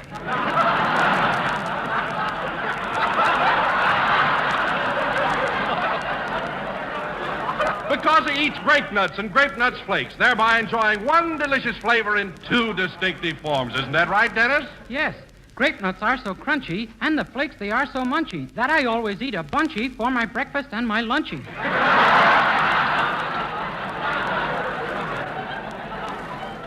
Dennis, how about dinner? Thanks. Are you sure I won't be intruding?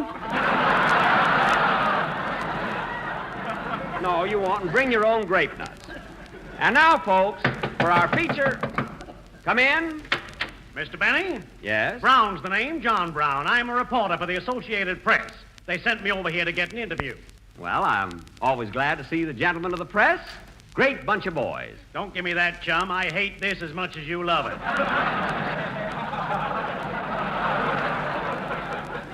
Well, Mr. Brown. I want a story and you need publicity, so start talking. Well, look, Mr. Brown. I gotta make a deadline and you want to see your puss in print. Well, Mr. Brown. Now, tell me about your trip. Where did you go? What did you do? Well, to tell you the truth, fellow, I don't want to brag. But you will. You will.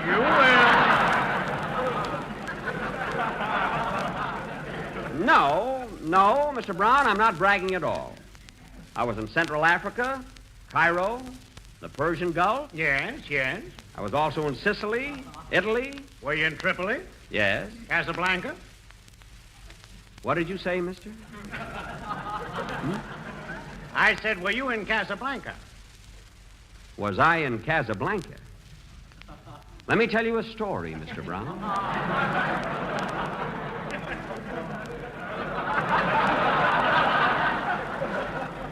Come closer. This will be interesting.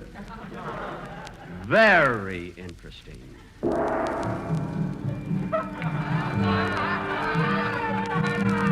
Casablanca in 1939. Across the Mediterranean to Oran. Then by train or camel or foot across the rim of Africa to Casablanca in French Morocco, where some men sell their souls for a passport, but others wait and wait and wait. Casablanca, the crossroads of the world. The scene is Ricky Bogart's nightclub, where the high, the low, the fallen, and the mighty gather to see this man of mystery, Ricky. Closing up for the night, Mr. Ricky. Better come on with me. You've had enough to drink. No, Sam. I want to stay here and brood. I want to brood, Sam. What are you brooding about? You know what it is. It's her, Sam. Ingrid.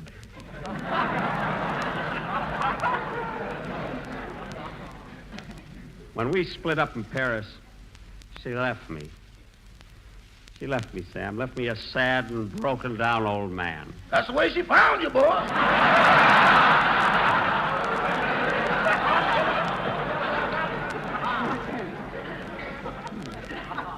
Oh, Ingrid. Ingrid. I thought I'd gotten you out of my mind. But you come back like a ghost, haunting me. Haunting me. But I won't take you back, see? I won't do it. If Humphrey Bogart's listening, it doesn't get any better. Sam, play that song for me again, will you? What's the use, Mr. Ricky? It only brings back memories. I don't care. Play it. Say, my brother was in Casablanca.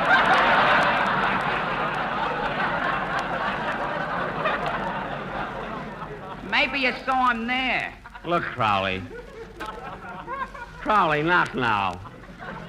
I'm having trouble with a girl. Just sit down, Crowley. Sit down, pour yourself a drink, will you? Okay, thanks. Ingrid.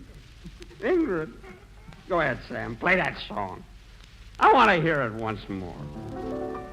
You must remember this. A kiss is still a kiss. A sigh is just...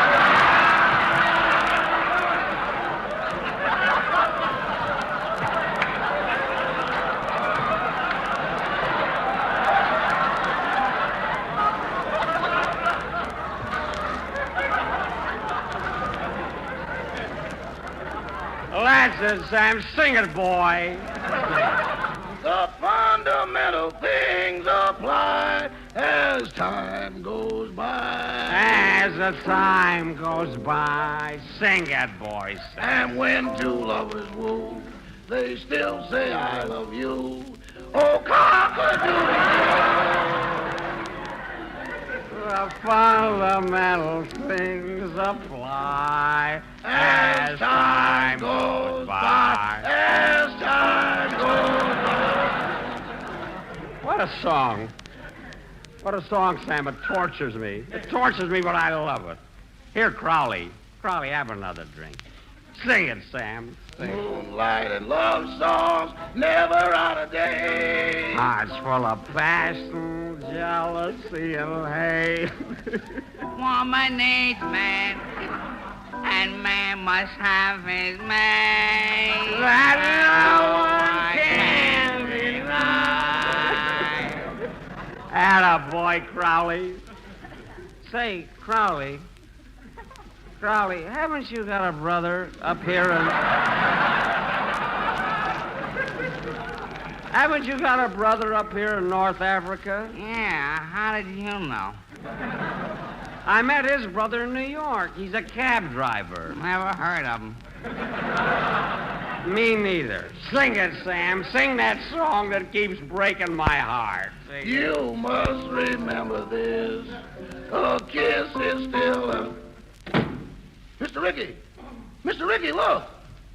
What is it, Sam? Look in the doorway. It's her. It's her. Ingrid? My Ingrid? You must remember this.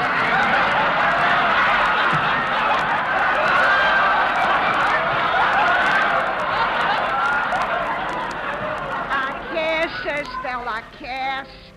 A sigh is just a sigh.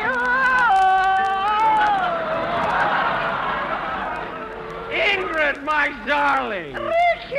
Ingrid, and you came back to me. The fundamental things apply. As time goes on.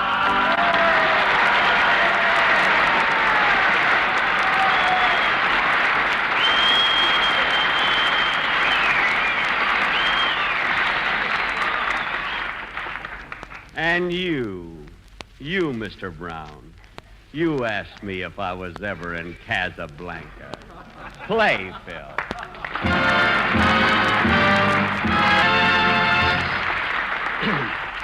Friends, I'd like to take just a moment to tell you something about the wax. They're making a tremendous contribution to victory. I know their spirit and courage, their immense pride in their jobs, and they have a right to be proud. The trouble is, there aren't enough of them to do all the things that need doing. So won't you give some serious thought to joining up? The WAC uniform is a mark of rare distinction. It's the uniform of the greatest army in the world. Now, maybe you don't realize this, but there are 155 different kinds of jobs open right now in the WAC. Well, out of 155 jobs, you can certainly find one that will suit your own special abilities. So think it over. You can go to your local WAC recruiting station and get all the details. You know, every woman who joins the WACs helps to bring victory closer, helps to bring our American boys back home quicker. And that's something we all want to do.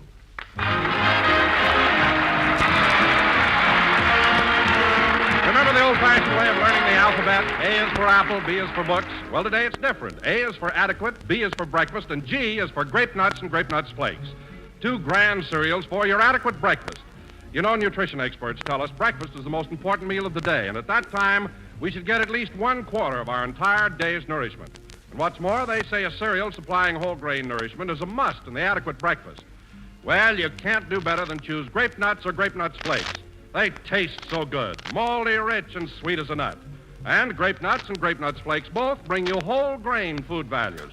So there, in one swell, tempting treat, you're getting a wonderful start on your day's nourishment needs. Grape nuts and grape nuts flakes are thrifty, plentiful, not rationed. Better make them a breakfast time habit at your house. Grape nuts flakes. We're a little late, so good night, folks. Thank you.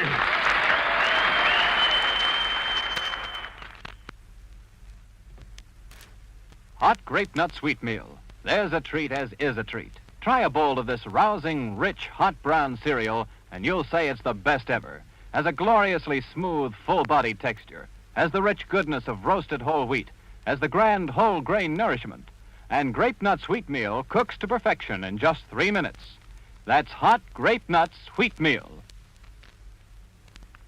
This program came to you from New York. This is the National Broadcasting Company. KFI Los Angeles, Earl C. Anthony, Incorporated.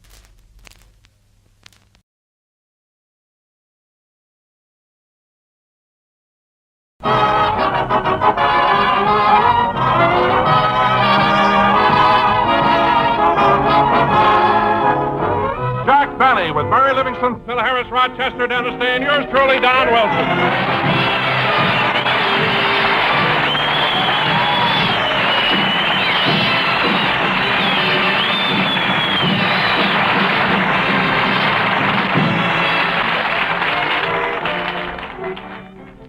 ladies and gentlemen, here we are back on the air again. As you probably know, Jack recently returned from a USO tour in the Far East. So now let's go back and show you what happened the day our little star arrived home. Well, Mary, Jack will be here pretty soon. Yeah, and I'll sure be glad to see him, Don.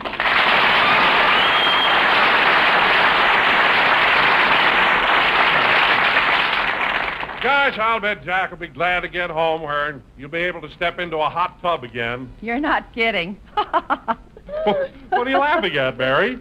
Jack sent me a picture of himself taking a bath in a barrel. Here it is. See? Yeah.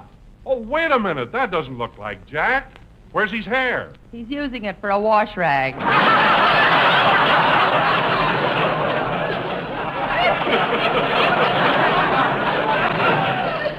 Look. Well, that's Jack getting his back scrubbed and his shampoo at the same time. Don, Jack's plane is supposed to pull up at gate 4. Let's push in a little closer. Okay. You see, Chloe, I told you there'd be lots of excitement here at the airport. Oh, you're right, Clem. Why, I haven't seen so many people since MacArthur came through Calabasas. Say, Clem, who is this fella you dragged me down here to see today? Jack Benny. Who? Jack Benny, the star of stage, screen, radio, and television. You ought to know him. He played the violin at your Aunt Pootie's wedding. Oh, yes, I remember. Instead of "Oh, Promise Me," he played the hot canary. That's the boy. Don, look. I think Jack's plane is coming in now. Control tower to pilot. Control tower to pilot. You are cleared. Pilot to control tower, pilot to control tower, Pan American special flight from Tokyo coming in for a landing. Mr. Benny, you can take your head out of my lap now. Thank you.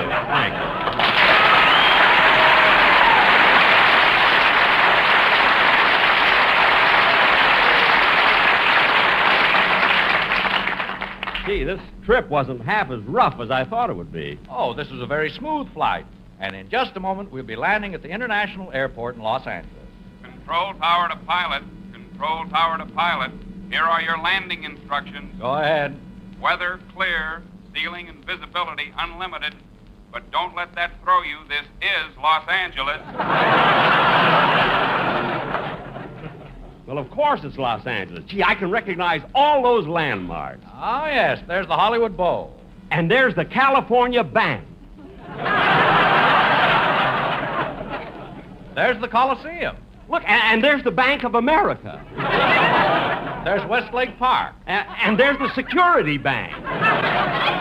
And look, there's where they're building the Amalgamated First National. Oh, a new one! Isn't this exciting? And now, Mr. Benny, we're coming in for a landing, so go sit down somewhere and fasten your safety belt. Okay.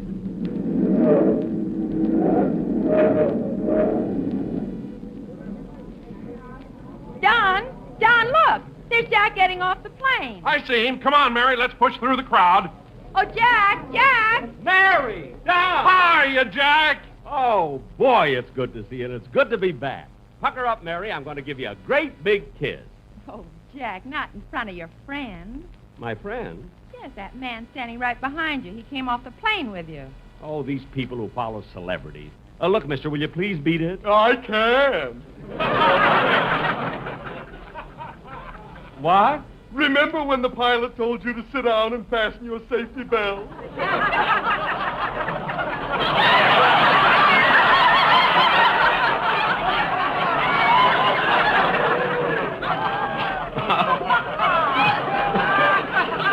Uh-huh.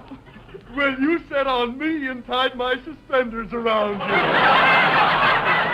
Oh, I'm sorry. I'll untie them. Yeah, I'll do it. You go ahead and kiss her. Thank you. Jack, I'm going out the main gate and hold a cab for you. Okay. Gosh, Mary, look at all these people at the airport. I wonder how many of them came down to see me. After all, I am a celebrity. Hi, Rube. Huh? Remember Oh, yes. How are you? Fine. I'd like you to meet my wife. How do you do? She ain't no Jane Russell, but she's my kind of woman. Well, it's certainly nice meeting. Jack, Don is waving at us. He's got a taxi. Okay, let's go. So long, Rube. So long. Goodbye, Miss Russell. Right over here, Jack. The cab's right here. Oh, here we are. Thanks, Don. I'll be glad to get home. Where to, folks? 366 North Camden Drive. Yes, sir. Just think. 10 hours ago, I was in Honolulu, and now I'm almost home. Well, Jack, don't you feel tired and worn out after that long trip? Yes, Don, but it was quite an experience doing those shows in Korea. We had a great show, too. There was Marjorie Reynolds, Benet Venuta, Frank Remley, June Bruner, Harry Kahn, Dolores Gay, and Errol Flynn. He was our chaperone.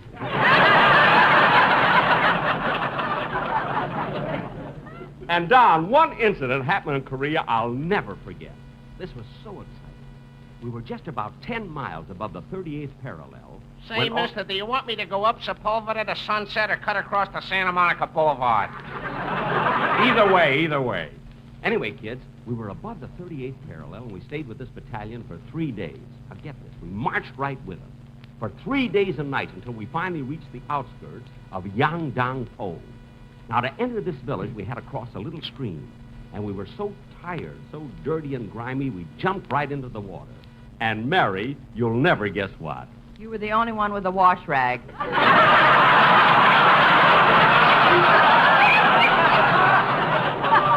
I was not. Now, Mary, listen. That night, get this, we were camped on the outskirts of the town, just a few miles from the front lines. There was a dark night, no moon, when all of a sudden... It's shorter by Santa Monica, but there ain't so much traffic on Sunset. Driver, go any way you want to, as long as I get home. All right, I'll go by Pico. Go, Pico, go. Anyway, kids, look at now, I don't want you to get the impression, that I was braver than the others. But it was about 2 o'clock in the morning when I was awakened by a rustle in the bushes near my tent. I didn't have a gun, but nevertheless... You mind if I turn on a radio? Look, I don't care what you do. Thanks. Anyway, kids, when I heard this noise, I went out to investigate.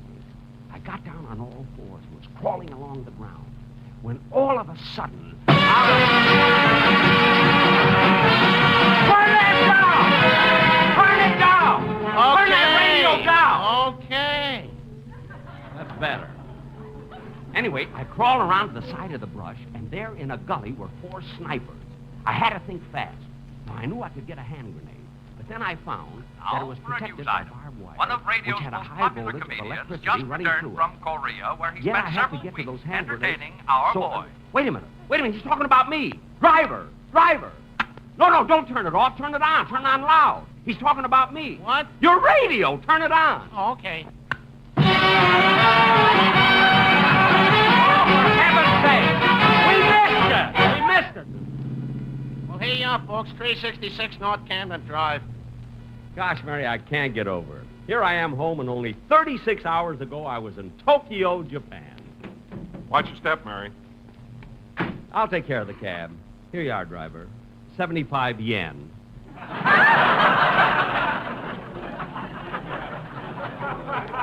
Keep the change there. Yen? They're no good here. Look, you can get them changed at the bank. Now, come on, kids. Let's go in the house.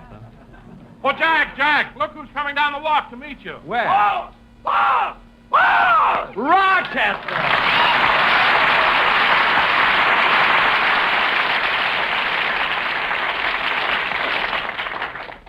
Doggone, boss, it's sure good to have you home. You really missed me, huh, Rochester? Yeah. All the weeks you were away, this old house was so lonesome.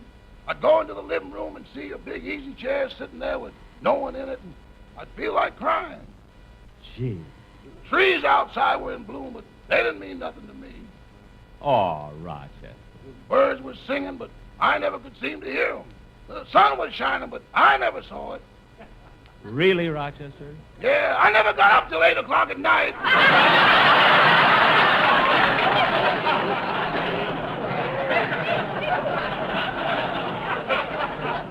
That's what I thought. Say, look, hey, the Colemans had their house painted, didn't they? Yeah. Jack, there's Benita at the kitchen window, and Ronnie's looking out of the upstairs window. Oh, yeah. Ronnie! Benita!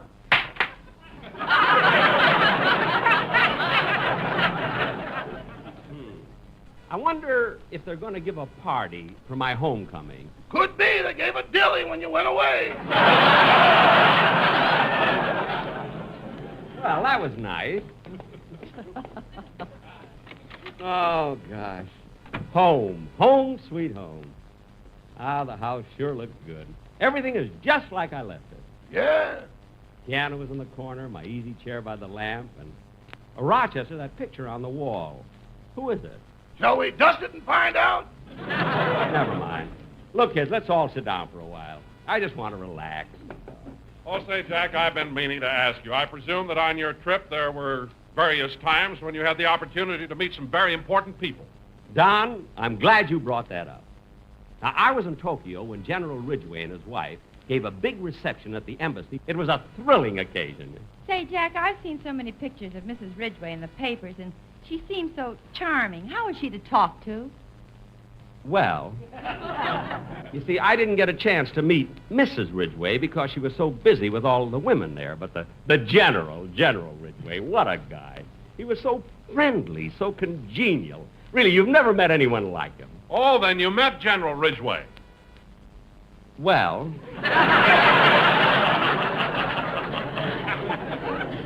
you see, a funny thing happened, Don. Just as I was about to be introduced to him, General Van Fleet arrived. So naturally, we had to rush over and shake hands with him. Oh, then you shook hands with General Van Fleet. Well, almost.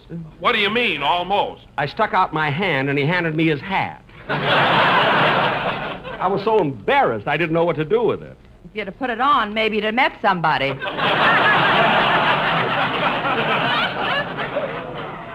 Met somebody? What are you talking about? Before the evening was over, I met a lot of people. Why, I talked for nearly 30 minutes to Corporal Peterson. Who's Corporal Peterson? He was the one who married Aunt Pooty, but they drafted him anyway. Anyway, kids, this was one trip I'll never forget if I live to be 100. Oh, boss! Yes, Rochester? It's your sponsor. On the phone? No, the picture. I just dusted it. Oh, good. Now, what was I talking about? About not meeting any generals. Oh, yes, but that was in Japan. Now, Mary, when we got to Korea... Come in. Well, hello, everybody. Dennis!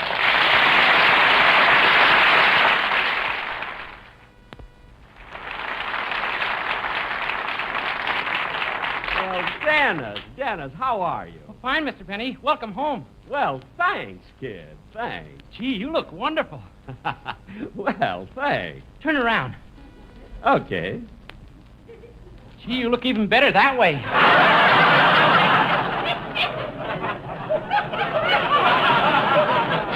Dennis, look, why can't you just Well, never mind.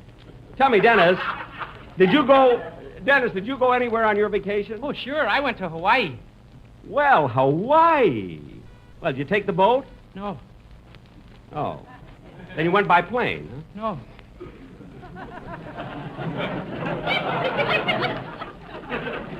Well, Dennis, I'd like to hear the song you're going to do on the first program.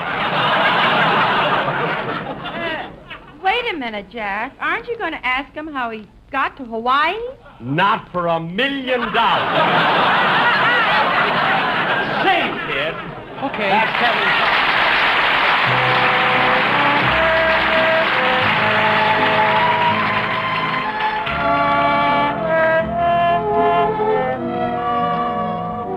They try to tell us we're too young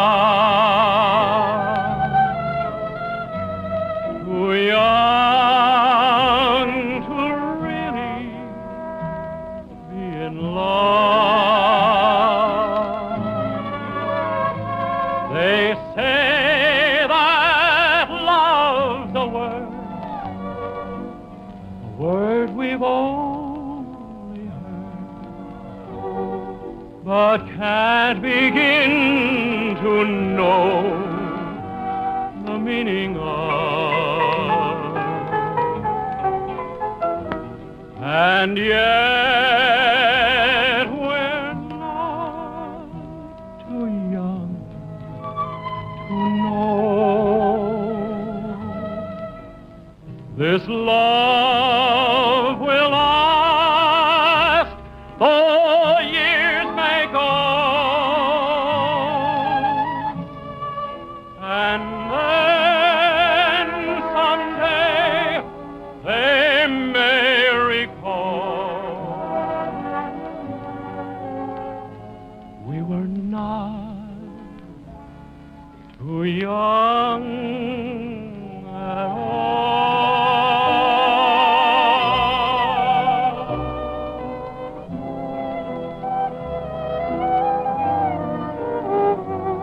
Too young to really be in love. But then someday they may recall we were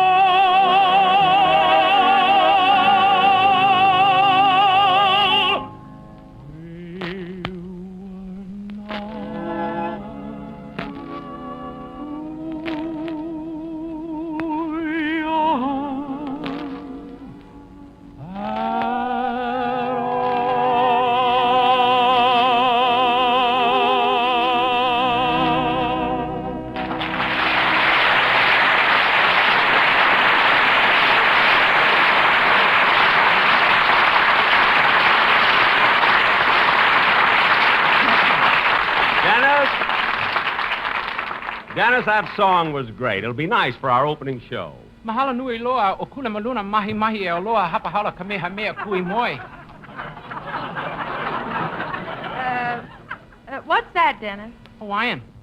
Oh, did you learn to speak Hawaiian while you were there?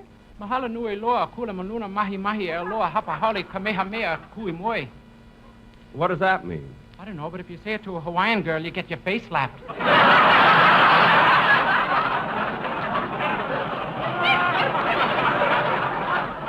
Oh, sure. Peng hang te su mingan koli gu wao mang. What's that? It's the same thing in Korea. You know, it's a funny thing, but when you go to a foreign country... Well, goodbye. It was nice being with you.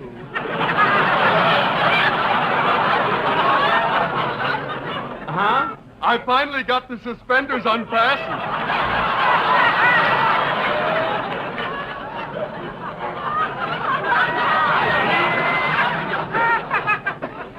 Oh. Oh. Well, goodbye. Goodbye. Goodbye, everybody.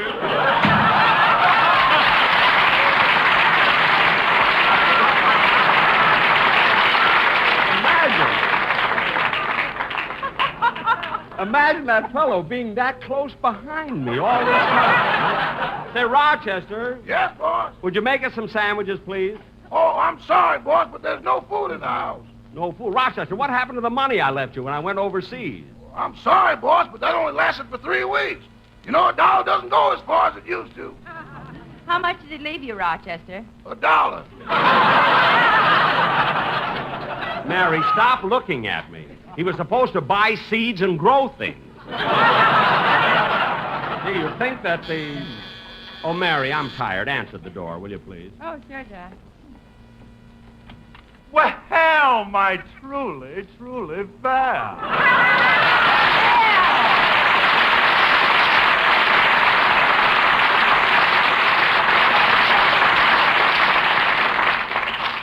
Come on in, Phil. Yeah, thanks. Let me look at you, Liv. Turn around. Let me put the ray on you. Hey, you ain't changed a bit. You haven't changed either, Phil. Just set your glass on the table and come on in. Who is it, Mary? Alice's Wonderland. hello, Phil. Hiya, Jackson. Welcome home. Thanks, Phil. And before I forget it, I want to thank you for letting Remley come to Korea with me. Oh, that's all right, Jackson. He was very handy. Every time we did a show for the soldiers, he accompanied us on the guitar. Good. And I want you to know that I brought him back to you safe and sound. That's all right. No hard feelings. Anyway, Phil, it was a good idea. I mean, it was worth a try. All right, so we weren't lucky. Phil, how are Alice and the kids? Oh, they're fine. You want to know something, Liv? Alice got herself a new car yesterday. Ooh, that's nice. What kind? Oh, one of them foreign cars, a Dagmar. That's Jaguar. Phil, Dagmar is a girl on television. Yeah. Dennis. I've changed it. What? Mahalo nui loa, kula maluna mane. I'm home one day. Now, Dennis, behave yourself. Hey, Doncy, I didn't see you. Hiya, Don. Well, hello, Phil. All set for the first program? Yeah, ready to go for another season. Jack, What? I've waited long enough. I've got to ask him. What? Dennis, how in the world did you get to Hawaii if you didn't take the boat or the plane? Now, wait a minute. No, you don't. Look, this is the first time we've been together in months. I don't want that kid driving me crazy with his silly talk. Wait a minute. What's so silly about it? If he didn't take the boat to Hawaii and he didn't fly, maybe he took the train. Oh, he took the train, eh? And how, pray tell, can anybody go by train from here to Hawaii? You can go into a Pullman and get Aloha.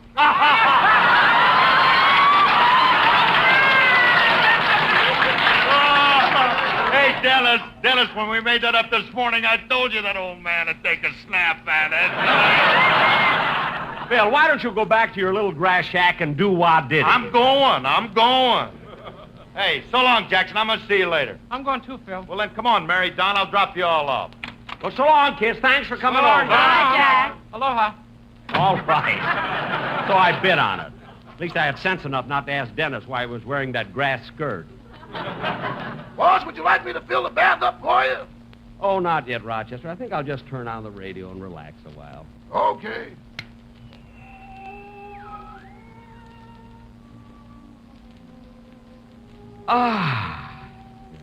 Say, boss, I might as well unpack your bags. Yeah, go ahead, Rochester. Yeah, ba ba bo. Da da da. Da da da da da.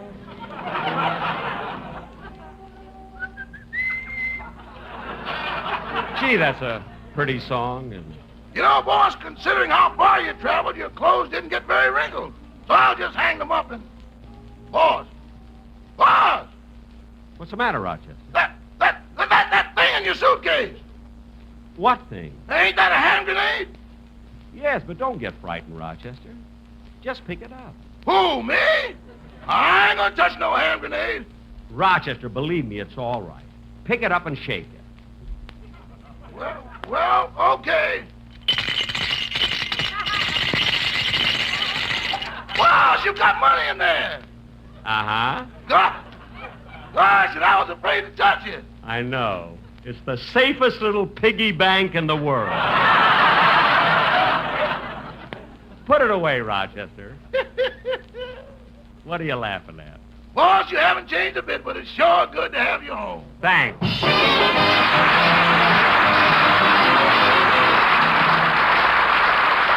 Good night, folks.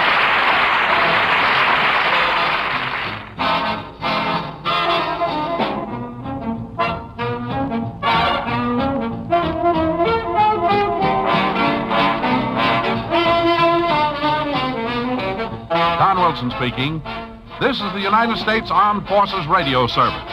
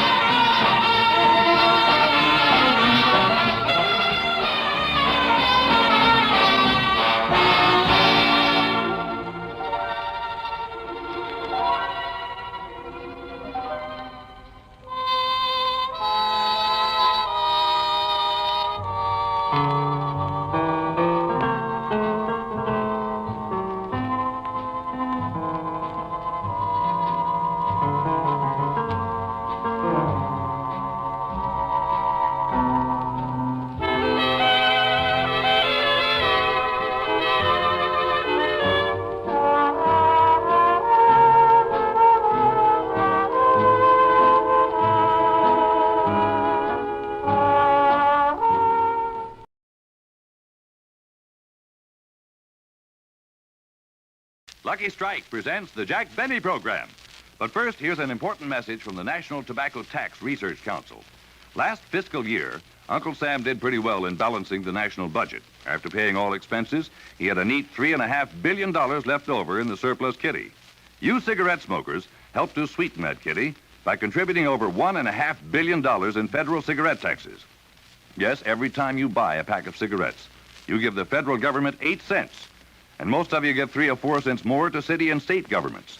That adds up to better than a 50% tax. Remember, in buying cigarettes, over half your packs go for tax. And now, the Jack Benny program, presented by Lucky Strike. Be happy, go lucky, be happy, get better taste. Be happy, go lucky, get better taste today. Friends, tear and compare. See for yourself that Lucky's are made better to taste better. From a newly opened pack, take a cigarette made by any other manufacturer. Carefully tear a thin strip of paper straight down the seam from end to end, and gently remove the tobacco. In tearing, be sure not to loosen or dig into the tobacco. Now do exactly the same with a Lucky Strike. Then compare. Some cigarettes are too loosely packed. Some even fall apart. But look at that Lucky. See how it stays together, a perfect cylinder of fine, mild tobacco. Now, what does this mean to you as a smoker? It means exactly this. Because your Lucky is round and firm and fully packed, you avoid annoying loose ends that spoil the taste, hot spots that burn harsh and dry. Because your Lucky has long strands of fresh, clean, good-tasting tobacco, it burns evenly, smokes smooth and mild. Yes, tear and compare. Prove to yourself that Lucky's are made better to taste better. Then make your next carton Lucky Strike.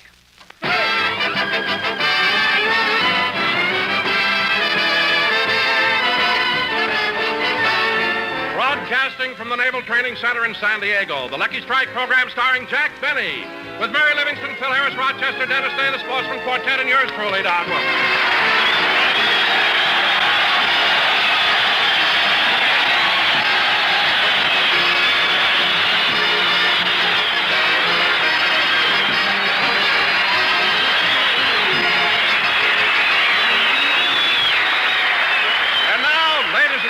From the Naval Training Center in San Diego, we bring you a man who was so proud of his career in the Navy, he had an anchor tattooed on the sleeve of his underwear, Jack Benny!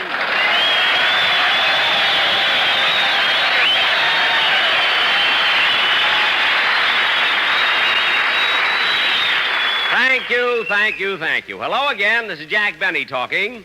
And Don, you can joke about my career in the Navy if you want to, but I was a great seaman.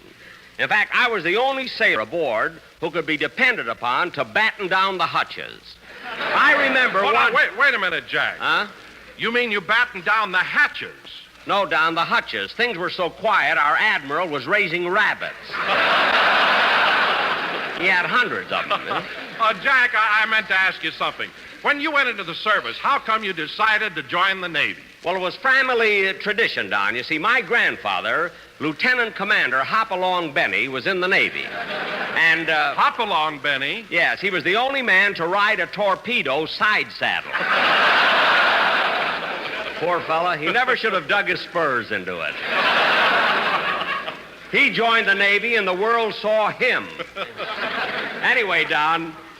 Oh, hello, Mary. Hello, Jack.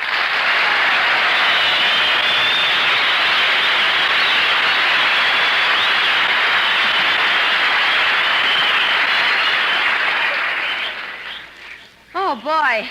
Am I winded? Mary, what's the matter with you? Why are you so out of breath? Well, I just came over here from the Navy Exchange.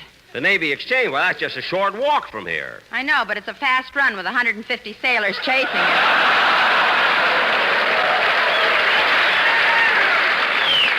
I mean, don't be silly, Mary. Sailors don't chase after girls. That's what it says right here. Sailors don't chase after girls. They don't, eh? No. Since when's our large butterfly nets part of their equipment? Look, Mary, you got nothing to worry about. The boys here are a nice bunch of fellas. Oh, I know they are, Jack. And did you notice how young they all are? Yes, but then when I was in the Navy, I was young. So was the Navy. All right, all right. Anyway, Mary, you should have been here a few minutes ago. I was telling Don about my career as a sailor during the First World War. Some career. What? You joined the Navy, went to sleep, fell out of your hammock, bumped your head, and when you came to, the war was over. Oh, yeah? If all I did in the Navy was bump my head, why did they give me that ribbon? That was a Band-Aid, and you know it. Look, Mary, you know it and I know it, but you have to tell everybody? I mean, why can't you just once... Come in. Mr. Benny? Yes? I'm Chief Petty Officer Jones. Oh, how do you do? My job is to see that you're well taken care of during your visit here. Now, is there anything special you would like for dinner? Well, let me see. Could you hurry it up, Mr. Benny? I've got to go around and ask all the sailors what they'd like to eat.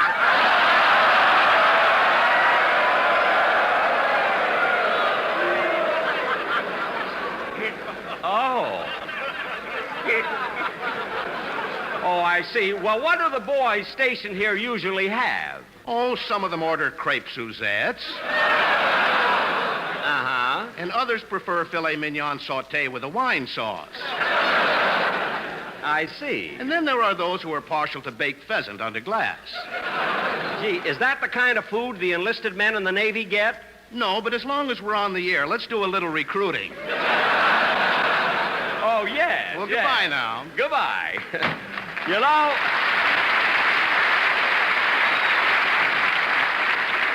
You know, Mary, this fella has the right idea. Well, Jack, I had lunch at the mess hall today, and the food is excellent. I know. Oh, say, Jack, we're going back to Los Angeles tomorrow night, aren't we? No, Don, I've changed my mind. We'll be here on the base till Wednesday. Why? Because Tuesday is payday.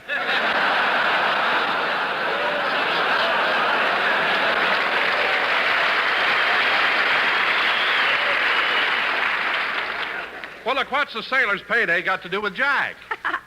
He's got a jukebox and a keg of draft beer in the back of his car. Mary. He flips the light place over and it says Benny's Canteen. Well, you're a fine one to talk. You're getting 10 cents a dance over there. So don't be so... Oh, hello, Dennis. Hello, Mr. Benny. Hello, everybody.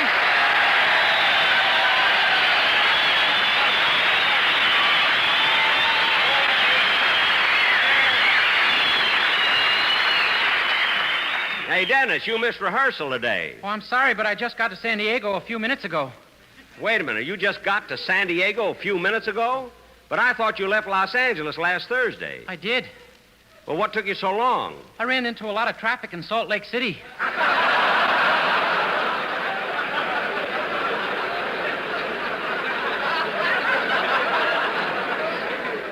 Salt Lake City? Dennis, why in the world would you go from Los Angeles... Mary, take my advice. Don't ask her. Just drop the subject. But, Jack, maybe he had very important business in Salt Lake City. Huh? Or maybe a relative was sick or something. Yeah, I never thought of that. Dennis, when you were coming down to San Diego, why did you come by way of Salt Lake City? I wanted to avoid the traffic lights in Laguna Beach. Mary, you made me ask him. You made me ask him. Dennis, you better sing your song. I'll say you better. Avoid the traffic lights in Laguna Beach. That's the silliest thing I've ever heard.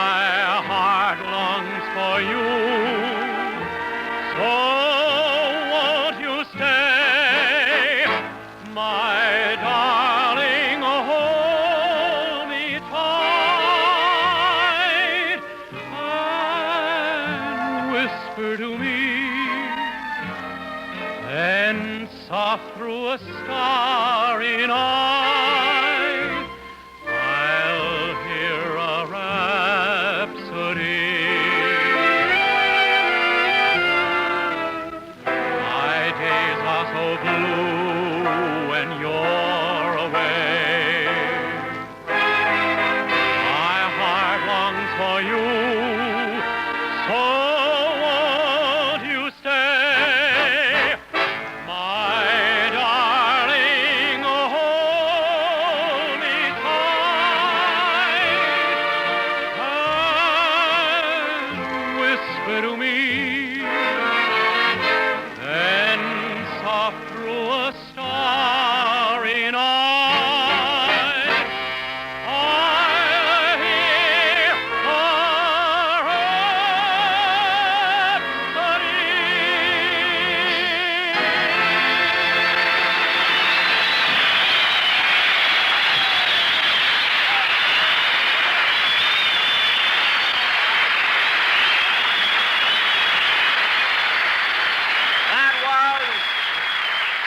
That was I Hear a Rhapsody sung by Dennis Day. And Dennis, I want to tell you that regardless of the silly things you do, I must say you have one of the finest voices in radio. Gee, I hope my mother heard you say that. Why? She thinks you're a louse.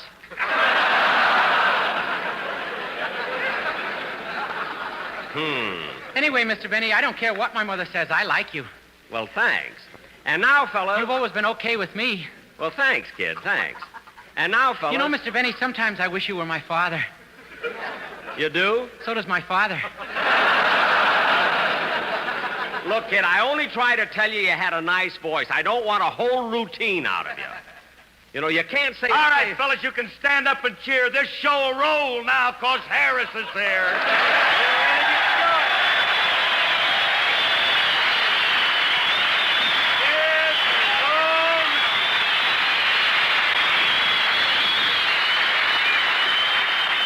Well, say, Phil, you really got a reception on that entrance. Yeah, would you believe it, Jackson? The last time I made an entrance like that, the people just sat there and stared at me.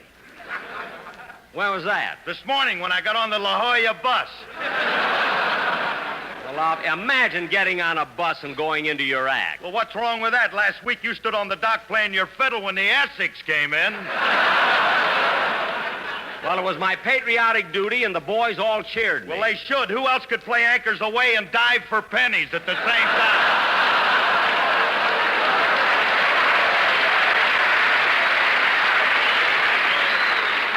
Oh, Phil, stop exaggerating. He's not exaggerating. I saw you swimming around in the water. Then why didn't you speak to me? With those bifocals, I thought you were a halibut. Halibut, halibut. What's your language? Oh, be quiet.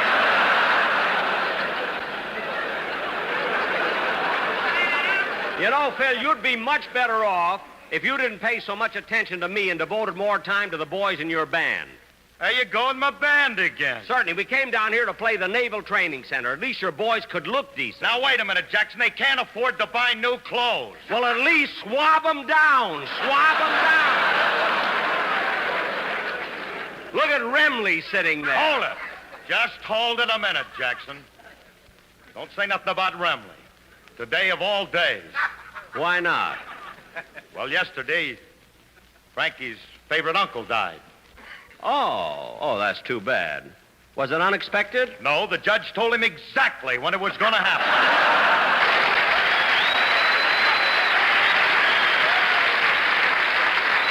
Look, Phil, I don't want to have any more nonsense. We have a very important sketch to do tonight, and I want to get started with it. Don, will you announce our play? Oh, yes, Jack, but before I do, I've got a little surprise for you. A surprise? Yeah.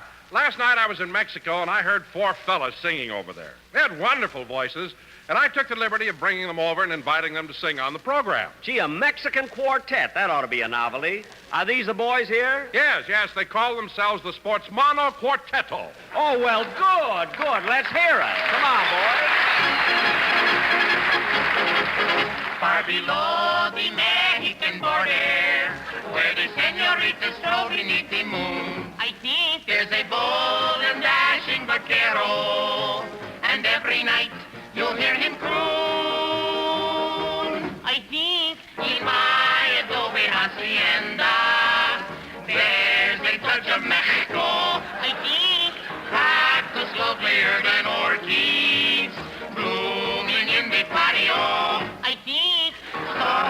stars and this thrum of guitars make every evening seem so sweet. I think in my adobe hacienda, life and love are more complete. Tippy-tippy-ting, more complete. You think so? See, I think in my adobe hacienda, everybody's having fun. Why not? Tearing paper from the luckies, proving it's the better one. You bet. But now we know how they're made, that is so. They're round and firm and fully packed. That's right. Lucky Strike is better tasting. You will like them, that's a fact. You bet. Tijuana is colorful city. She is not very big or so pretty. She's a place that you really should visit. We know that you won't want to miss it. From La Jolla to El Chula Vista, there's a lucky in everyone's vista. And it please every Mrs. and Mister. My uncle, my aunt, and my sister. LSM, LSM, LSMF. LSMF, take a puff on a lucky, you'll like it. Be happy and go Lucky Strike. Strike. Lucky Strike.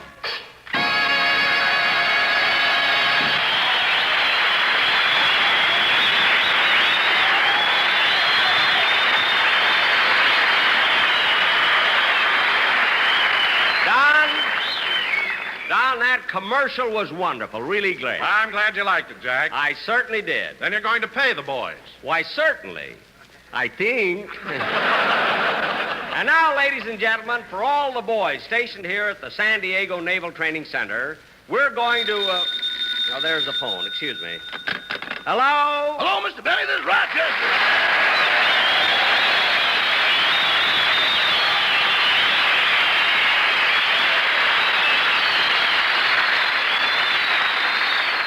Oh, hello, Rochester. What did you call me for? Well, I'm over here in your room at the El Cortez Hotel, and I think you're in trouble with the manager. Mr. Stillings, why? What happened? He got a little upset when he found out you rented your other twin bed.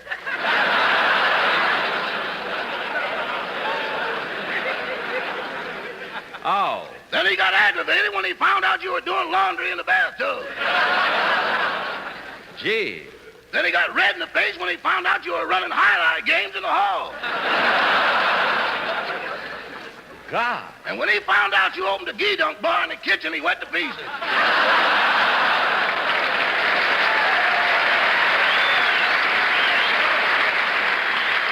Oh, that's awful. How are things in my living room? Not so good. One of your barbers just quit. Oh, we'll have one of my writers take over his chair. Yes, sir. Goodbye. Goodbye. Oh, say, boss. Now what? Don't hang up yet. Why? I just looked at your radar screen. What about it? Get your fiddle ready. There's another ship coming in. Thanks, Rochester. Goodbye. Goodbye.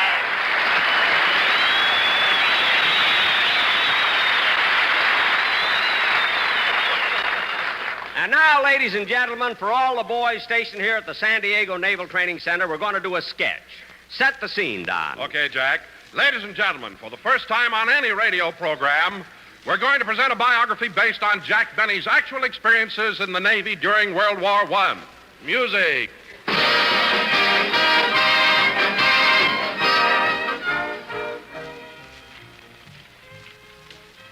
the year 1917, I enlisted in the Navy. Before I left home, I spent the last few hours with my family and friends. Then I went next door to say goodbye to my sweetheart. This only took me 10 seconds. I wasn't a sailor yet. When I arrived at the Great Lakes Naval Training Center, I was examined by one of the Navy doctors. Your name? Jack Benny. Birthplace? Waukegan, Illinois. Age? 16. 16? Yes, sir. But you've got gray hair. Oh, darn it, I put on the wrong one this morning. I'll be a blonde tomorrow. Your height? 5'10". Your weight? 145. Color of eyes? Oh, they're blue, aren't they? Bluer than a sailor on his first night in boot camp. Now, Doctor, you've got my records here, so tell me, do I get in the Navy or don't I? Well, son, I'm sorry, but I have to report some bad news. For me? No, for the Navy. You're in. And so I was in the Navy. I became a part of Uncle Sam's fighting forces. The next thing I did was to report to the supply depot to get my uniform. When it came my turn, the sailor in charge looked at me and said, Well, how did you come to join the Navy?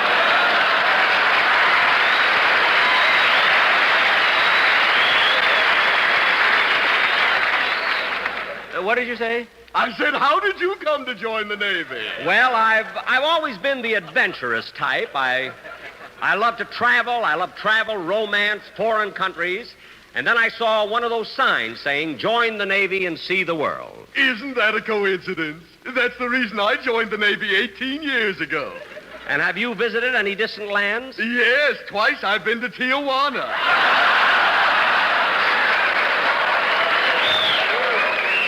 Well, lucky you. Now, here's your uniform. Hey, just a second. You don't know my measurements. I take size 34, please. Really?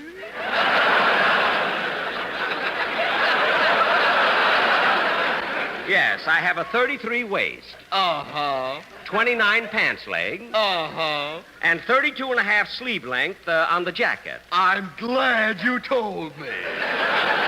Would you like your uniform in any particular color?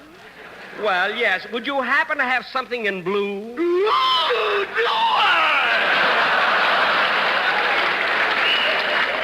What? Now take this and keep moving. Wait a minute. Where do I put on my uniform? Right here as you're walking along. As I'm walking along, what about my old clothes? Just drop them. We have chambermaids who come along and pick them up. Oh. Come on, men. Change into your uniforms, all of you. There, I've almost got mine on. You're good. Would you mind buttoning me up? That goes in front. I'm sorry.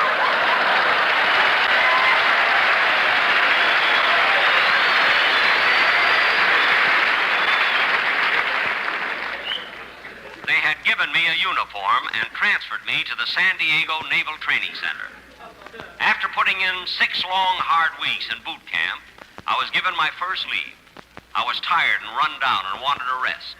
So I went to Sherman's. I went there with my friend, Curly Harris. Oh, bartender. Yeah? I'll have a lemonade. A lemonade? Yes. I'll have a tequila. Say, Curly, that's a Mexican drink, isn't it? Yeah.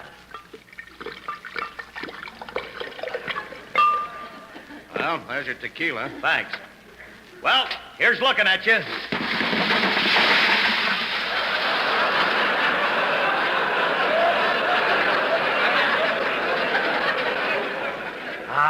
Smooth all the way down. After 2 hours at Sherman's, I stepped over Curly and went back to the base. On my way back, I got lost. Realizing I needed help, I looked around till I finally found an ensign. I walked over to the ensign and said, Excuse me, sir, but how far is it to the San Diego Naval Training Center? I don't know.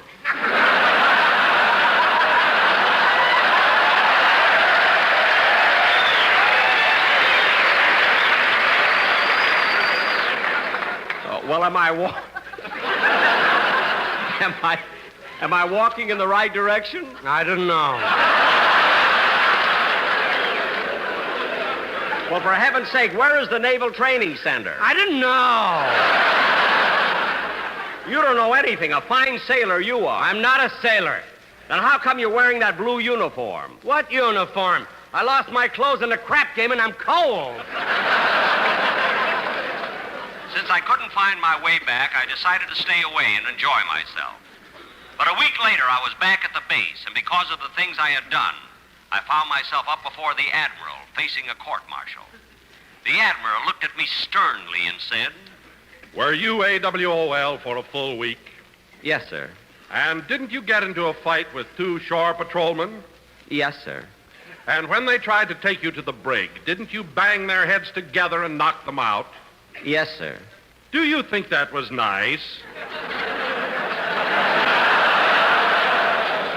No, sir. Well, watch it next time.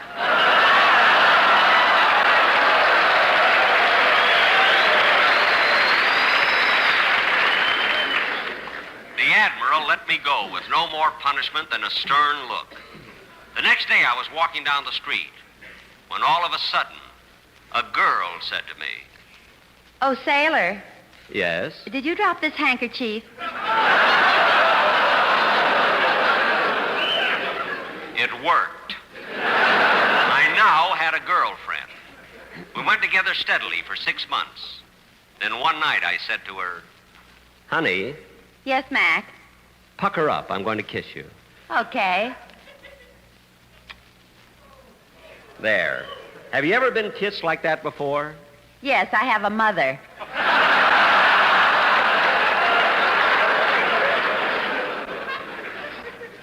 my romance with this beautiful girl was short-lived because 2 days later I completed my training and went aboard my ship. What a thrill as we prepared to sail. We all stood at attention as we cigaretted the Admiral aboard. I know we should have piped him aboard, but this is a lucky strike program. Finally, we sailed. We were underway for just 5 minutes when suddenly I began to feel terrible. I rushed to the doctor and said, Doctor, I feel terrible. I'm sick. My head is going around. I'm dizzy. My stomach is upset. I feel awful. Well, congratulations. Congratulations? Why? You're the first sailor who ever got seasick on the Coronado Ferry. That is my story. He gave me 2 APC pills. He told me to go to my hammock. I went to sleep, fell out, bumped my head, and when I came to, the war was over. Thus ended my naval career.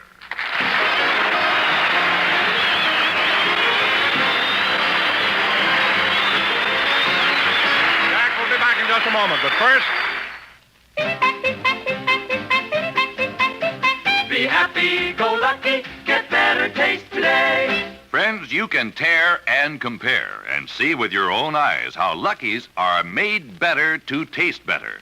From a newly opened pack, take a cigarette made by any other manufacturer. Carefully tear a thin strip of paper straight down the seam from end to end and gently remove the tobacco.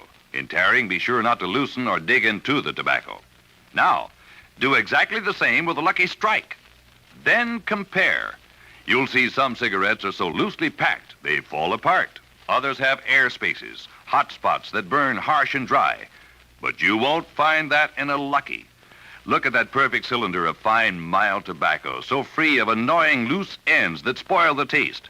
Notice those long strands of fresh, clean, good-tasting tobacco, so firmly packed to smoke smooth and even, giving you a milder, better-tasting cigarette. Yes, friends, tear and compare. Prove to yourself that Lucky's are made better to taste better. Then make your next carton Lucky Strike. Be happy, go lucky strike today. Ladies and gentlemen, I want to thank Captain Frank Monroe, Jr., commanding officer of the Naval Training Center here in San Diego, and Lieutenant Commander Alex McLean, Special Services Officer, for inviting us down here. And it's certainly been a pleasure being down here with all of you fellas. So long, everybody. CBS Radio Network. If it's safety you want most, Coast Federal Savings.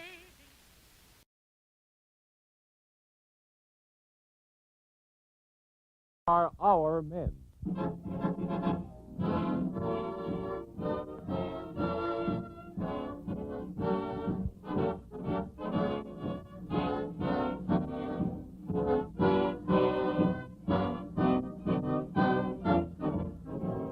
The Parker Watch Company and its dealers throughout America dedicate this program to the United States Treasury Department for the sale of war bonds. With Jack Benny as our special guest today, we proudly present another in this series of dramatic programs, These Are Our Men.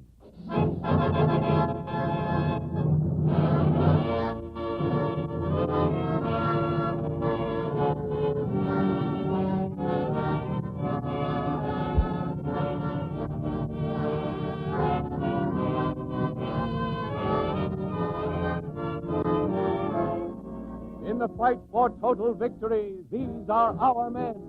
Eisenhower, Halsey, Marshall, Arnold, Wainwright, Clark, Patton, Bradley.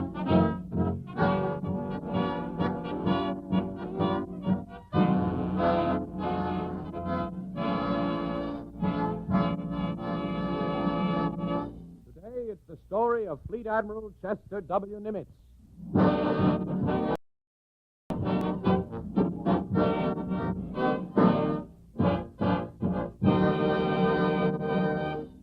Our story will begin in a moment, but first, here's a chap who works for the U.S. government 7 days a week, one of the Treasury Department's star salesmen, and our special guest today. Yes, you all know him, the one and only Jack Benny.